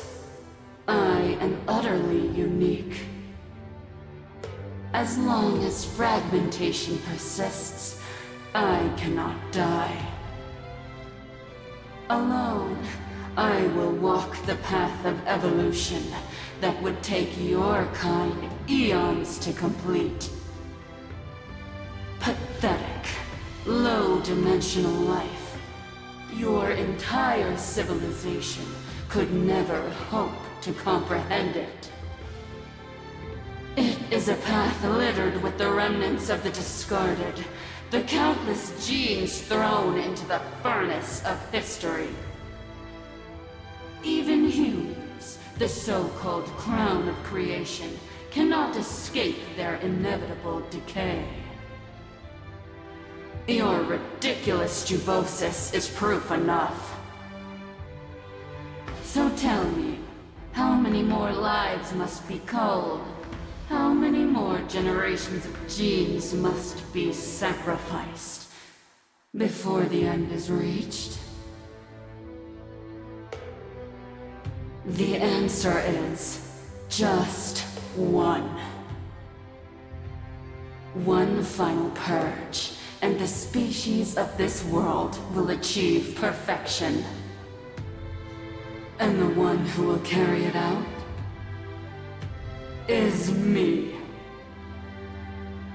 I was born of fear, and because of that, I am closer to perfection than any species that has ever existed. Yeah, I don't know about that. Maybe it was the Taijin Maelstrom, maybe a moment I glimpsed into his deep secrets. Rest easy. I will not erase your existence. Even if your bodies crumble to dust, I shall reshape you anew. And within this eternal cage, we shall fight again and again without end. Especially you, my dear adjutant. I will savor your fear and consume your despair.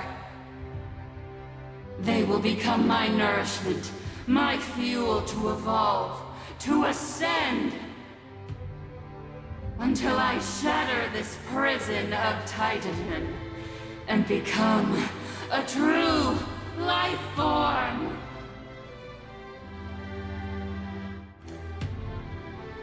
All this talk of calling in perfection was nothing more than a mimicry of how life begins. Born in a cage, steeped in fear, in the end it longed for just one thing, to truly feel the world. But if becoming a true life form is your wish, then yeah, you're not going to get that dream. What? Real life is never perfect. It knows its flaws and still moves forward, not for eternity, but simply for the sake of living. Life fears death, yet cannot escape it. And even so, some still choose to overcome fear. Because life is more than any single being. Even when one falls, another one will light the torch. Preposterous! Evolution is culling. Survival of the fittest. Yeah, you're wrong. The truth of evolution has never been endless killing. It's a relay. One that has carried on for millions and billions of years. Born from fear, sorrow, and despair, he'll never understand. Hope isn't something alone can be inherited or passed down. Then let us show you. Haru, you're up next. Haru made the comeback. The golden blade split the air like thunder, the creature that didn't even react before once its arms had been clean cut. The slash continued carving a deep scar. I kept our promise. Through the dust, a familiar silhouette slid her sword back into her scabbard. Haru turned, gold motes of light drifting from the ends of her hair.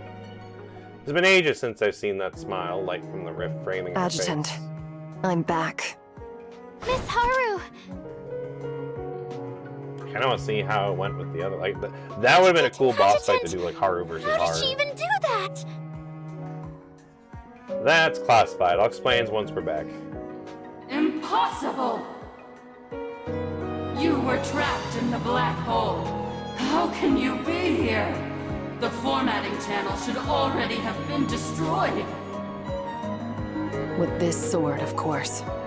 And this. Her smile faded as she faced the enemy and slowly opened her hand. The broken key, The master key? Why do you have it?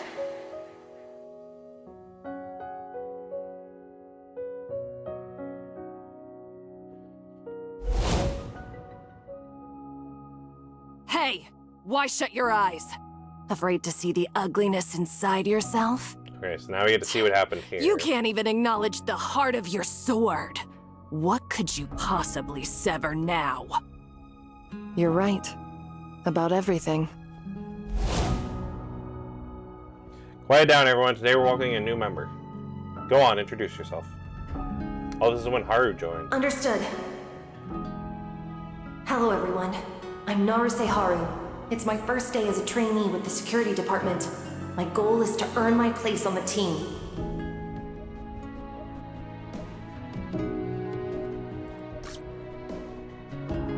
Easy, this is the intro, not a debriefing. Right. Understood. Sir, should I run it again? As many times as you want. But I'm pretty sure you already made a strong impression. You did great, Haru, so relax. The security department is your home from here on. Home? But there isn't a spot to practice kendo here. Not that kind of home, I meant like the feeling of home. We do face serious assignments here, so you'd be at ease. Won't let anyone carry that weight alone. It's true. I've always imitated him. Always chasing his shadow. Good, there's survivors beneath the rubble. Haru, please give me a hand. Yes, sir. On my way. Careful, this slab is heavy. Understood. I'll make sure the survivor is safe. You're very reliable, Haru. But I was talking about for your safety. Sir. Remember, always secure yourself before you save others. Stay at the entrance, I'll be right back. This hole runs deep, so there's maybe more survivors inside. Let me come with you. I need you at the entrance. If there's another cave and someone has to call it in. Yes, sir. Obviously, he was protecting me.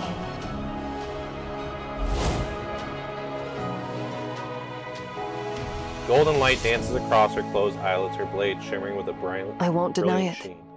I do want to be strong. Stronger than anyone. But before I met him, my sword was lost in the fog. I didn't know why I fought, or where my sword should fall.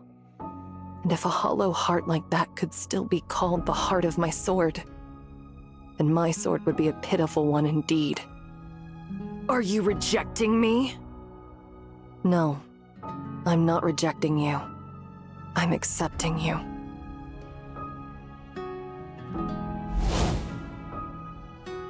Haru, is this really your resignation letter? Yes. I'm sorry. Something happened at home. Then take an extended leave and put your things in order. It's not just about leave. The military seems to be... I'll handle things with them. Sir? What matters is how you feel. Do you want to stay here? I'll take that as a yes. Haru, do you remember when I asked you to join the security department? Yes, but I never gave you an answer. It's not that I was too embarrassed to say it, but because... Because you haven't found that Right. reason yet. I just wanted to become stronger, but I didn't know why. So compared to back then, are you any closer to an answer? Your reason to become stronger? If the answer is yes, then you're heading in the right direction. Some answers can only be found by moving forward. Quit halfway and you'll never forget the answer. There's no need to rush an answer. Take care of things at home and... Sir, I'd like to take an extended leave. You've been approved. Whatever happens, however, remember the security department will always be a second home to you. Fragments of memories kept circling. You were right. I never abandoned my past. I just kept running from it. Running from that girl who spent her days cutting down straw mats, yet still felt empty inside.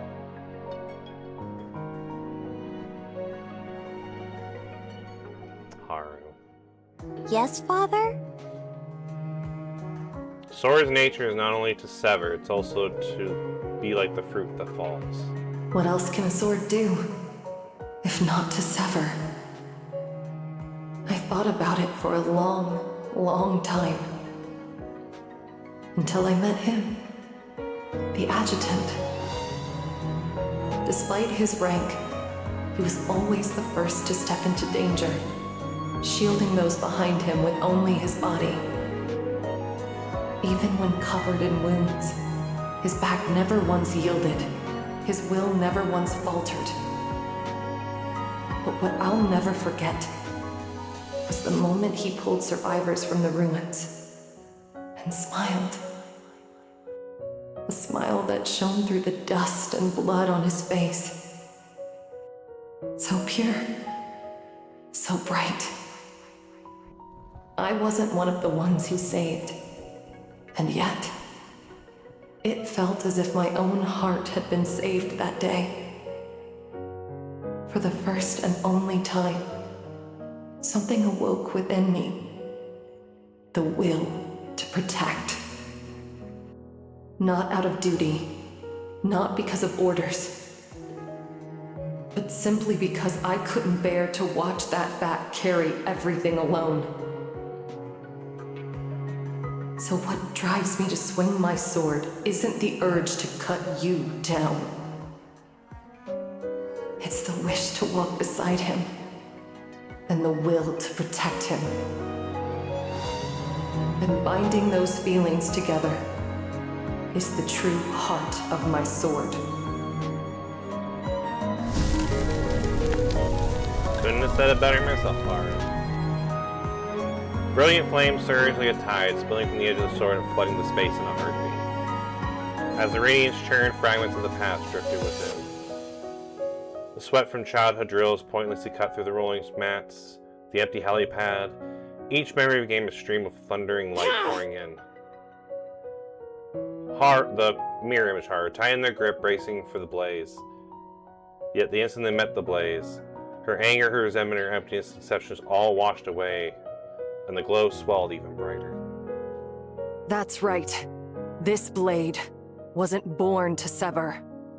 It was born to connect every feeling, every duty, every memory, and bind them as one. Every gleam of light converged upon the blade's tip. Even the chaos stilled as though the world itself sensed what was coming, and it held its breath. With this sword as my guide. Raiko, pierce the sky!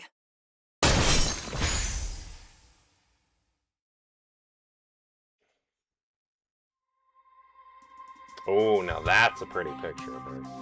The black void split and a golden scar ran deep. Even the black hole's all-devouring core space fractured like glass, and her right hand began to turn into starlight. As she watched her fingertips slowly dissolve. After countless trials, I finally reached your back. From this moment on, this sword is no longer one that merely follows. It carries my dearest convictions and the memories we've made together. At last, it has become a blade worthy of being by your side.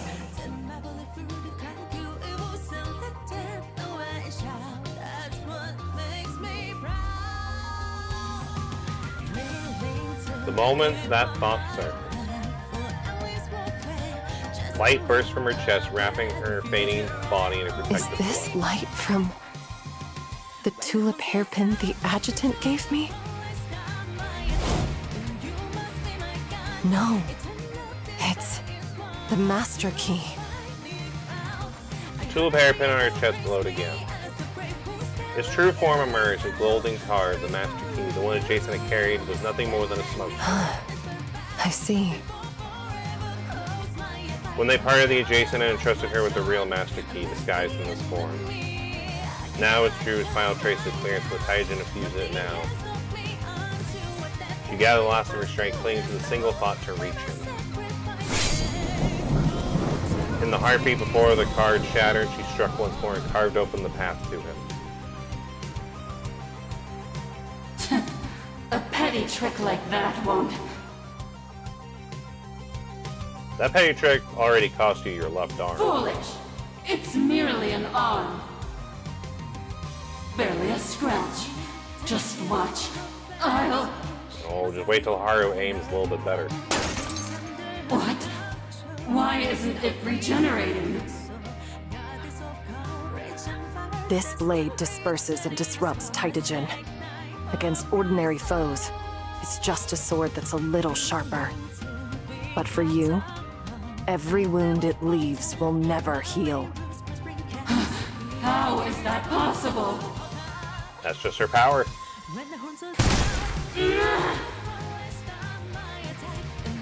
Save it. We're not sitting through another speech, so tell me, how many more times do we need to do it? You insolent fool!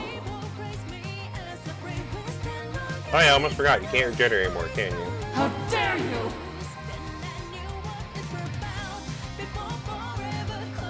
Time to return your words to you. I raise my right hand and point at the enemy. The answer is just one. We only have to kill you one more time. For hurting the adjutant, and for what you did to New Hentaro! You'll pay with your extinction! This time, there's nowhere left to run. Oh, I love that picture of her with the sword, though. That's really nice.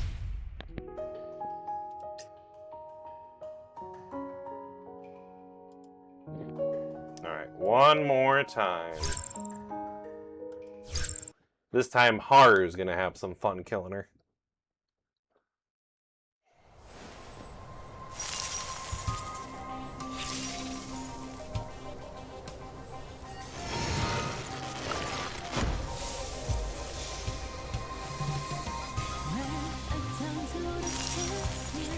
Apex Genesis final evolution. Combat route confirmed. Ready to advance.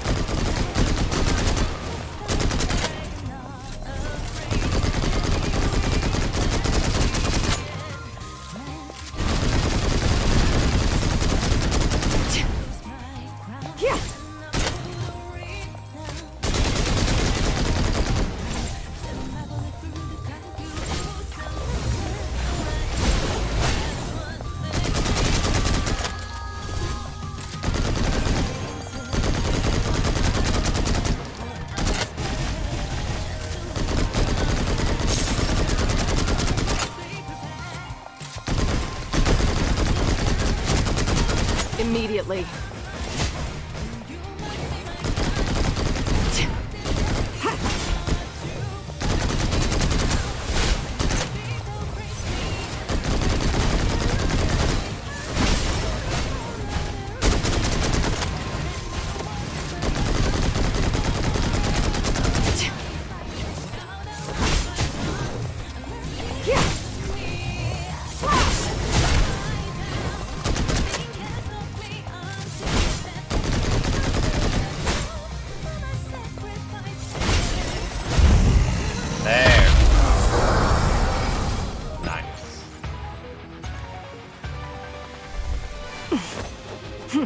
This suits me better.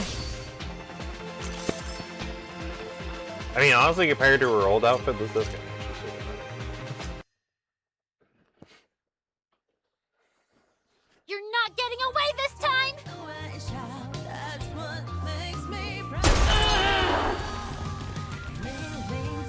The creature tried to unfurl new wings and escape, but with a single shot, Mia blasted it apart. In an instant, radiant fragments scattered across the starlight, across the cosmos. Adjutant! Miss Haru, now! Got it. I'll give it the final blow. Adjutant? Let's fight together, Haru.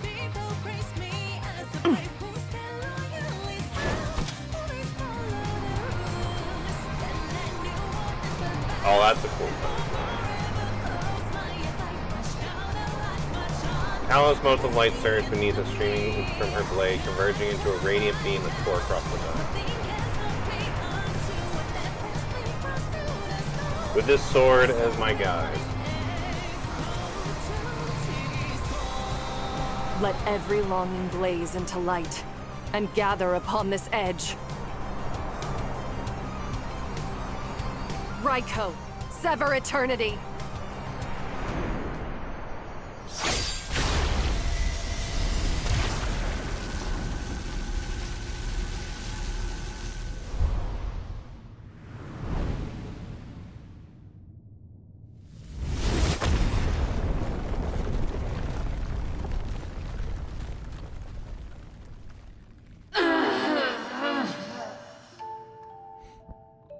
This isn't over.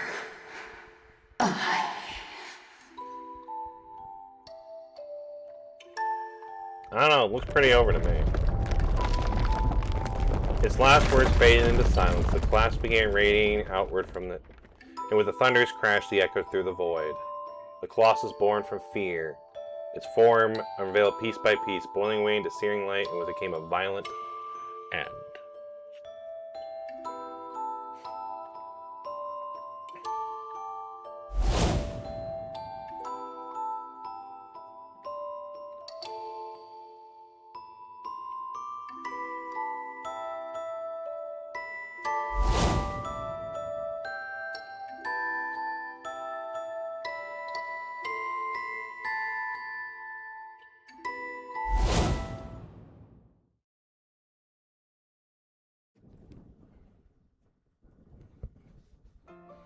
Even the void itself seemed scoured clean by the blast, its color draining like a sea pulled in.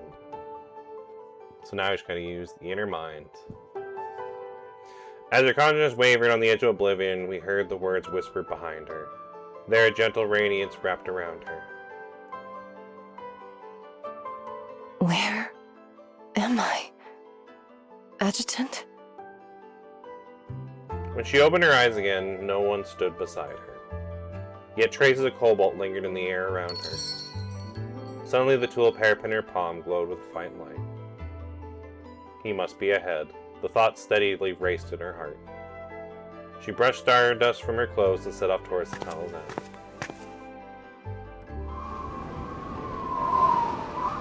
Oddly, with each step, the world shifted more rapidly around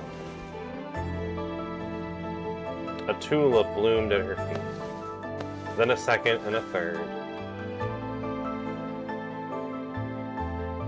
That's a lot of tulips. Before she knew it, she stood in a boundless sea of blossoms.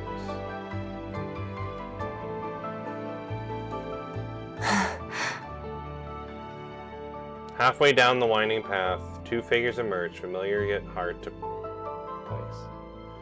They were the same hazy silhouettes who once guided her, but this time the mist lifted and their faces were clear in view. One was her father, the man who never had a chance to say goodbye, and the other was a woman. Her memories of her were faint, but with the amber eyes, it was much like her own. When she was a toddler, she learned to walk. Her entire world and held in the woman's arms. Before she could even blink, the whisper escaped her lips. Father? Mother? That was a splendid strike. You've proven yourself, or rather, you found what you were searching for, haven't you, Haru? Why? Her voice caught, thick with emotion. We're only phantoms. What you see now is no more than fragments of your memory. But by some miracle, someone has given us form. But in the end, we're only the lingering will of the dead. So you're not real. Just echoes from the depths of my memory? That's right. You don't need to hold on anymore, Haru. It's time to move forward. Don't let those who have gone already hold you back.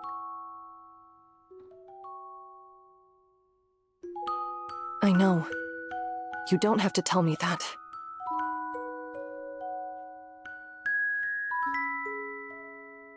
That's her in her other outfit.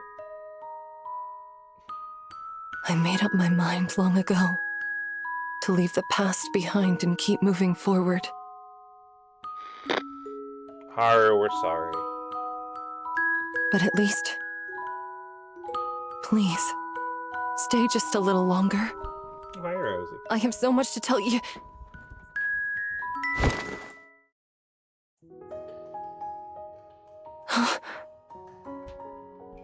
Before she could finish, she was pulled into a warm embrace. It was a long missed embrace from her mother. Her father only watched, a smile gentle released on his face. We're sorry we couldn't be there for you, and for never telling you clearly enough just how much you meant to us. In the Army, honor is the highest ideal. It meant duty, conviction. But when you held out your arms and realized you carried far more weight than we ever imagined, we searched for a better word, but none existed in the end, only honor. Haru, to us you are more than our honor. You are the light of our lives, the light that binds us together forever. Just like the sun.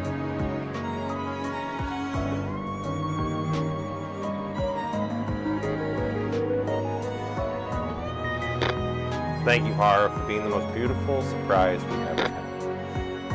Thank you for letting us know the joy of being parents and for carrying you both with honor and tender heart. Thank you for staying strong even when we had to face it all alone. And most of all, thank you for coming into our lives and becoming our precious little girl.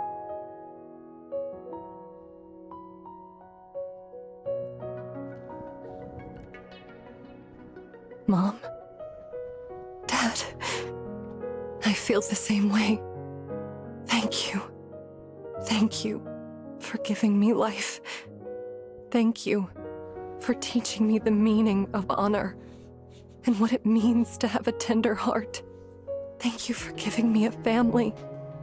And most of all, thank you for raising me to be someone strong. Someone I can be proud to be.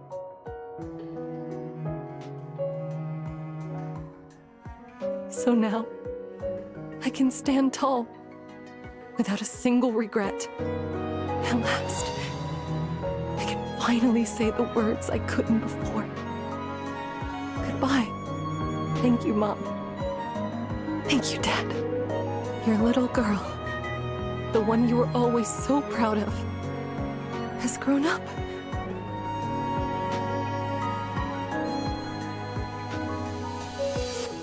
And so her final farewells settled not on an apology, but on gratitude. And the regret she once carried, replaced by the resolve, will live on and carry with them. Little Haru truly has grown. Now go, Haru. Go chase the honor you deserve and find the happiness that you deserve. It felt as if a warm hand rested on her shoulder and gently pushed her forward. She began. The unseen force carried her onward. Farewell, Mom and Dad.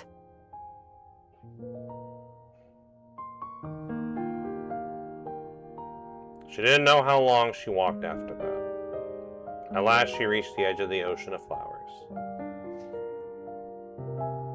Adjutant. Are you hurt? I'm fine. Good. So, this place is... Emergency passage created by my mind. To keep it stable, I split everyone to different starting points, but don't worry, our paths lead to the same destination. By now, Yuga would have already had the exit ready for us. By the way, Haru. What is it, Adjutant? This time, you really said your goodbye, didn't you? I did. Feels a little too bright in here, doesn't it? Yes. It's really bright. It's okay to cry now, Haru. There's no one else here, you don't have to hold it in anymore. Oh, poor Haru.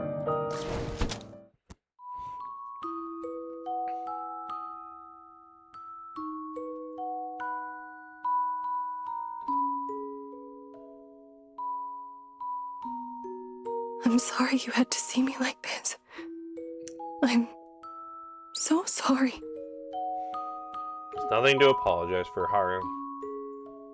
Losing a loved one is bound to hurt. It's perfectly normal to feel sad. I'm your blade. I shouldn't. You haven't changed. Always hard on yourself. Even the sharpest blade can grow weary from the warm embrace of a scabbard. You're already very brave. It's alright to bend a little once in a while. Adjutant. Just for now, while you're in my arms, settle down the weight of your duty. You keep calling yourself my blade, but I know better. What's trembling in my arms right now is not an uncold or feeling weapon. A girl who's hurt, who grieves, and misses her parents.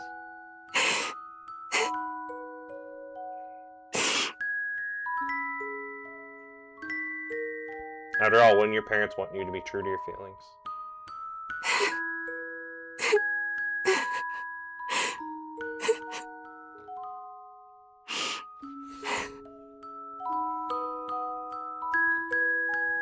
Crying for people who love you doesn't make you weak.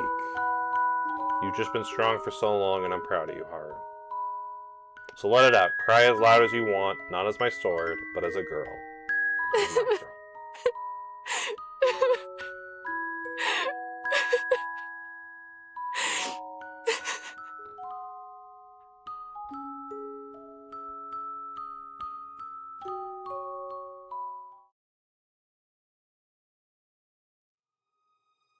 After a long while, Haru's sobs quieted, yet her body still trembled faintly. She crushed the front of her tear-soaked coat, unwilling to let go, as if afraid it would vanish before her.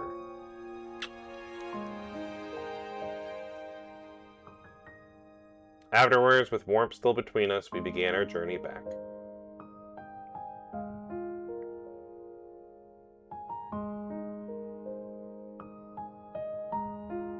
Oh.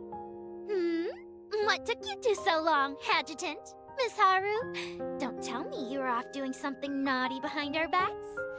A faint blush rose on Haru's cheek, but it was quickly replaced by a smile. She gently slipped her arm through mine. The movement was natural and intimate, completely unlike anything before. Adjutant, the exit is ready. Sorry to keep you waiting. Now that we're all here, let's head back. Let's go home. We turned and started towards the exit that would return us to reality. But one girl fell behind. She slowed to a stop, hoping no one would notice, until... Adjutant? Mia, you're staying, aren't you? Busted. You're really sharp, Adjutant. You really thought that bluff would make work on me? Expect better from you. Sorry. Wait. Staying? I get it. Mia, you're staying behind to reboot the Genji system, aren't you? Oh, right, because we still need to do that. Haru caught on, the mastermind was gone, but the damage was done. Right back where we started. Yeah, I just confirmed it with Yuga. I'm the only one with top clearance left, so... it has to be. Oh, yeah, because we both... Isn't there another way? Clearance cards. Couldn't we get out first and figure out a plan? Apologies. The reboot must be completed before the divergent cosmos collapses entirely. So, basically now or never. Otherwise, all transcendent data will be permanently lost. And you guys will lose... yeah, a lot of people will die. How can this be? It's nothing! Compared to diving into a black hole and slicing up its core, this job's a walk in the park. Mia patted her chest, tinily in the mood. Relax! I'm basically a manifestation now. 10 years in there? Piece of cake. Lady Kalpana did it once, so as the successor of New Hentaro, I can do it too. Besides, I could use some quiet time to train and reflect. Yep, like those manga heroes who vanish for years to hone their strength. That's kind of what it is, yeah. 10 years from now, when I walk out, I'll be the strongest manifestation of all.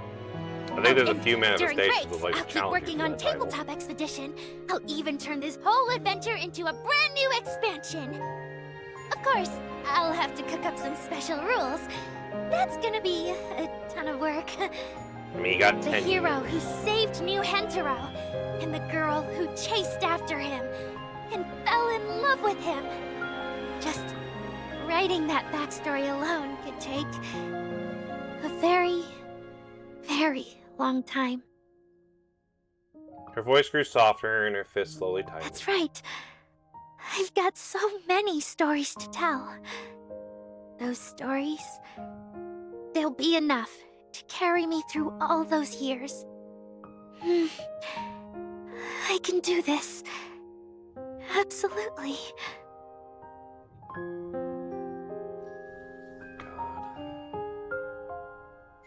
We have to wait 10 years to see her again. You'll do great, Mia. Adjutant? We haven't known each other that long, but no matter what you see yourself, there's one thing for sure. The girl who once chased after a hero is now a true hero herself. And to me, she's already one. She's already a manifestation. I want to join Heimdall. I want to become a manifestation. You're officially one of us. Through the radiant veil beyond the shadowed gate. Stars above. Descend and smite them all! Got it. I'll catch up as soon as I'm done. About what I said earlier. About not wanting to become a manifestation. I take it back. So, I've made up my mind. I won't become a bionic. Or a transcendent either. I'll become a manifestation!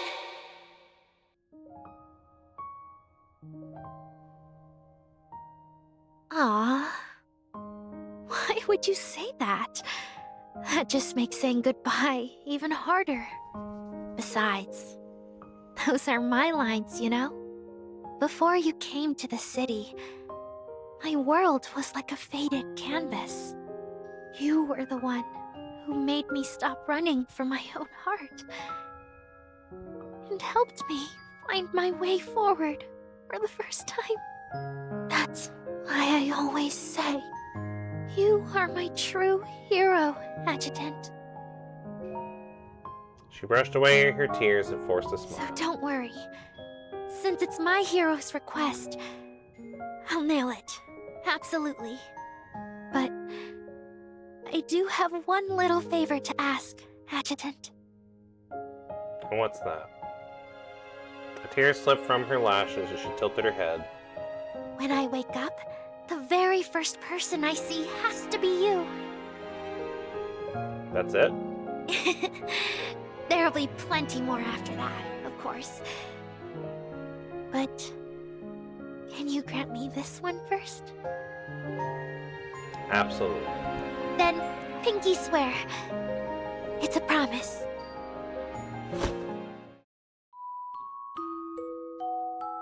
She hooked her pinky around mine and shook it hard again and again. And at that very emotional point, she let go. She turned and stepped into the starlight stairs. However, halfway up, she stopped. As if struck by a sudden thought, she looked back. In her crimson eyes, the pain of parting, admiration, and determination burned like a scarlet meteor.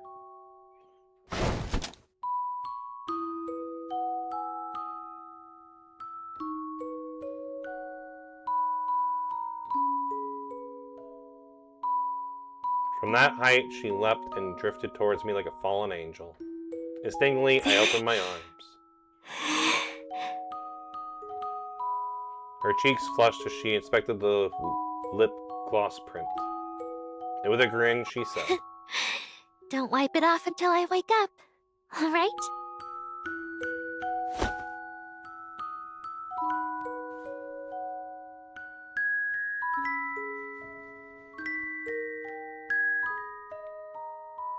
Then she turned, stepped forward with an unwavering resolve. But only I could see her heart was still trembling. Reboot sequence for the Divergent Cosmos is about to begin. Adjutant, Miss Haru, please prepare to log out. Can you give me just a little bit more System time? collapse has exceeded 50%. Remaining here could... See if you can buy me just a little more time. I can't let anything happen to her. I meant to follow Mia into the world Understood. of void. But I can give you only 5 minutes at most. Thank you. 5 minutes is enough to get in and find her. I'm obligated to warn you. With Mia holding clearance, the time you experience inside will still be 10 years. Your presence won't shorten it. And the turbulence from the reboot will persist. It can no longer harm you physically, but it could still disperse your consciousness. Like in Valhalla, without top-tier clearance, I might scatter into countless Taijin particles. But this wasn't an apocalyptic event for me. As long as my mind endured, it would only be a matter of time before I regenerated a physical body. It just happened to He be always keeps his promises. It's true. Haru stood firm at my side, took my hand. Go on, Adjutant. Do what you must. I understand. She needs your help. I met her eyes, clear as blue sky, gave a solemn nod. When you come back, I'll make sure it's a perfect Haru day. All sunshine, no clouds. That's my Haru.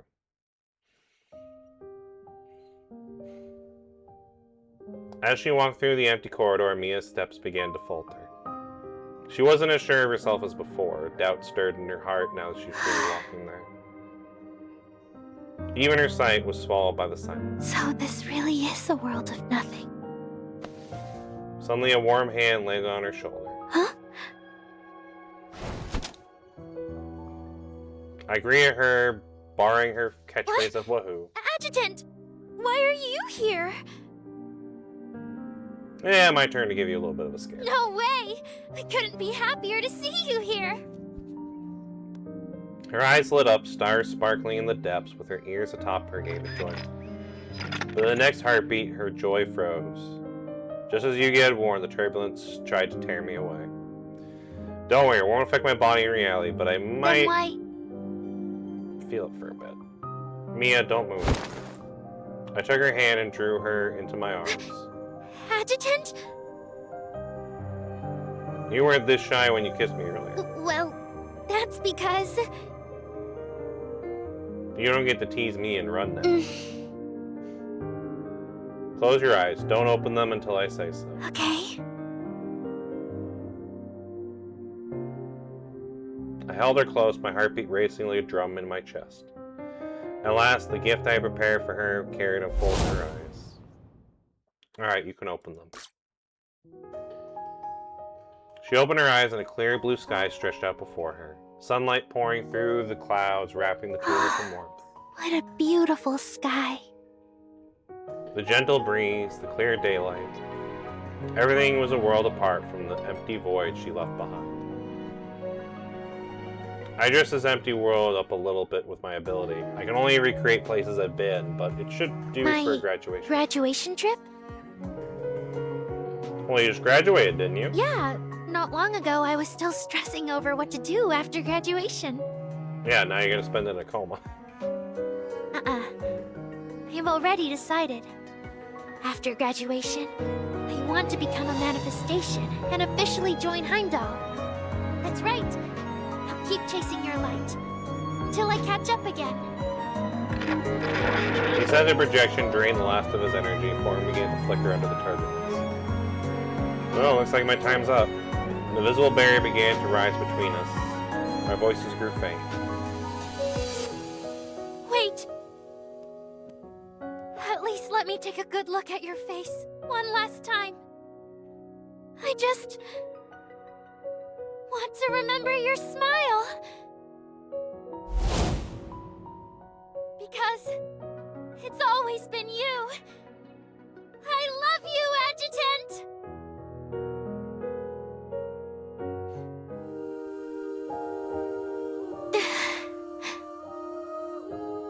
A breeze simmered across the rooftop, only she remained in the space. The adjutant gave me so many precious gifts.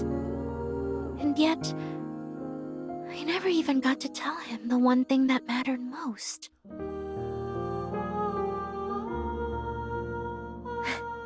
But that's okay.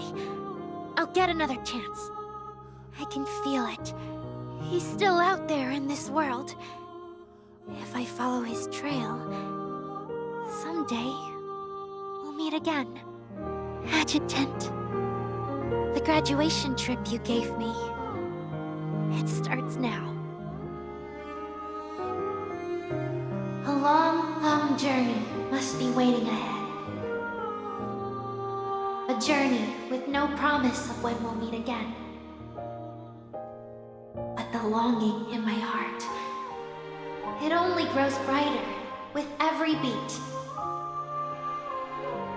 Yes, no matter how long it takes, this feeling won't fade. It'll shine on like a star that never dims. In the night sky of memory, it shines softly, forever.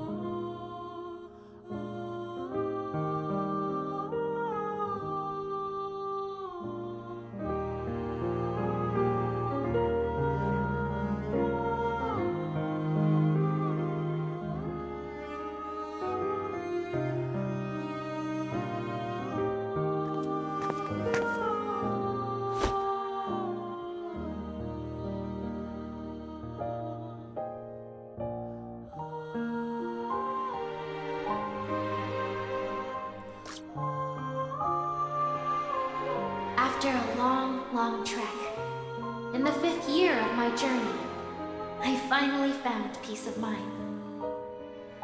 The noise in my thoughts faded, the restlessness quieted. I no longer toss and turn over those difficult choices. But there was still one figure, bathed in light, who kept tugging gently at my heartstrings. Then one night, in a dream, I finally saw his silhouette. But he was still veiled in a soft mist. Could you come a little closer? Just let me see your face again. My arm reached out on its own. My breath quickened. And as my fingers stretched toward him, my awareness followed, like a butterfly ready to take flight. Like dawn breaking over the sea, slipping free from the night. A long-lost flutter welled up in my chest. And with that flutter, I struggled to open my eyes.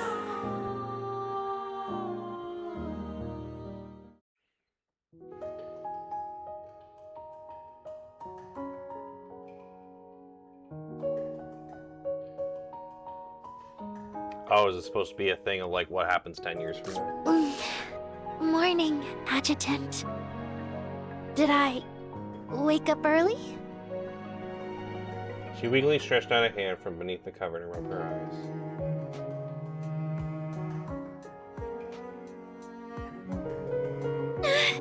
Oh, so 5 years in it took. Okay.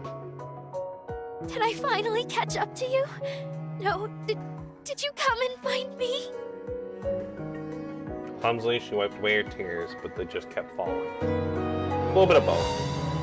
No matter how wide the world is, as long as you keep walking towards each other, even the smallest chance will turn into destiny. I reached for her hand and held it. Anyways, for the next 5 years, I'll be by your side as the adjutant walking this path. Not just my adjutant. You're also my hero. My first and only love, adjutant. So for the next 5 years, no, for all the years to come, let's make so many sweet and beautiful memories together.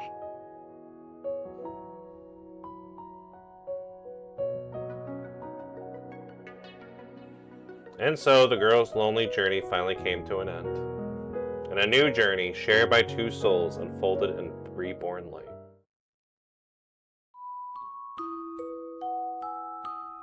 Sunlight spilled through the window, casting a soft glow on the girl by the bedside. Her lashes trembled, but her eyes didn't open countless battles. But her hand never let go. Fingers curled tightly around mine as if it was the last thread tying her to this world. And then... Hi, Haru. The flutter of her lashes stirred all her senses awake at once. The weariness of her face melted away in an instant, giving way to... Welcome home, Adjutant. Tears slipped down her cheeks, falling softly on the pillow beneath my head. She was crying, yet in the morning light she shone in the sky with fell rain. Well, you were right. Really is a perfect Haru day. Adjutant! Her shyness vanished as she threw herself into my arms. Her weight settled against my chest, warm and steady, quiet peace of mind. I'm home, Haru. I held her tight, letting the warmth of the reunion melt into the sunlight. As if awakened by the warmth, Mia slowly opened her eyes beside me.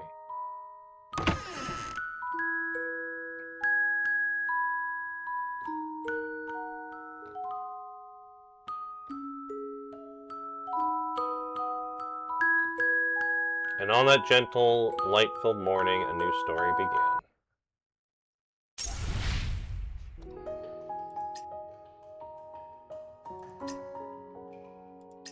Alright, and with that, that is the end of Beyond Elysium. That was a really good chapter, honestly. I'm just going to say that first and foremost. That was a really good chapter. I mean, there's a lot of good chapters with this game, but I don't know, I feel like this is definitely one of the better ones that they've had in a while. Not saying the other ones are bad, but like this one tugged at the heartstrings a little bit. So, but I really like this chapter, and I hope you all did too.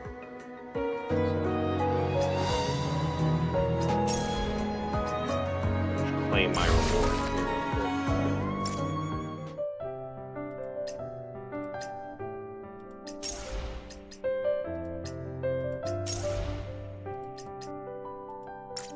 Damn, I got a lot of this saved up. I'm gonna be nice and ready for when the next update comes out. But, I think with that, I think that is a good way to end it here. So, yeah. This was a really good event. I really enjoyed it, and again, I hope you all enjoyed it as well. So, but yeah, I think with that, I'm gonna end this one here. So let's go ahead and see who we can hit with a nice little raid before we go. And then I'll probably talk more about my feelings about this chapter. Because again, this was a really nice chapter. So I was not expecting this much of like a, kind of like a tug at the heartstrings almost. Here. There's not a lot of people that I know are streaming right now. Yeah,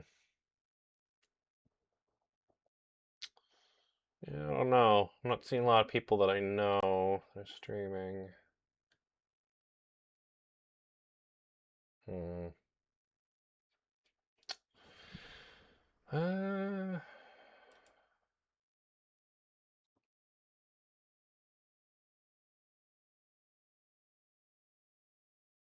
Yozora's doing a Pokemon randomizer. Let me see if we can give them a raid.